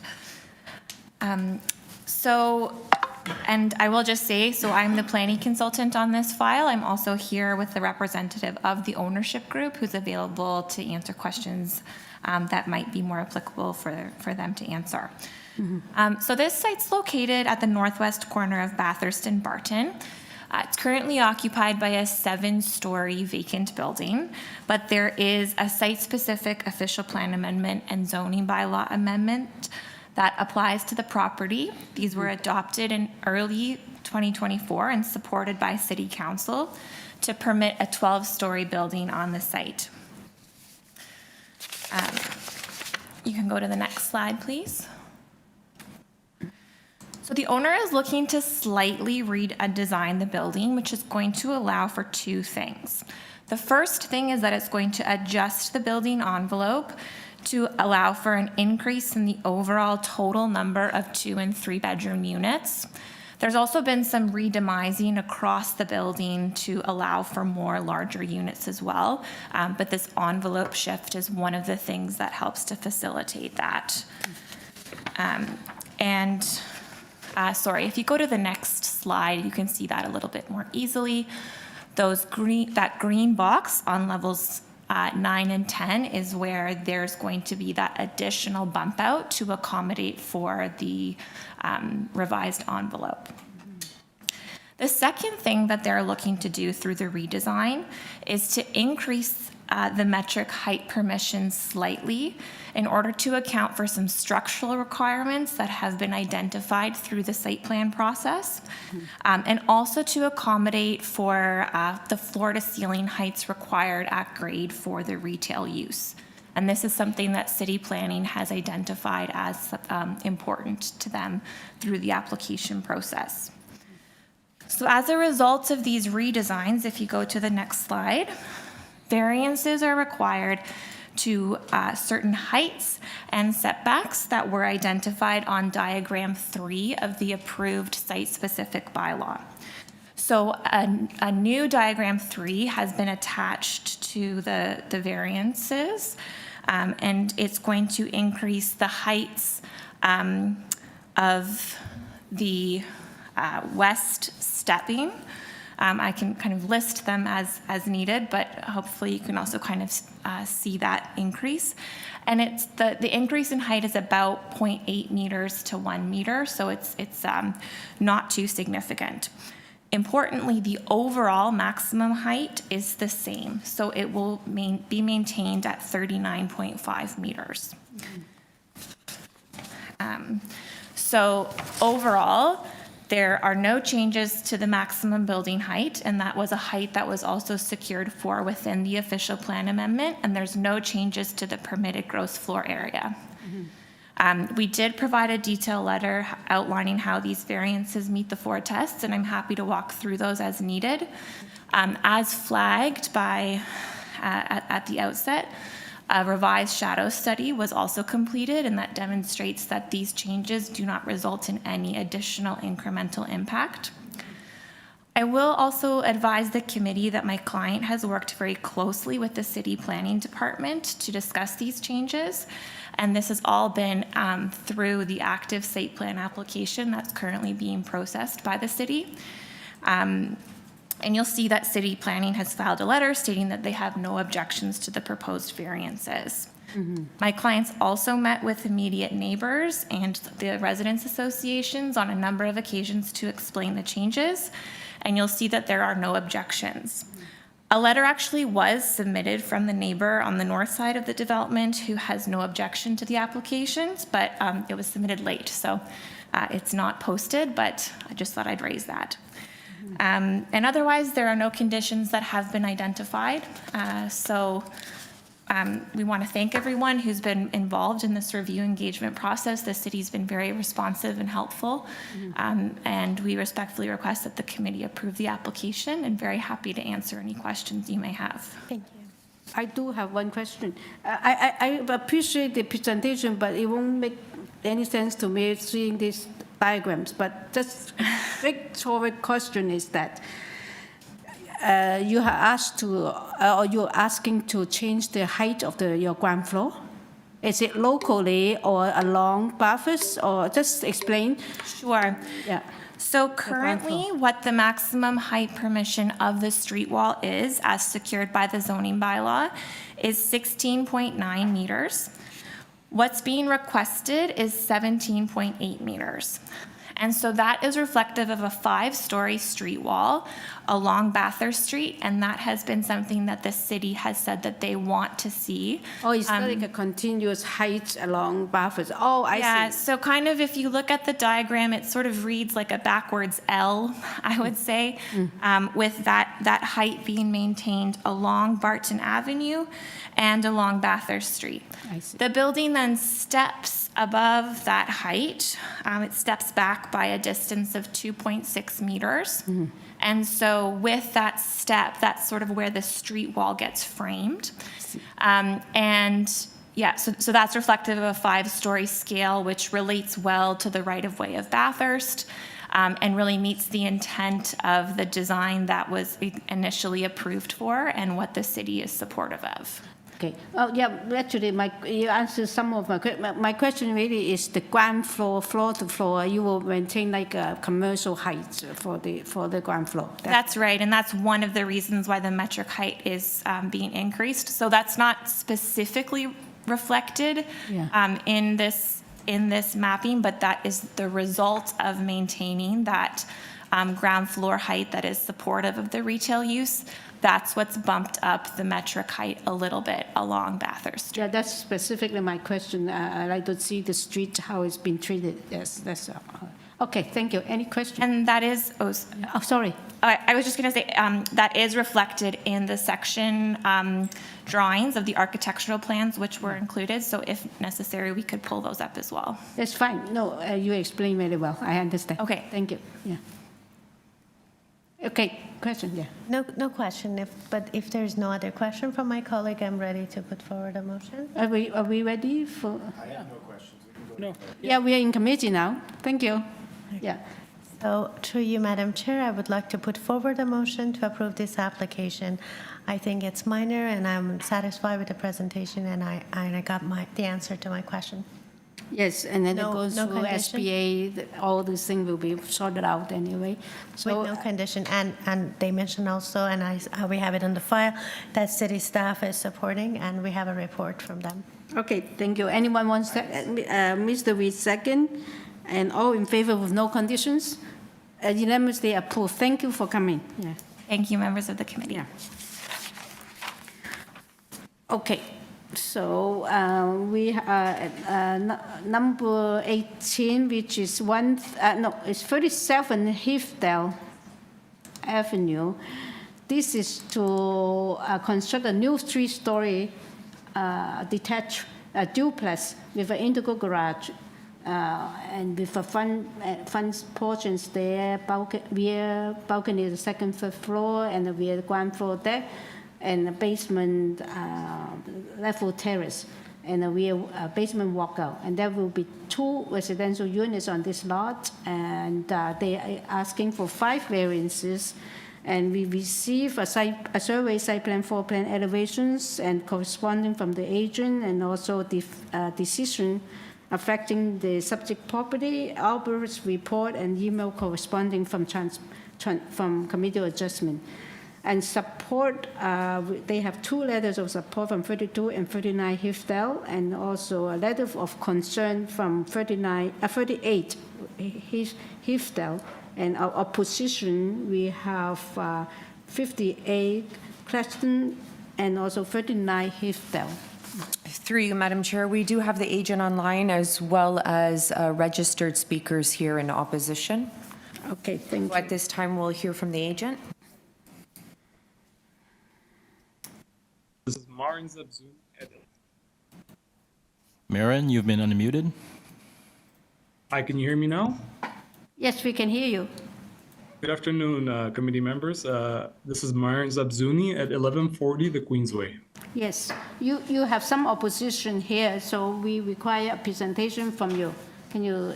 Yes, I'd be happy to go over the variances. You can make a presentation 5 minutes. Yeah, thank you. Absolutely, thank you very much. Yeah. Starting off with item number 1, we are requesting to have 2 balconies. The balconies are small and we require a 3rd floor balcony more so for egress purposes, as this is a 3-story proposal. Both neighbors on each side have existing balconies as well. In regards to item number 2, rear yard setback, this was actually missed on the previous approval by the zoning examiner. We have not made any changes to the proposed footprint and massing when compared to the previous approval.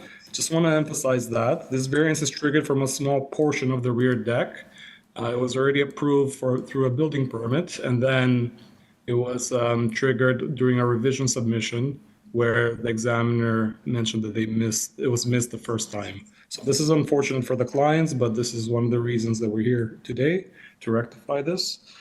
Item number 3, this is for the front steps width. So this variance is minor in nature and is meant to make the entrance more accessible and also to improve landscaping and curb appeal. The front steps and porch are very close to the finished grade, so this ensures that there's no impact towards the massing of the proposal.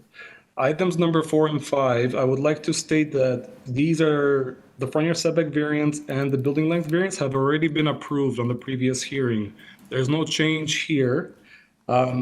I believe, and you can see the latest zoning notice also uploaded through the application portal. It mentions that these 2 variances have been approved previously. I believe there may have been some confusion when preparing the public hearing notice because I don't believe we need to actually request these 2 variances. Sorry, can you repeat that? You do not need which variances? Item number 4 and 5, the variances that speaks to the front yard setback and the building length, this was already approved previously. And I'm not sure why it's mentioned here again. I believe there's just some confusion from the zoning notice that stated these variances were approved. And when preparing the hearing notice, potentially it was just mistakenly put here. But I don't believe we request this as we already have the approval for these 2 variances from the previous hearing. Yeah, you come back here just because you missed one, right? Variance, which is is it the number 2? You missed that. Number 2, the zoning examiner missed it, and that's the reason we're back. We're not making any changes. So essentially, we're proposing item 1 and 3, where the rest is more technical. Yes, understand. Okay, thank you. Any question? No, let's hold a question to the applicant and then let's listen to the opposition. We are ready for it. My name is Dubi Filler, and we live, Esty and myself, we live for more than 40 years in the back of this house. I'm not good at public speaking, but that's fine. My understanding that they came back because before they had only 2 stories, suddenly it's 3 stories with 2 units. In matter of fact, allow me to quote, please. They had a condition number 3, that the attic floor of the dwelling unit shall not be used as habitable space. Suddenly there is a 3rd floor.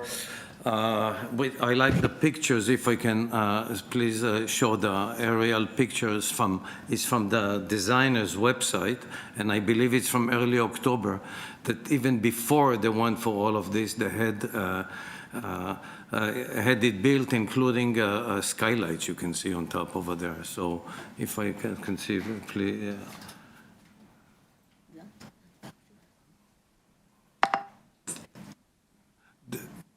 This is, by the way, this picture is from our dining room before. And sooner we will get to another picture which is what is now. Now, my understanding, by the way, that of the language of the application, it's to construct a building. It's already constructed. There is it's not the future, it's the past. Was so, but if I can see, please, the aerial picture.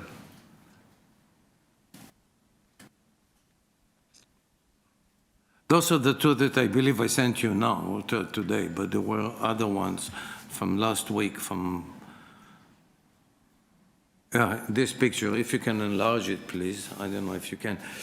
There is no mention of the pool, of course, that you can see down there that is almost touching our, I believe it's much less than 2 feet distance from our fence.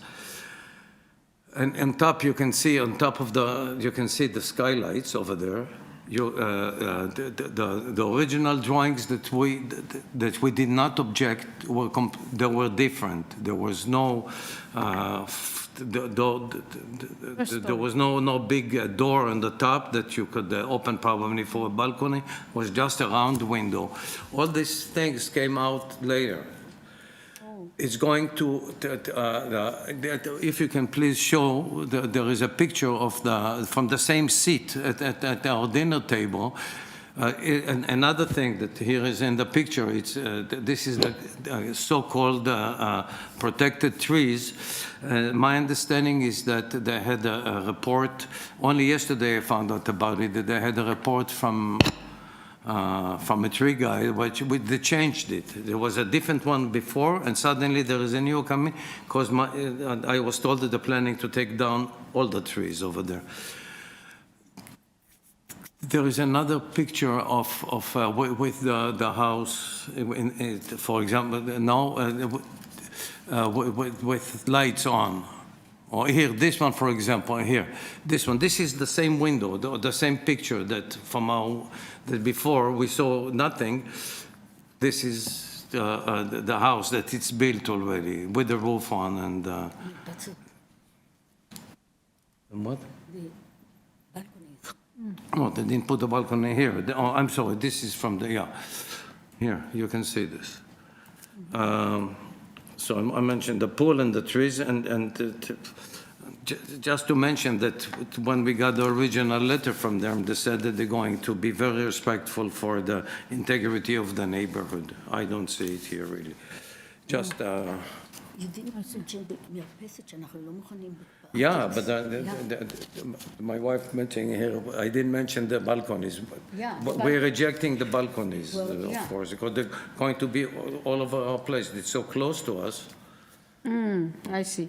So you said that the previous proposal, you saw it as a 2-story. I'm sorry, can you repeat, please? You mentioned that the previous application, which was asking for a 2-story building, and now it's 3? Yeah, it says for 2-story, and I did call the city at a certain point. My wife spoke to her as well, to the inspector, and she said, but there are only 2 stories, there is no 3rd story. And they said, yes, there is a 3rd, so it's built already. And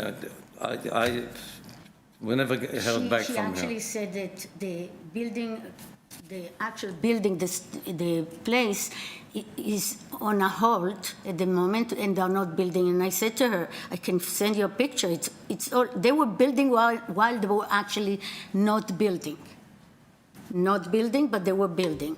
So they just did all that, knowing, they probably knows the nicks and knacks about what's happening, so I don't know.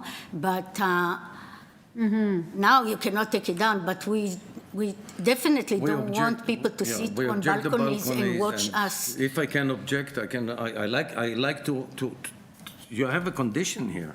There will be no people on the 3rd floor. The attic of floor dwelling unit shall not be used as a habitable space. This was the last decision of the committee. Okay, thank you. Thank you. I have another question, maybe. It seems like the lot is not big enough to actually put a house like this. They have no greenery all around. Where is the water gonna go? Into me? They have no escape for water over there. And we are talking about always making sure you have enough space for water to... Another thing to mention, They have none. my understanding that the entrance is from the back. The left of the, whoever comes from the back will have to walk, my understanding, through the pool in order to get into the apartment in the back. I think that the apartment in the back, I understand. I saw the article that, which is, I know that one of the neighbors sent to you as well at the Globe and Mail. I think I don't know. I don't understand in these things that how politics plays, but I know that this is not right. Thank you very much. Yeah, thank you. Thank you. We were very happy to retire. Yeah, it's, Before you get up, I do have a question for you. Yes. Through you, Madam Chair. Yes, please, yes. I really appreciated, actually, you're pointing out this issue about the condition that it not be built on the third floor, and that they now are, because that hadn't actually been obvious to me until I read your letter, and then it is very obvious.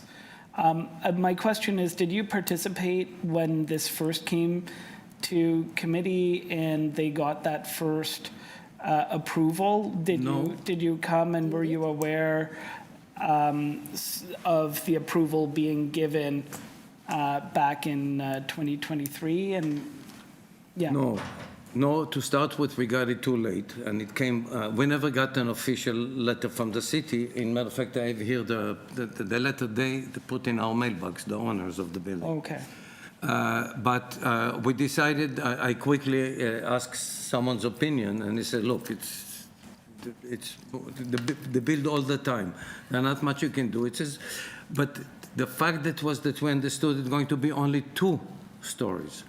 And not only this, it's so high because I believe it's the first story, it's higher and higher, like all the... Yeah, I guess my question more is, was it, before this current application, it was your understanding that this was only supposed to be 2 stories? Yes. That's something that you always believed. Yeah. And in matter of fact, as well, in the letter we asked, because I still didn't have enough time to study it properly.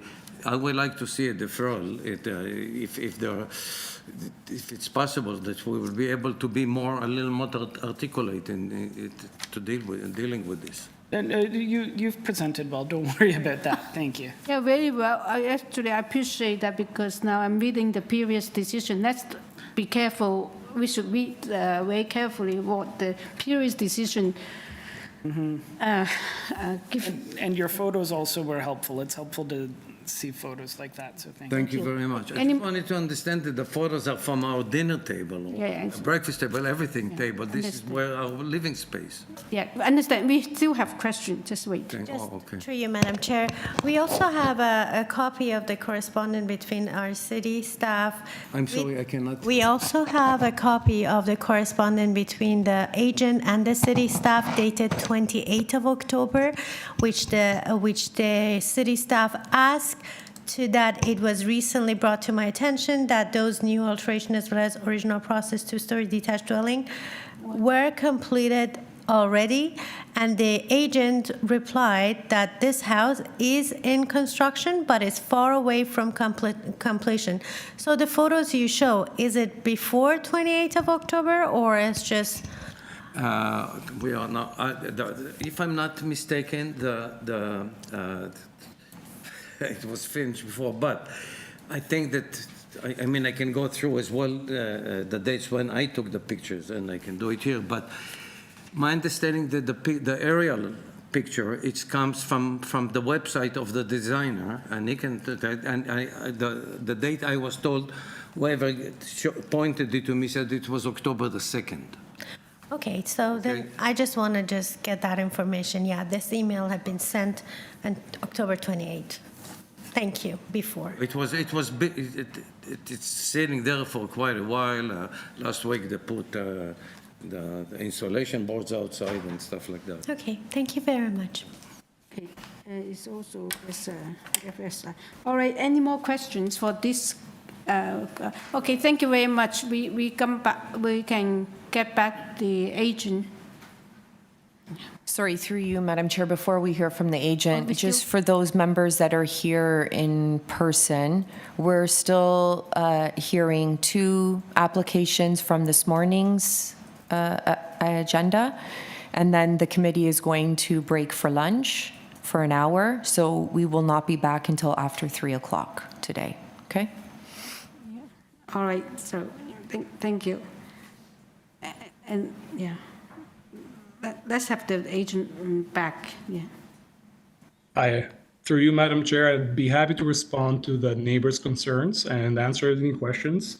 So the home currently is in its framing stage. I want to emphasize that the essentially 2 variances that we're applying for, where the rest are more technical, is the front steps and the rear balconies, which have not been built.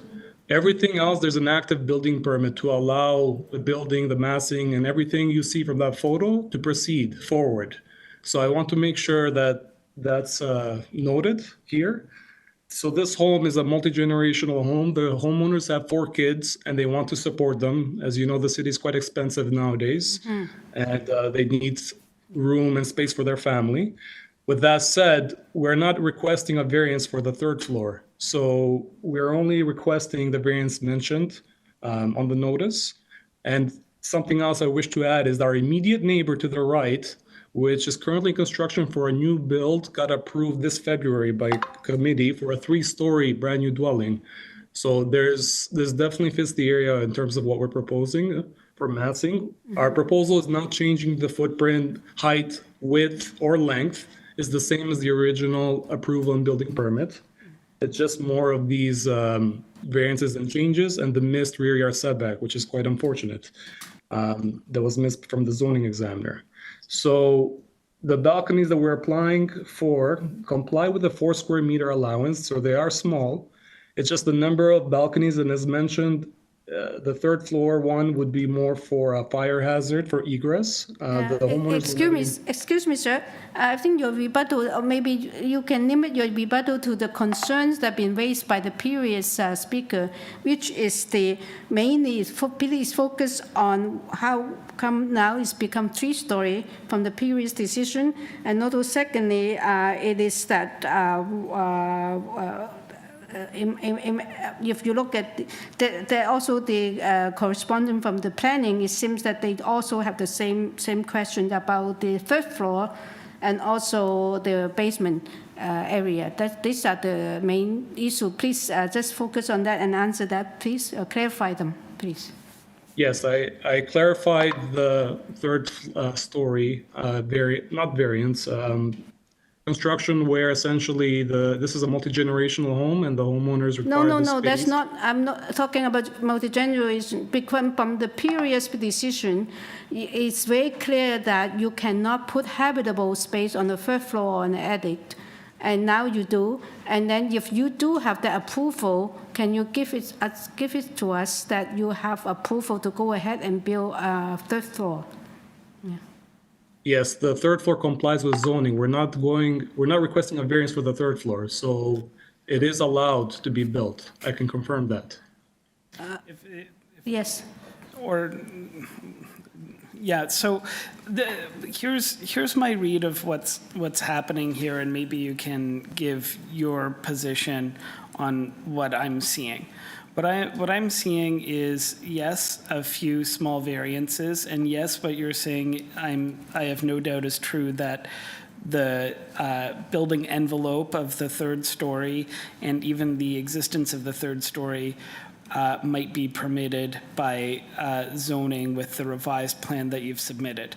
But what I'm also seeing is that I think you're submitting this revised plan to get around a condition that was imposed at the previous hearing, a condition that you're already building yourselves as though it didn't exist, which is a condition that the 3rd floor not be habitable space. And I'm sure that condition was imposed for a reason, probably because those plans showed that it was going to be, and whatever deliberation there was before the committee at that time, it was not considered desirable by the committee members that were sitting then.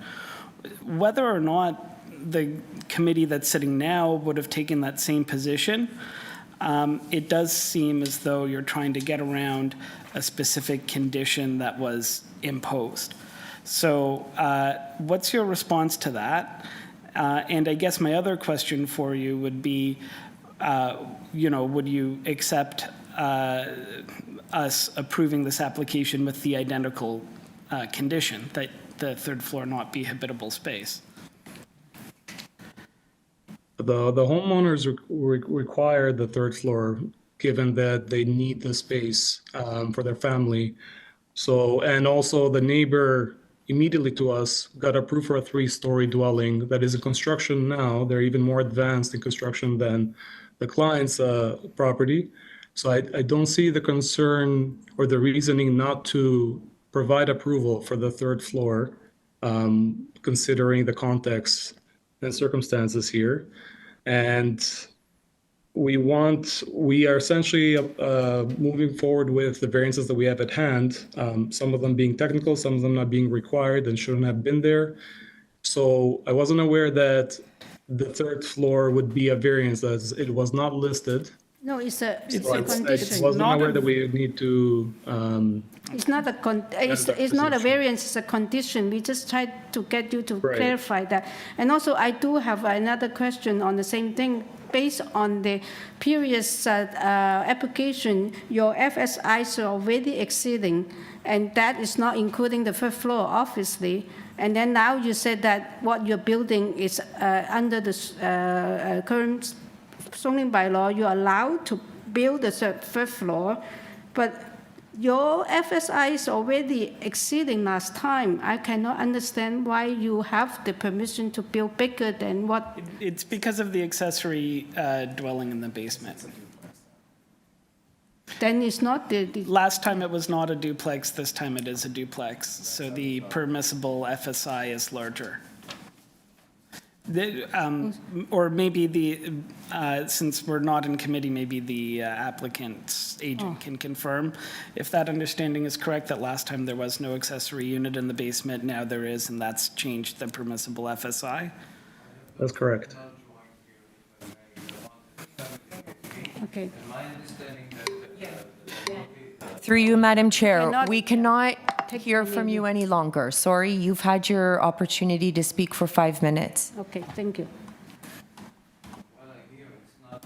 Yes, so I hope that answers the question of the homeowner's requirement for the space, and essentially the balconies, more for egress for the third floor. They don't have any intention to use it, and they comply with a 4 square meter requirement each size. It's just that for egress, we need it in case there's a fire hazard. So that's the reason for that variance. And the front steps are quite minor in nature and quite common in this area as well. And as I mentioned earlier, the building length and front yard setback variance should not be there, as we already received approval previously. So we hope that you can review the application based on its merits. The rear setback was a technical variance that was missed from the zoning examiner, and it's unfortunate for the homeowners to reapply for that. There's already a 3-story dwelling being built right beside us.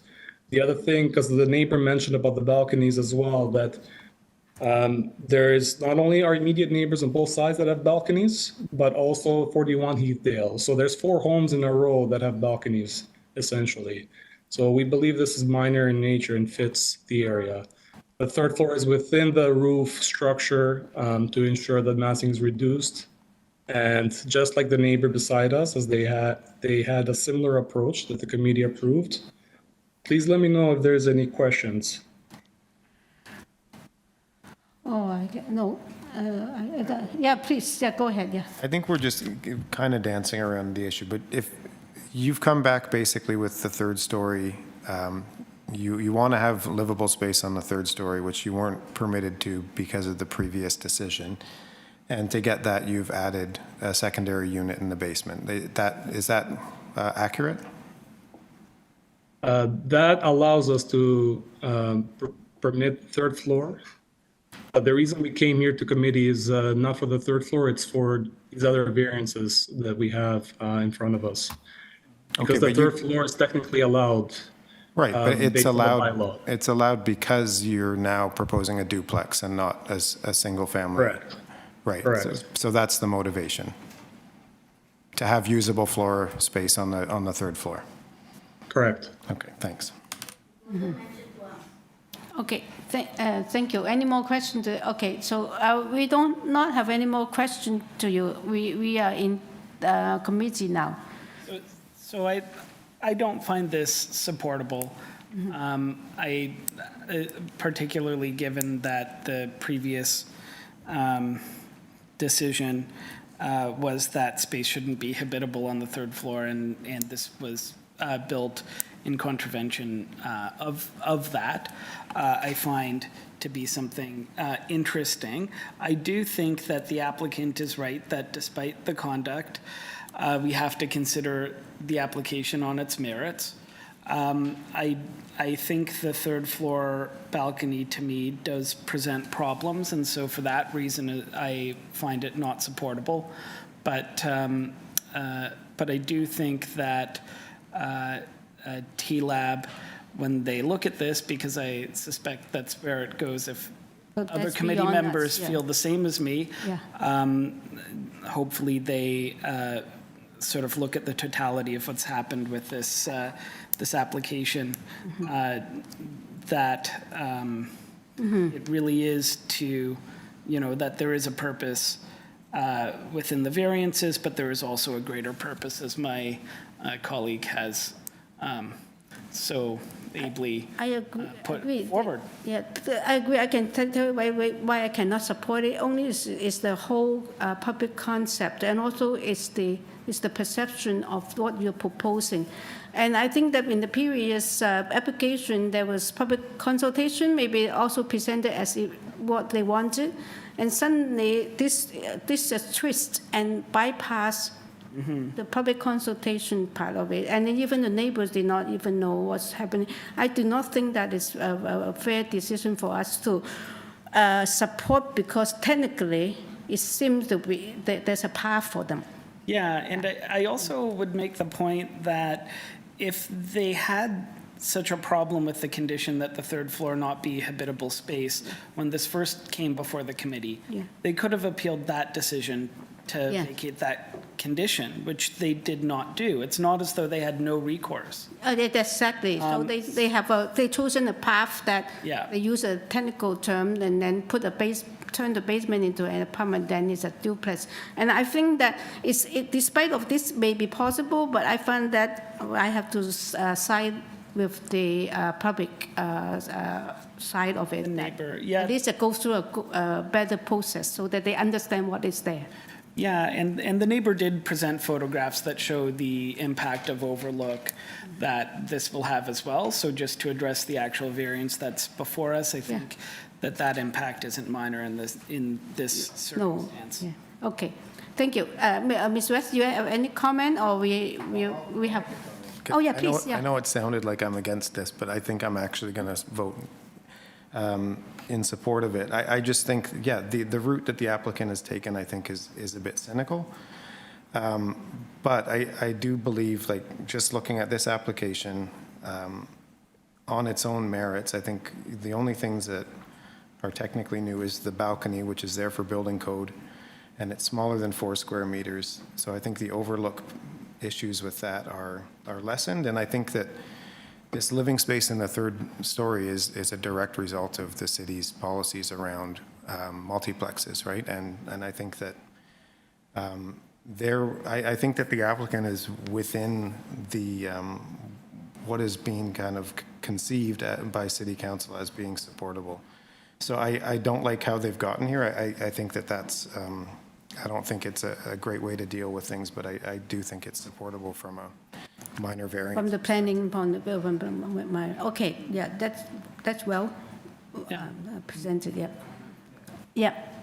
So to you, Madam Chair, I'm kind of agree with Mr. Philippe Gush. So the purpose of the application previously was to construct a new 2-story detached dwelling with an integral garage, and this one is to construct a new 3-story detached dwelling duplex. So it's completely the purpose of application were different. So therefore, like this is for me as a, so that's the first point. Second is that the same thing that everyone mentioned, the condition that they had on the previous decision to not build a third floor, and they go ahead and build it and bring it back for approval, and then I just find it not supportive for me. Okay, thank you. So do we have a motion? Then we all have given our opinions, yes. Yeah, I'll move to refuse this application on the basis that it's not minor, as mentioned, taking into account the overlook and from the third-story balcony, which goes to variance 1, but also the setback variance 2, and just as a whole, these changes with the revised purpose and no condition. So for those reasons, I move to refuse this application. Okay, anyone second? Ms. West second. Are all in favor of the motion? Yeah, 3-1, and Peter dissent. Yeah, it's refused. Yeah. Through you, Madam Chair, we'll hear our last item from this morning's agenda, and then we will break for an hour. Okay, thank you. It's 19, item 19 is 76 Summerhill Gardens. This is to alter the existing two-story row house by constructing a rear two-story addition and reconstructing the front basement window well and the existing rear yard shed. Deck and sauna cylinder will be maintained and unaltered. They're seeking only one variance.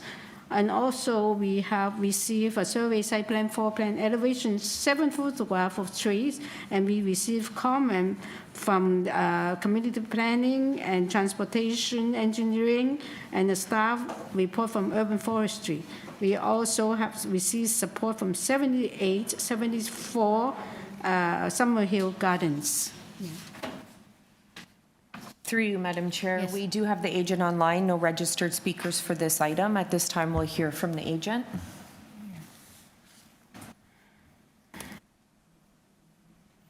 Daniel, you've been unmuted. Good afternoon, Madam Chair and members of the committee. My name is Daniel Ventrutz, Verus Design Inc. I'm at 91 Skyway Avenue, Suite 205. I'm the authorized agent for this application. Okay, thank you. And anyone require presentation on this one? Because they're asking for one variance. No, we do not need any questions then. No. Yeah, we do have one question here. Thanks. Just regarding the encroachment agreement, you're aware of that condition? Or if that's a condition Yes, or not?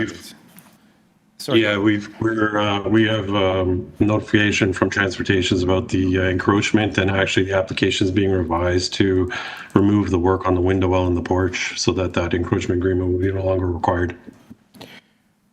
Okay, so you're gonna do all construction on your own property? Do we have those drawings? Yep. No, we didn't submit those. Those was something that just came up recently. So we're going to revise to remove that window well and maintain the existing window well because it does still work with the proposed new window that we have. So do we have to revise the purpose clause saying that existing window well will be maintained and no new window well will be proposed? I think what we could do is approve it and put on the transportation condition, and then transportation staff can waive the condition if they manage to work out that they don't need an encroachment. That's better right here. Okay. Would you be okay with Yeah, that? we're fine with that. Yeah, we're fine with that. Okay, so, all right, so it seems that we have a motion on the floor, but I want to discuss. Sure, yeah, I would move to approve this. I mean, the FSI variance is minor in the circumstance, and but subject to forestry condition number 1 and the transportation condition. Yes, okay, I have, a second, Ms. West second, all in favor of those two conditions? All in favor, it's unanimously approved. Thank you for coming. Thank you. And now. Thank you. Have a good day. Yeah, we have our lunch now. We come back at, in an hour. Is that, Yes, what time through should you, we come Madam back? Chair, we are taking break. It's now 2:22, and we'll be back in 1 hour. Okay. Thank you. It's 3:22? Okay.